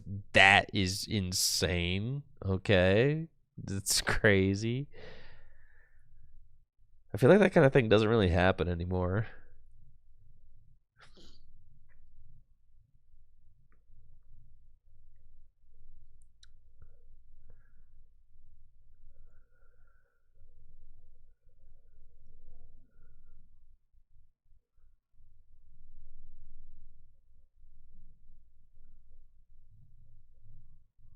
All right, here we go. Round number 4 is underway here at Full Grip Games.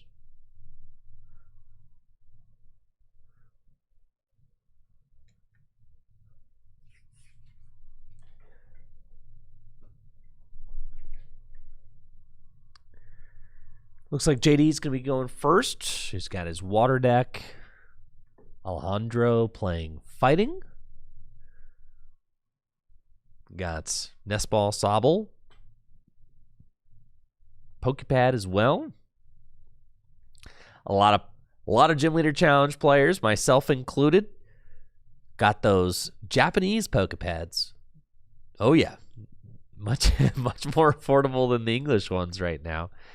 Those are the ones that I'm rocking with most certainly.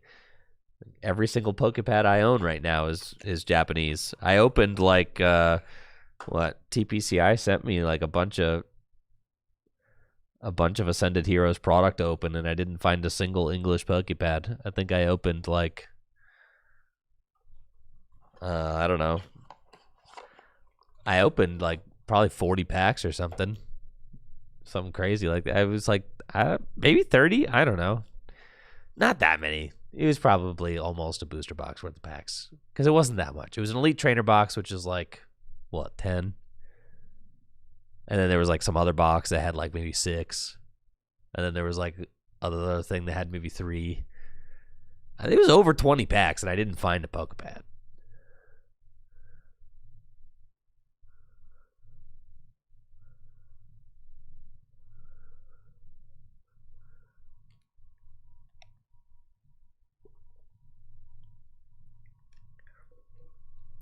But it's all good. TPCI has made it their mission to make Standard as affordable as humanly possible, which has actually done wonders to help grow the game. I mean, it is just very easily accessible compared to other trading card games right now. Not only is Pokemon very accessible, it's also just got a huge prize pool, relatively speaking.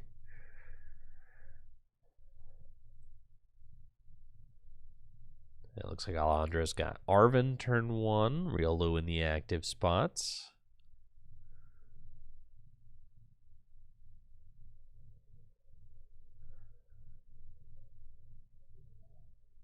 So Arven for Quick Ball. And Floatstone.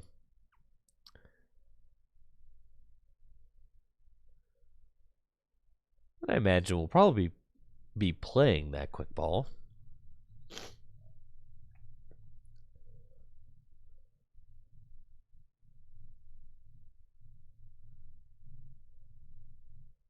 And Quick Ball will discard another fighting energy. Whalmer in the active spot, kind of big. Not going to be getting knocked out by a Soul Rock. However, well, I mean, you never say never, right? I mean, Soul Rock plus Muscle Band plus Premium Power Pro, and then we're talking. And we're talking business, 120 damage, Cosmic Beam.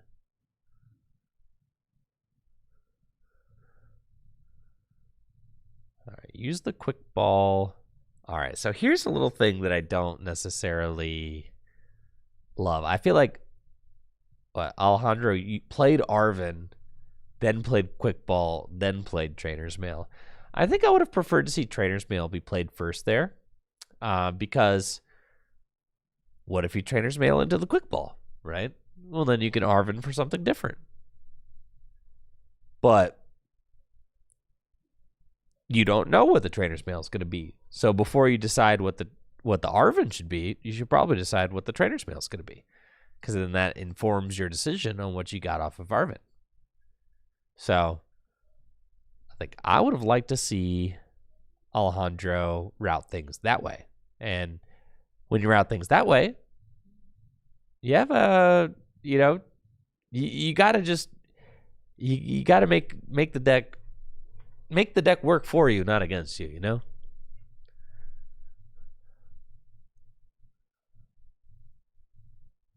Let's see, JD's got Octillery and Lily's Determination. Might have liked to see him use the Octillery to fill his hand first before tossing the Lily. I don't know if JD will be able to play his hand down to lower than 4. Might be able to, though. So, we'll see, right? You find, an Ultra Ball off of this, and then all of a sudden it's pretty easy. Venom says we opened over 1,000 Sended Heroes packs in my card store, and only around 20 were pulled. Holy cow. Thank you, Solid RK, for that sub. And the 35 months over on Twitch. I appreciate it. Shout out to all the subs. Thank you so much for supporting the channel. I never started the timer this round. Let's go, baby. All right, we're going to guess 36 minutes.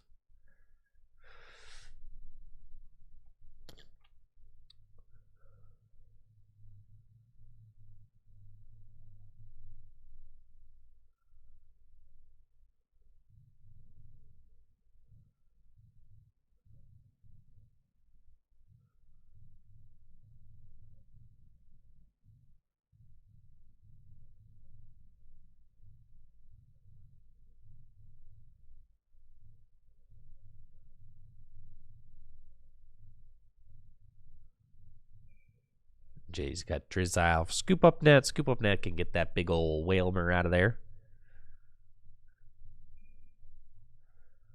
I have a feeling that Pokepad will also be in the pre-release kits. It's also going to be in our next set. Yeah, Pokepad is going to be a very easy to find card in a matter of, weeks.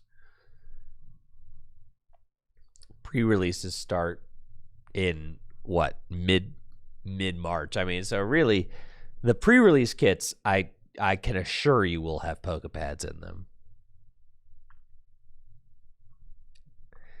I can almost guarantee. I could guarantee it. I would bet an unreasonable amount of money that Pokepads are going to be in the pre-release kits. It is just a very obvious thing that they are going to do. So, not only will Pokepads be in the next set, they'll probably also be in the pre-release kits.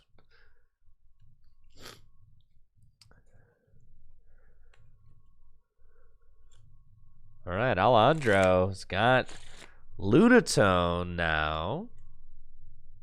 Can finally do some of that lunar cycle. Draw action. Soul Rock can also take a knockout on this Basculin. And that is what we're going to see.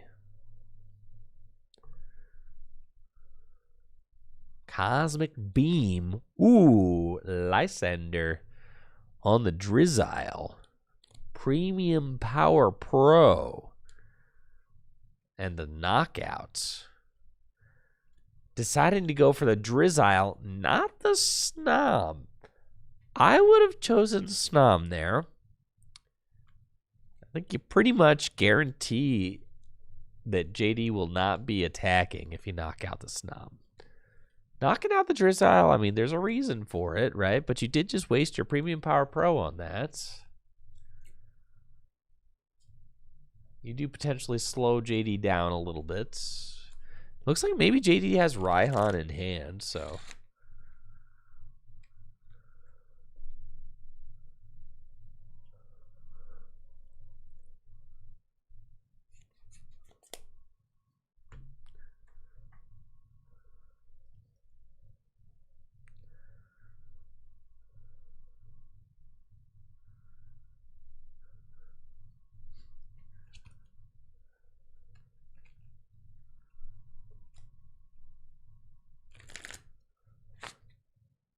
JD's got an Irida, Professor's Letter, a couple of Water Energies, Wailord evolved up on the bench.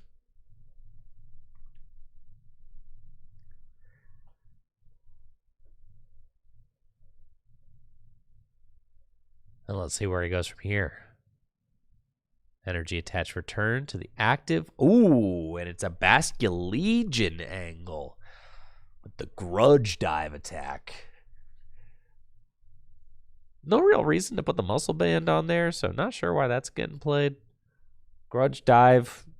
Yeah, don't take the knockout anyway. 120 damage. Soul Rock's only got 110 hit points.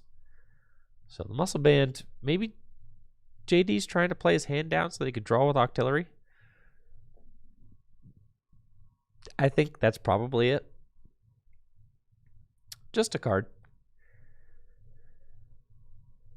Does have Raihan in hand, so can use that next turn if this Basculegion goes down. Basculegion is a very versatile card. Obviously evolves from Hisuian Basculin, just one of the best setup cards in the format.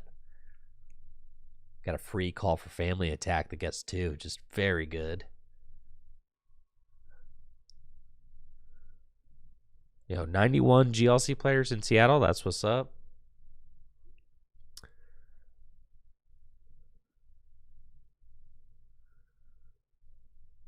Yes, you always got to defer to the tournament organizers' rules. I do wish that the Pokemon Company would, follow our lead when it came to, allowing foreign cards, signed cards, things like that in side events at regional championships, but they are sticklers about the rules, even in the side events. So, nothing we can do about that.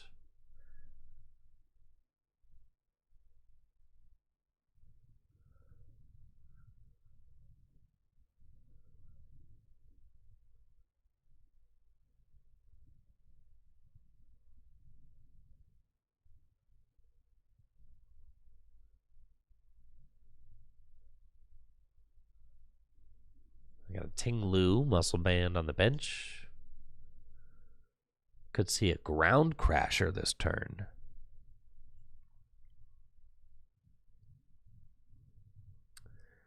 And here's a Lily for 6.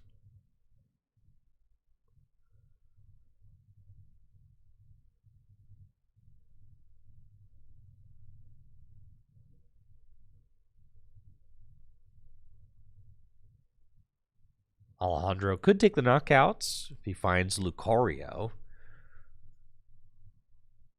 Ting-Lu also an option. JD doesn't have any bench barrier Pokemon established.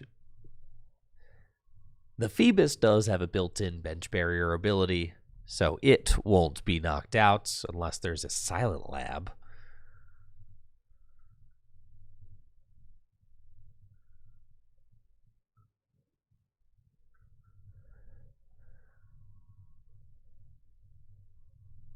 Austin wants to know over under 50% meta share of Psychic at the 3K. What do you guys think?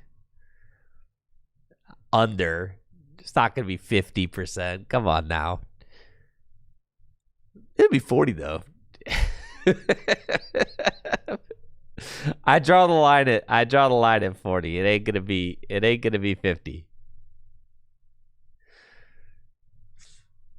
be 50. I don't think it'll be 50. You're taking the over? No shot. No way it's over 50, right?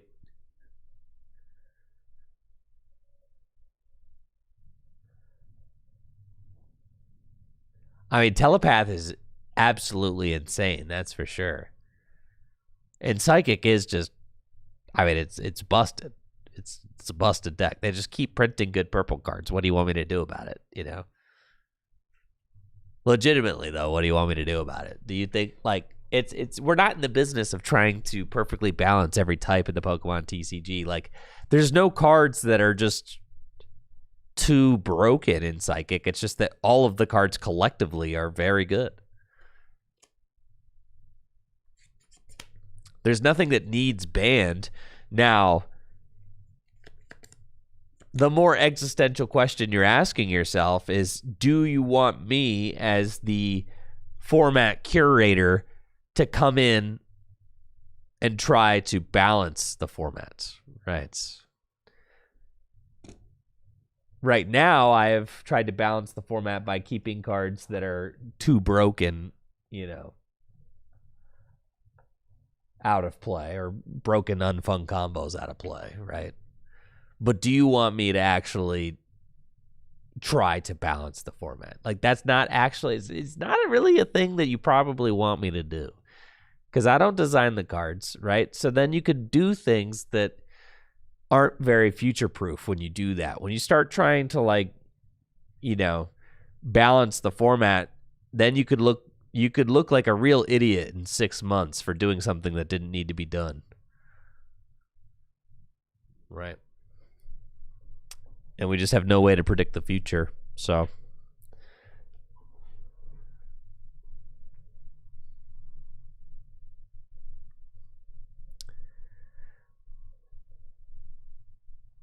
I mean, last year, year and a half ago, it was all colorless all the time. So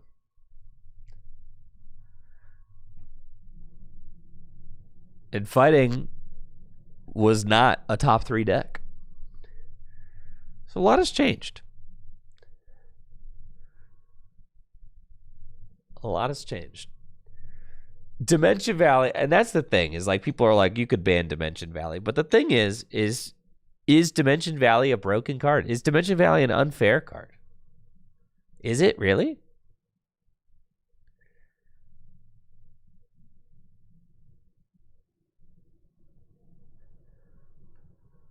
Is it broken or unfair? Really? No. It's certainly not. It's just a really good card. It's really not broken or unfair. It's just a pretty good card. I'd say it's a very good card, but it's not like broken or unfair. It's just us deciding the Psychic has too many good cards, so you got to take one of them out back. That's what you want me to do.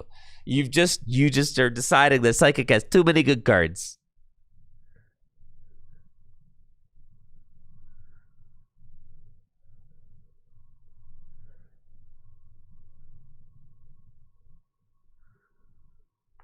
Valley is an unconditional counter gain. Sure, Drax. Fighting has an unconditional ace spec card, Focus Sash.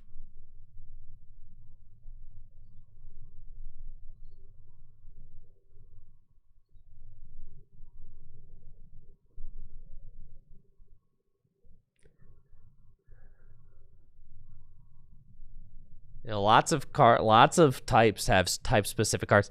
I mean, like Grass has Force to Vitality. That's a very good card, right?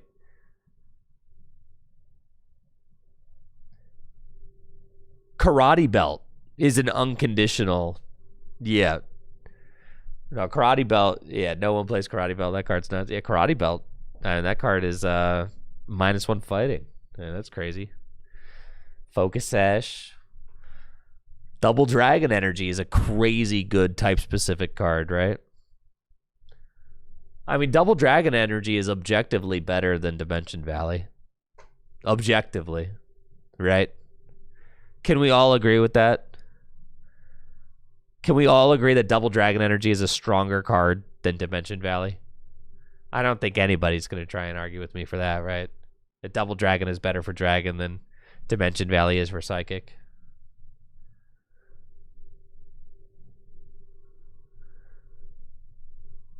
I mean, the type-specific cards are really cool. It's part of what makes Gym Leader Challenge fun. Force of Vitality, Dimension Valley. Dimension Valley is like, it's a balanced card, right? And it adds so much flavor to the decks, right? The decks have like, Fighting has Premium Power Pro, Lightning has Electro Power.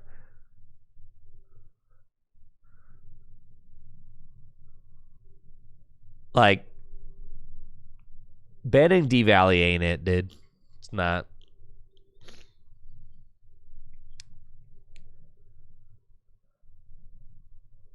Exactly. So banning Dimension Valley is not it. It's not it. It's not a broken card. We don't ban it. We're not doing that, okay?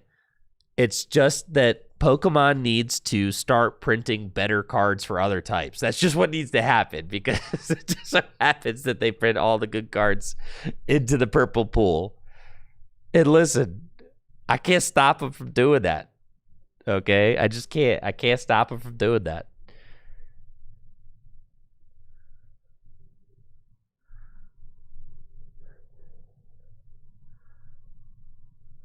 Just play Darkness.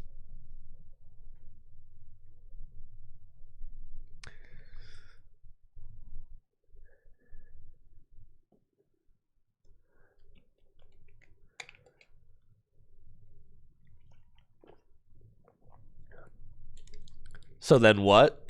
So write a letter to Creatures Inc. and tell them that they need to start putting good attacks and abilities on non-purple cards. That's what you need to start doing. It's not, I don't design the cards. I curate the format. And I think I've done a very good job, if I do say so myself, up until this point. But part of that is not being reactionary. God, the amount of people who want to be so reactionary can't be reactionary. Got to keep a level head. Can't make nonsensical decisions that are reactionary.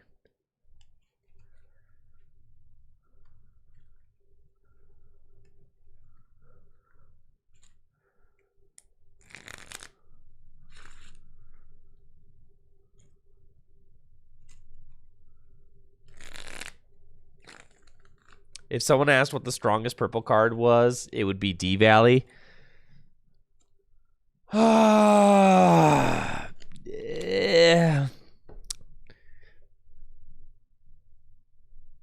Not really. Probably be Iron Boulder. The strongest purple card? I don't know. Iron Boulder, probably.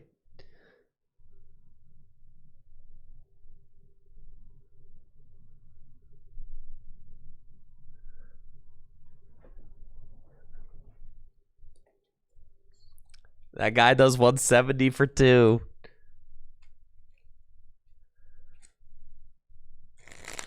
Dimension Valley doesn't matter. Like, imagine dropping Dimension Valley into, like, this is something that I started thinking about. Imagine dropping Dimension Valley into other types, right?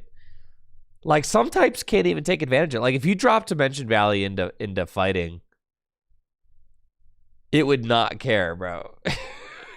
It'd be like, this is not a good card. So, Dimension Valley is only good as the Pokemon that it powers up.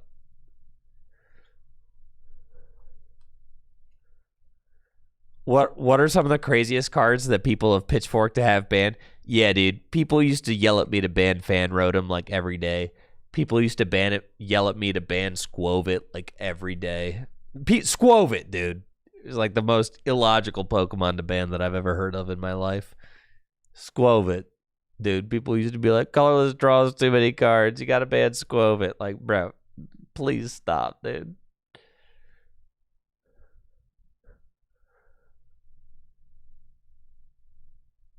Fan Rotom, dude. People used to yell about Fan Rotom all the time. People used to get mad about Guzzlord quite a bit. The silliest card, if you want to know the silliest card that people have, like, the original people used to yell that this card needed to be banned. You want to know what it is? Freaking Dragapult, dude. The psychic one.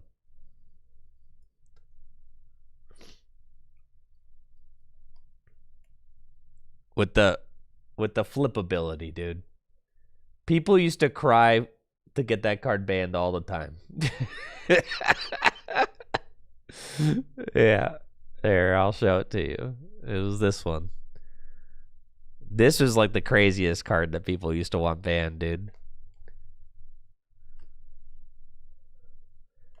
Oh yeah, people used to want to have Lost Zone banned too. That's crazy.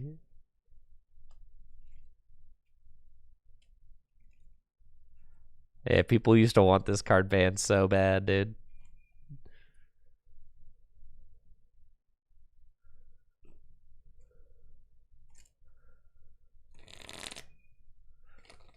What's happening? I don't know. They got 17 minutes remaining and each have 2 prizes. I'm sure the game is going to conclude. We'll see what's up. I know. Dude, if that Dragapult was Dragon, oh my god. Be so sick.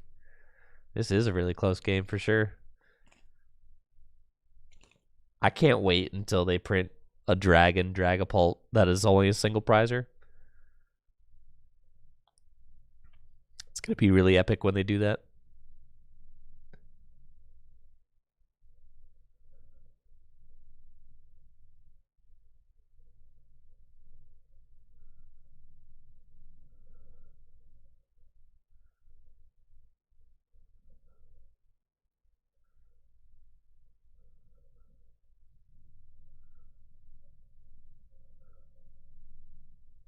Yeah, we've had a lot of good games so far.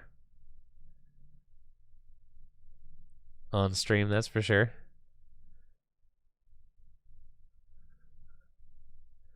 I know. What? Oh my god, dude. They're going to print a single prize Dragapult and it'll have an attack that only affects EX Pokemon or something. Oh my god, why? Dude, we've already got the Dracloak. Dragons? Honestly, the dragons are eating good. Dragon is like very much poised to eventually be a top 3 type in GLC. Many would argue that it was for a time, like pre-fighting. Many would argue. I'm not sure that I ever would. I wouldn't. Dragon's a top 5 type, though.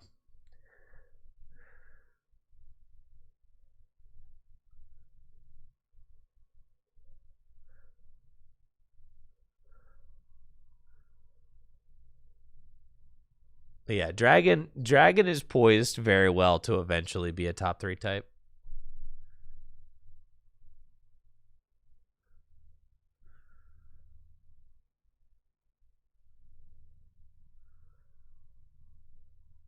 Because it's got double dragon energy. Its Pokemon have no weakness now, right? And then the thing about dragons too is like every freaking dragon Pokemon is like a pseudo legendary, so they just print them to be crazy. Right? Like bro, every single dragon is like a pseudo legendary or something, right? So they just keep printing like dummy dragon cards. Like Garchomps are pretty much always going to be stupid. Regidrago, Druddigon, Reshiram. I mean, like all the dragon Pokemon are either actual legendaries or pseudo legendaries, right? Like Pokemon loves printing crazy dragons. Raging Bolt, yeah.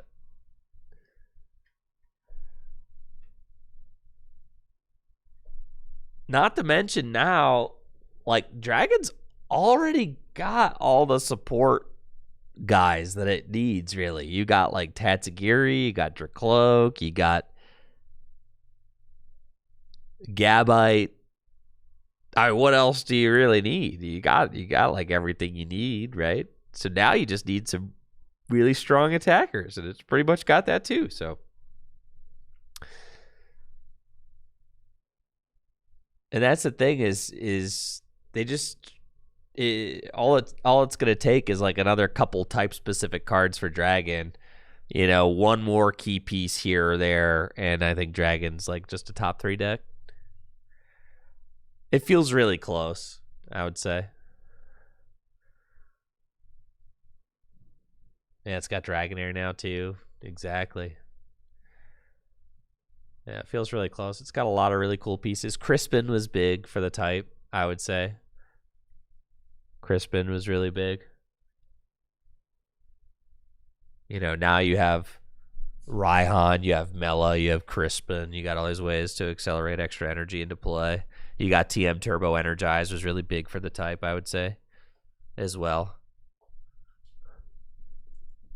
You got like all these different ways.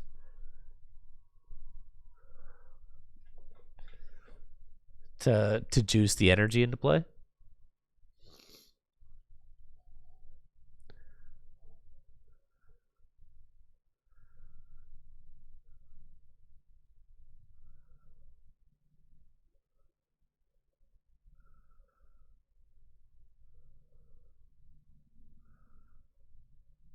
It looks like JD just wins. There you go, JD taking the dub with Whale Lord. Alejandro falling just short with his fighting deck. JD will move on to 3-1. Still has a shot at top 4 finish. Could also potentially have a shot at the win if our undefeated player loses in the final round. So we'll have to see who our undefeated player is. GG's.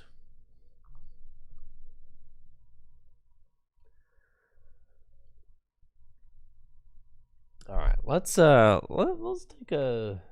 a trip on over to the desktop.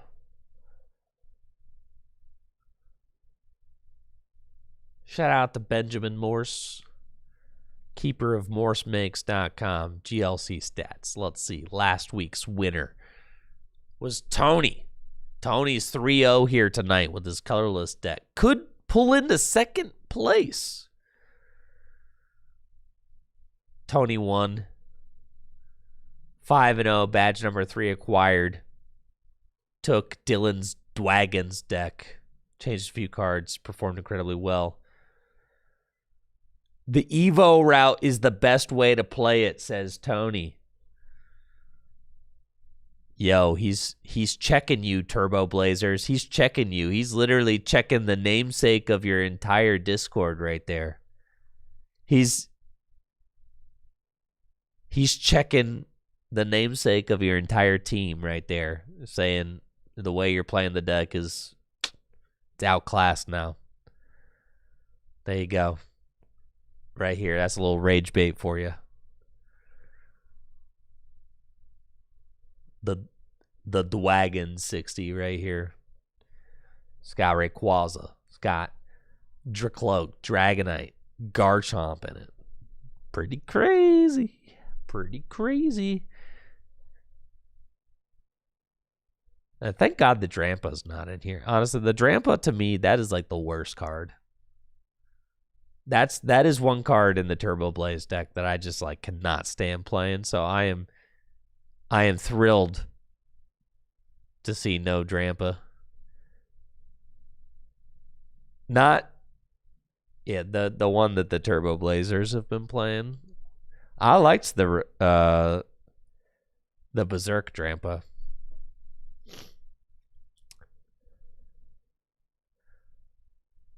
I like this one. But God, this other Drampa though. This one, it's a wet noodle Drampa. I understand that Turbo Blaze Reshiram is still in the deck. I get that. Okay. I get it. Yeah, that card is unfathomably cool. Yeah.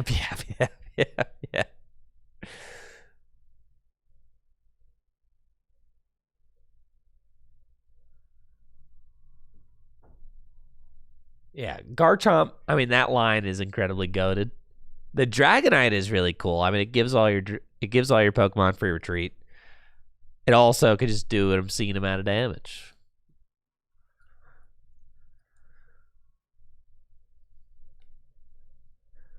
Drago Box 100 times better than that Malarkey. Yo, Drago Box is like never top 8 at one of our full grip events. Just saying. It's because it's not very good. All right, Drago Box has maybe top 8 a couple times, but you know, It's just not very good. Drago Box is not a very good deck. not very good, folks. I know. I shouldn't say that. But I can't lie about how I feel, chat. I can't lie about my feelings, my true feelings. Listen, I'm keeping my Drago Box deck Drago Box because I have all the cards signed by like Lee and I gotta keep all my Smoking Dragon. Like, listen, Lee Hoffman himself gave me all of the signed dragons, all with custom illustrated doobies. All right, like, God, I'm not. I'm gonna keep the Drago Box deck together. Okay, I've got the Lee Hoffman signed dragons. All right, it's stay in a Drago Box deck. However, I am now going to build a second dragon deck that has evolutions in it. That's for sure.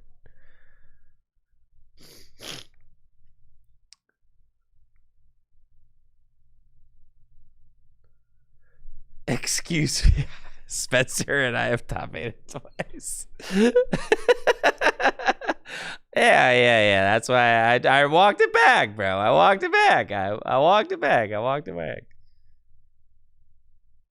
Yo, Dwagons just got invented 2 weeks ago, and it's already on the board with a 5-0 finish. Yo, Dwagons is a new brew. Yeah, look at this deck. Did you just look at it, dude? Did you just look at this thing? Look at that. Just look at that deck, you know? It's a nice looking deck right there.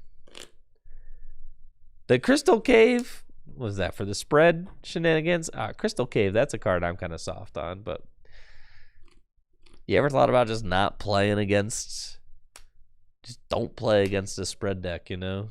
Spread decks are for chumps. You're not going to play against any of those. But, you know, better safe than sorry, I guess.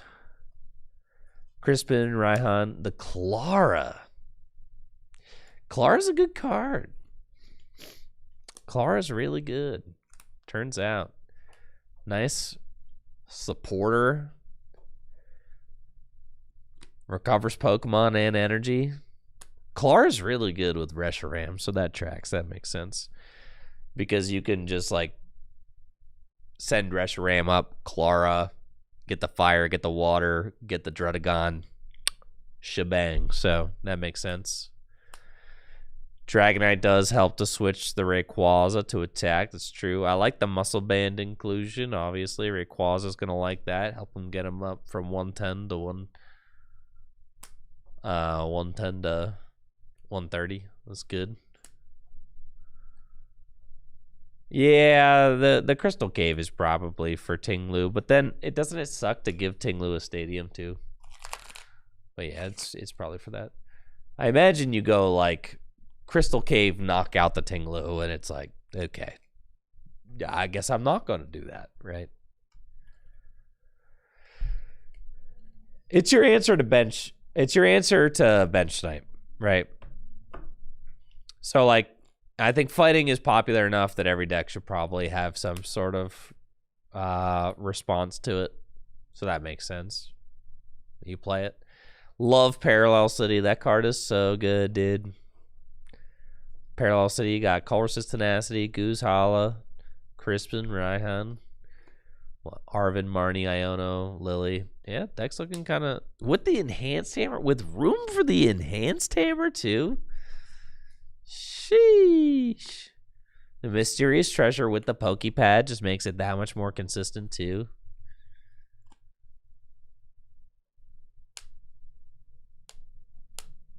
List looking kind of hot, guys. Just saying, list is looking hot. No Reggie Drago? Yeah, that guy sucks. You don't need him. No Reggie Drago. No Drago. So the fire energy is literally just to power up Drudagon.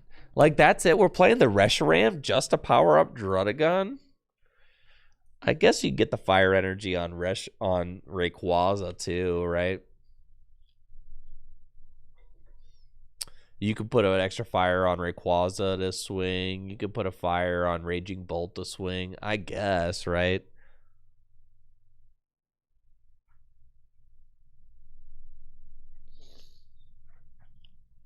Guess so.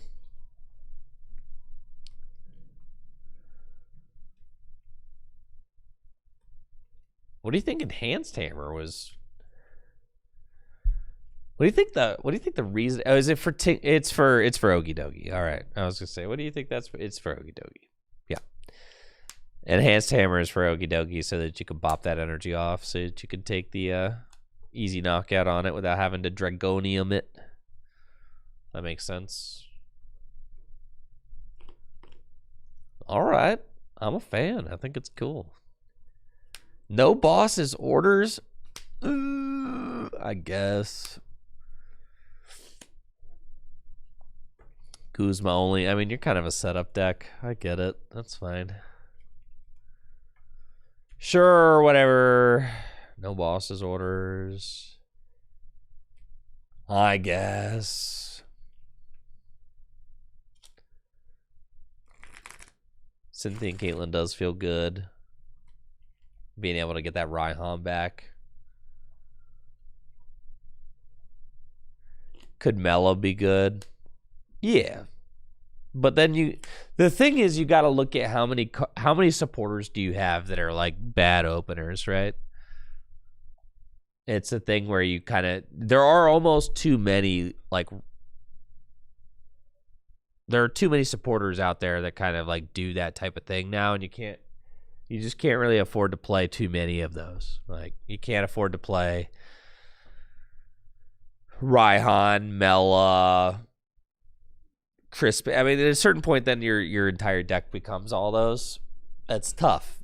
It's tough. It's tough. That's the balancing act. Like, I think you'd like to play Mela, but I just don't know if you could justify it. I think instead you're playing Clara so that you can accelerate with Reshiram instead of Mela. I think that's the logic, right?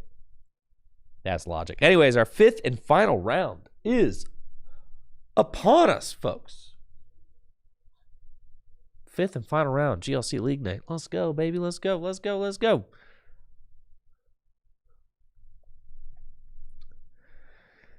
Ben Peacock is your 4-0 player. Tony lost last round. It is Mr. Ben Peacock, who is 4-0, playing for his badge this evening against Zach Runkle with Dark. All right. Zach with the Darkness deck up against Fighting. Can he play the role of spoiler for Ben Peacock's run with the Fighting deck?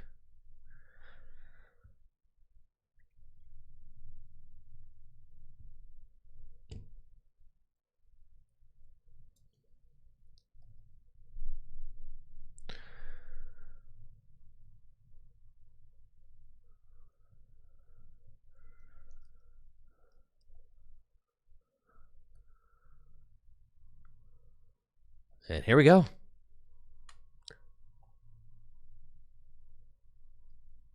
Ben starting off strong, going first. Got Soul Rock in the active.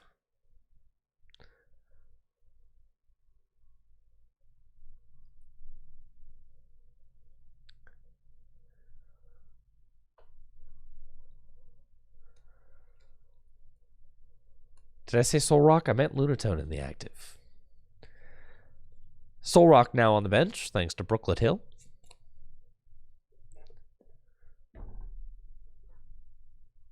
Riolu down 2. Karina in hand. Scoop up net as well.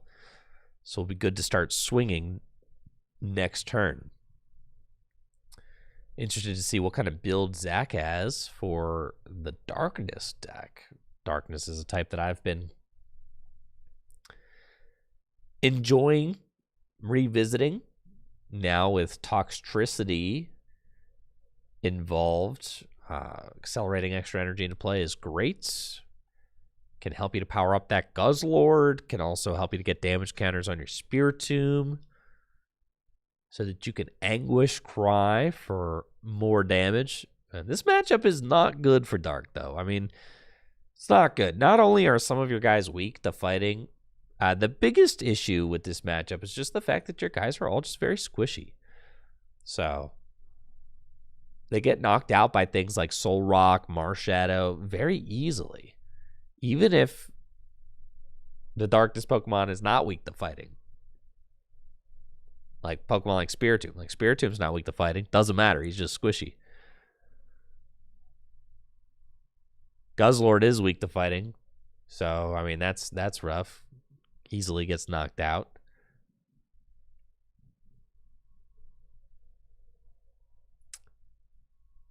Now, I've seen quite a bit of discussion about the new Crobat. I think the new Crobat is interesting. And I've seen a lot of Darkness decks start to include a Crobat line. Golbat just gives extra draw. I think the new Crobat is certainly very interesting. Yeah, now that you're saying that Grimsley, right. I mean, the Crobat combo with Grimsley, that's kind of cool. I think the new Crobat is good. Getting to stack your deck is good. Card is nuts. Especially for a type like Darkness that just needs every little extra boost it can get.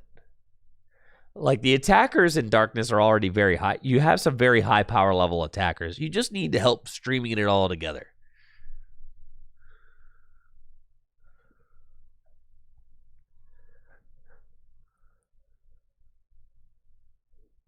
Spiritomb just going to build some spite and swing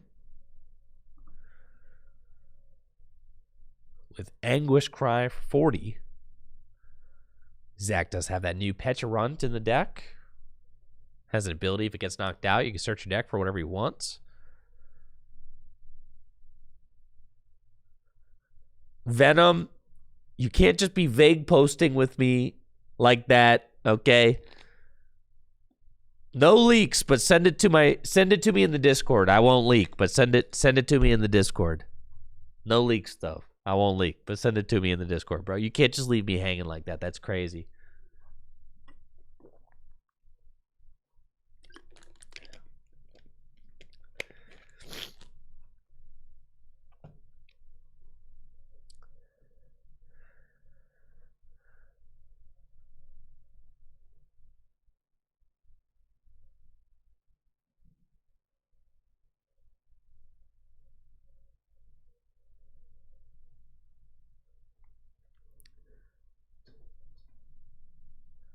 I got strong energy to Soul Rock now.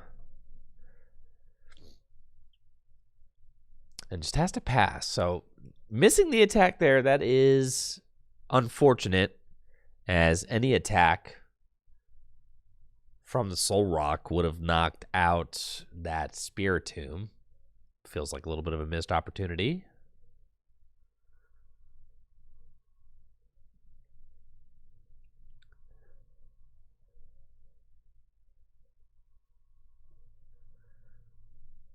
Oh yeah, the Crobat is going to be good. I'm getting my Tyranitar out. With the Crobat, it's happening. You can just piece the play together a lot easier. It actually seems worth it.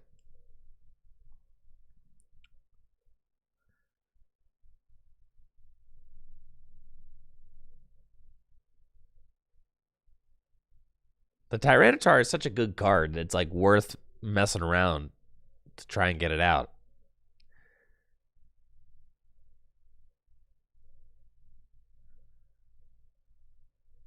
I can't wait to see the Bat Deniers in shambles once the Crobat is actually good. Yeah, the bat denier. Alex Carpenter. That dude's a bat denier. He was on stream earlier today saying how bad it was. Like, bro.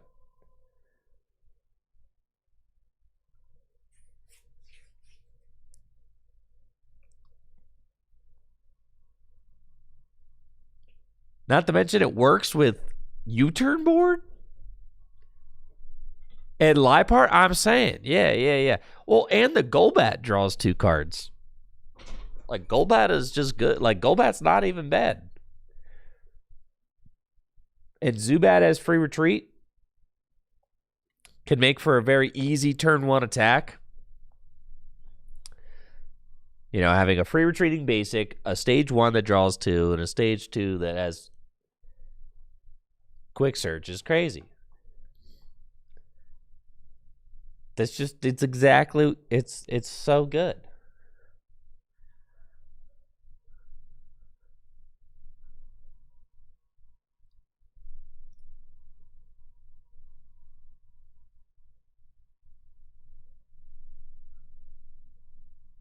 You could play the Golbat. The new Golbat blocks all damage from basics. It's kind of interesting. But you probably play the Golbat that draws 2.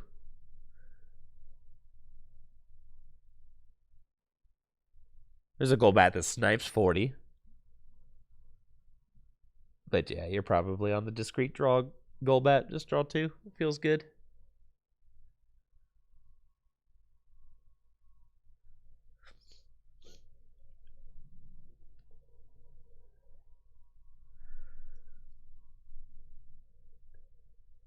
All right.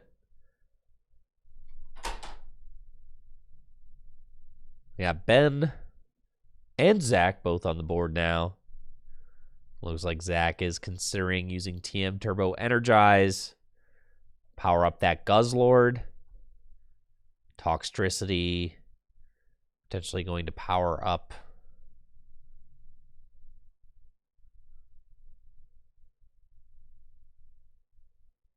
Spear Tomb there on the bench. Also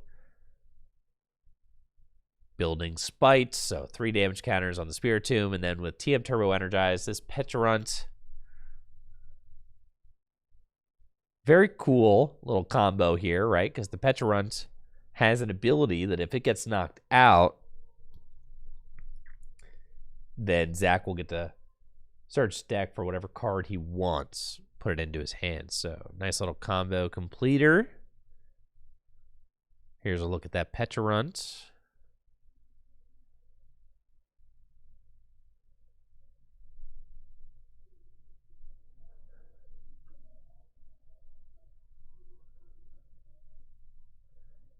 The Galarian Wheezing fault. Nah, dude, I'm a Galarian Wheezing truther. Galarian Wheezing, that card, don't even underestimate that card. That card is good.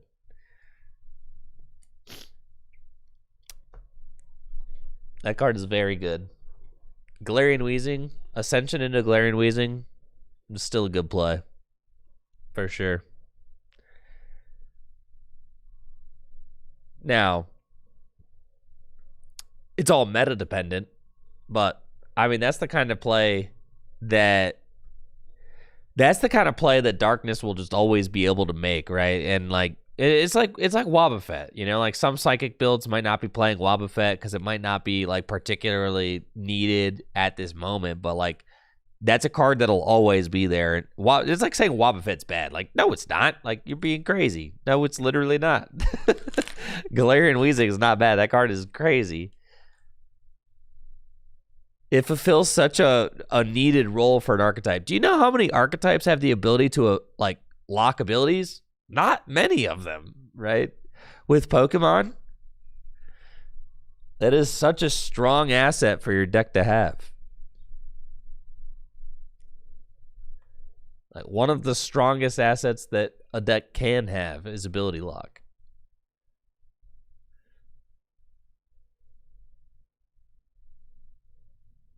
To me, there's no Pokemon I'd rather TM Turbo Energize to Guzzlord with than a Galarian Weezing.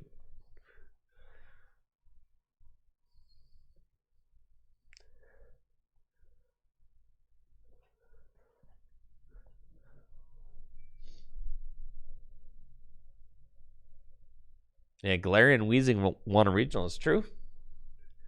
Yeah, I'm a Galarian Weezing truther for sure. I still got Galarian Weezing in my Darkness deck right now. The way that I'm building Darkness right now is I've got like a couple of really nasty things that you can do turn one. You can either go turn one Limitation with Sableye to lock supporters, or you can go turn one Ascension with Coughing into Galarian Weezing. Kind of like depending on whichever would be more effective against your opponent's board. If it would be better to supporter lock or better to ability lock. You kind of have that like two-pronged approach, and then it's got Toxtricity and Guzzlord, and you kind of just go from there. Build up Guzzlord, take multiple prizes, do that whole thing. Now, I'm off of pretty much all of the stage 1 attackers in Dark, though. I feel like they have all been like basically power crept. They're all too squishy.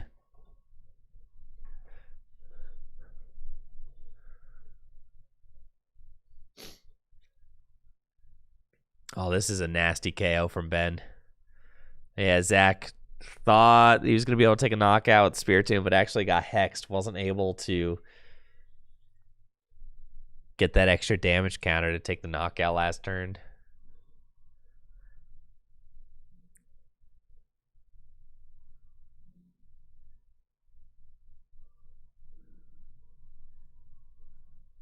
Clara, Tinglu, Ground Crasher.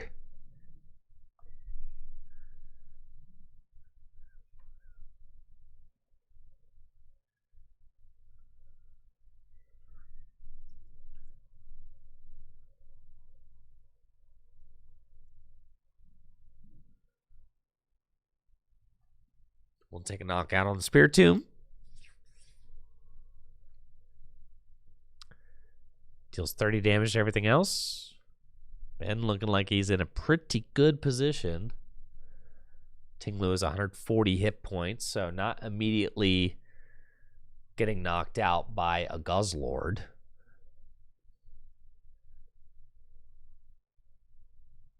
Notably, this Purloin also, I think, only has 60 hit points. Is that...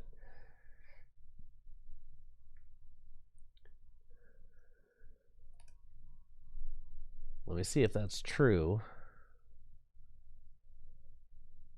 I think that artwork, yeah. No, that's a 70 hit point one. Champion's Path. Well, that's good. Toxtricity.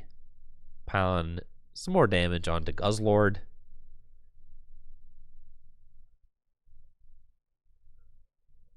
And also a 4th energy. So Guzzlord can use the Red Banquet attack. But can Zach actually... Oh, nice. There's my Limitation Sableye. I love that card so much. It looks like Zach is playing that Limitation Sableye. I love it.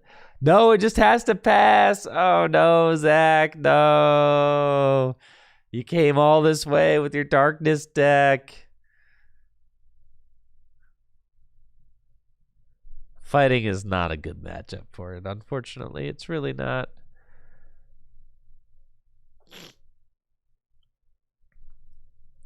Colress Tenacity. Gonna go get another Stadium and an energy card. With the Stadium, Tinglu is gonna go in for 2 more prizes, right? Because Martial Arts Dojo increases the damage that Tinglu does by 10, which is going to make it enough to knock out Purloin. Sableye on the bench is going to get knocked out. And then 30 more damage to Toxtricity and Guzzlord. It's looking bad. It's looking really bad for Mr. Zach Runkle, unfortunately.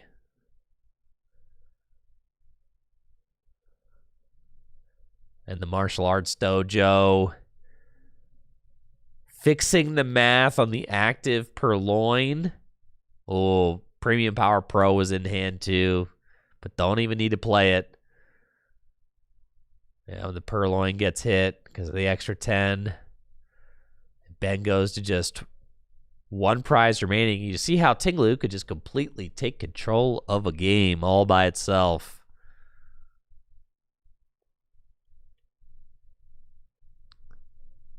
That powerful of a card.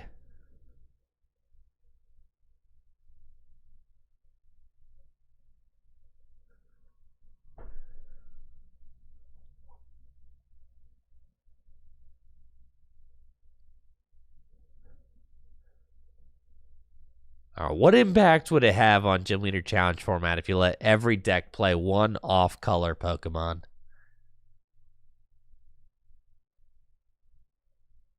What broken combo would occur? So everybody could play Bench Barrier if they want to.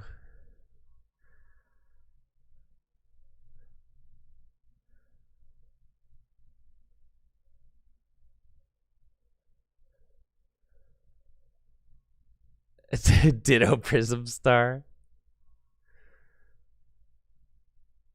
Just Ditto Prism Star. Oh my god.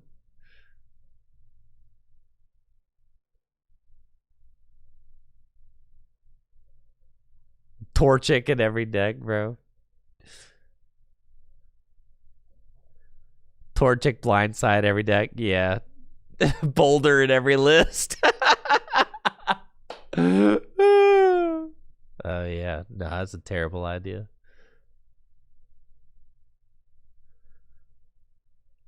Oh, Hops, Cramorant, and everything. Yeah, see, and this is why we can't do things like that. Yeah, no, can't do it. Can't do it. All right, folks. Ben Peacock is your winner. Gym Leader Challenge League winner. Fighting badge earner. Mr. Ben Peacock, 5-0. Congratulations. Congratulations on a job well done, Ben. GG's to Zach as well. 3-2 with the Darkness deck. Very cool to see that deck doing well.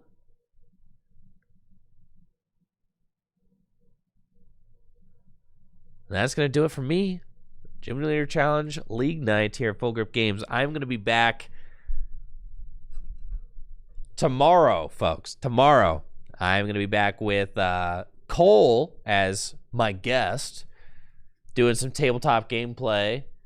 We're going to be playing Base to Fossil tomorrow in preparation for the Base Fossil tournament, retro throwback tournament that we are going to be hosting here at Full Grip on Saturday. So this is not the end of the week. We got streams both Friday and Saturday coming up. If you were a fan of retro formats, Base to Fossil, definitely check it out.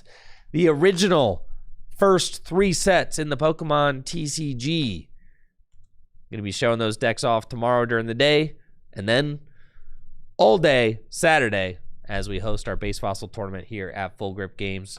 Again, huge shout out to Full Grip Games. Thank you so much for supporting the shop at Full Grip Games. Help support the content that I create here on Tricky Gym. And also, thank you for shopping at DragonShield.com for all the best sleeves and accessories. You can use the code TrickyGym at checkout at DragonShield.com for 5% off your order. Again, FullGripGames.com for all the best Pokemon TCG products, singles, Dragon Shield for the best sleeves. All right, I'm out of here. See you guys tomorrow. Have a great night, y'all. Have a great night.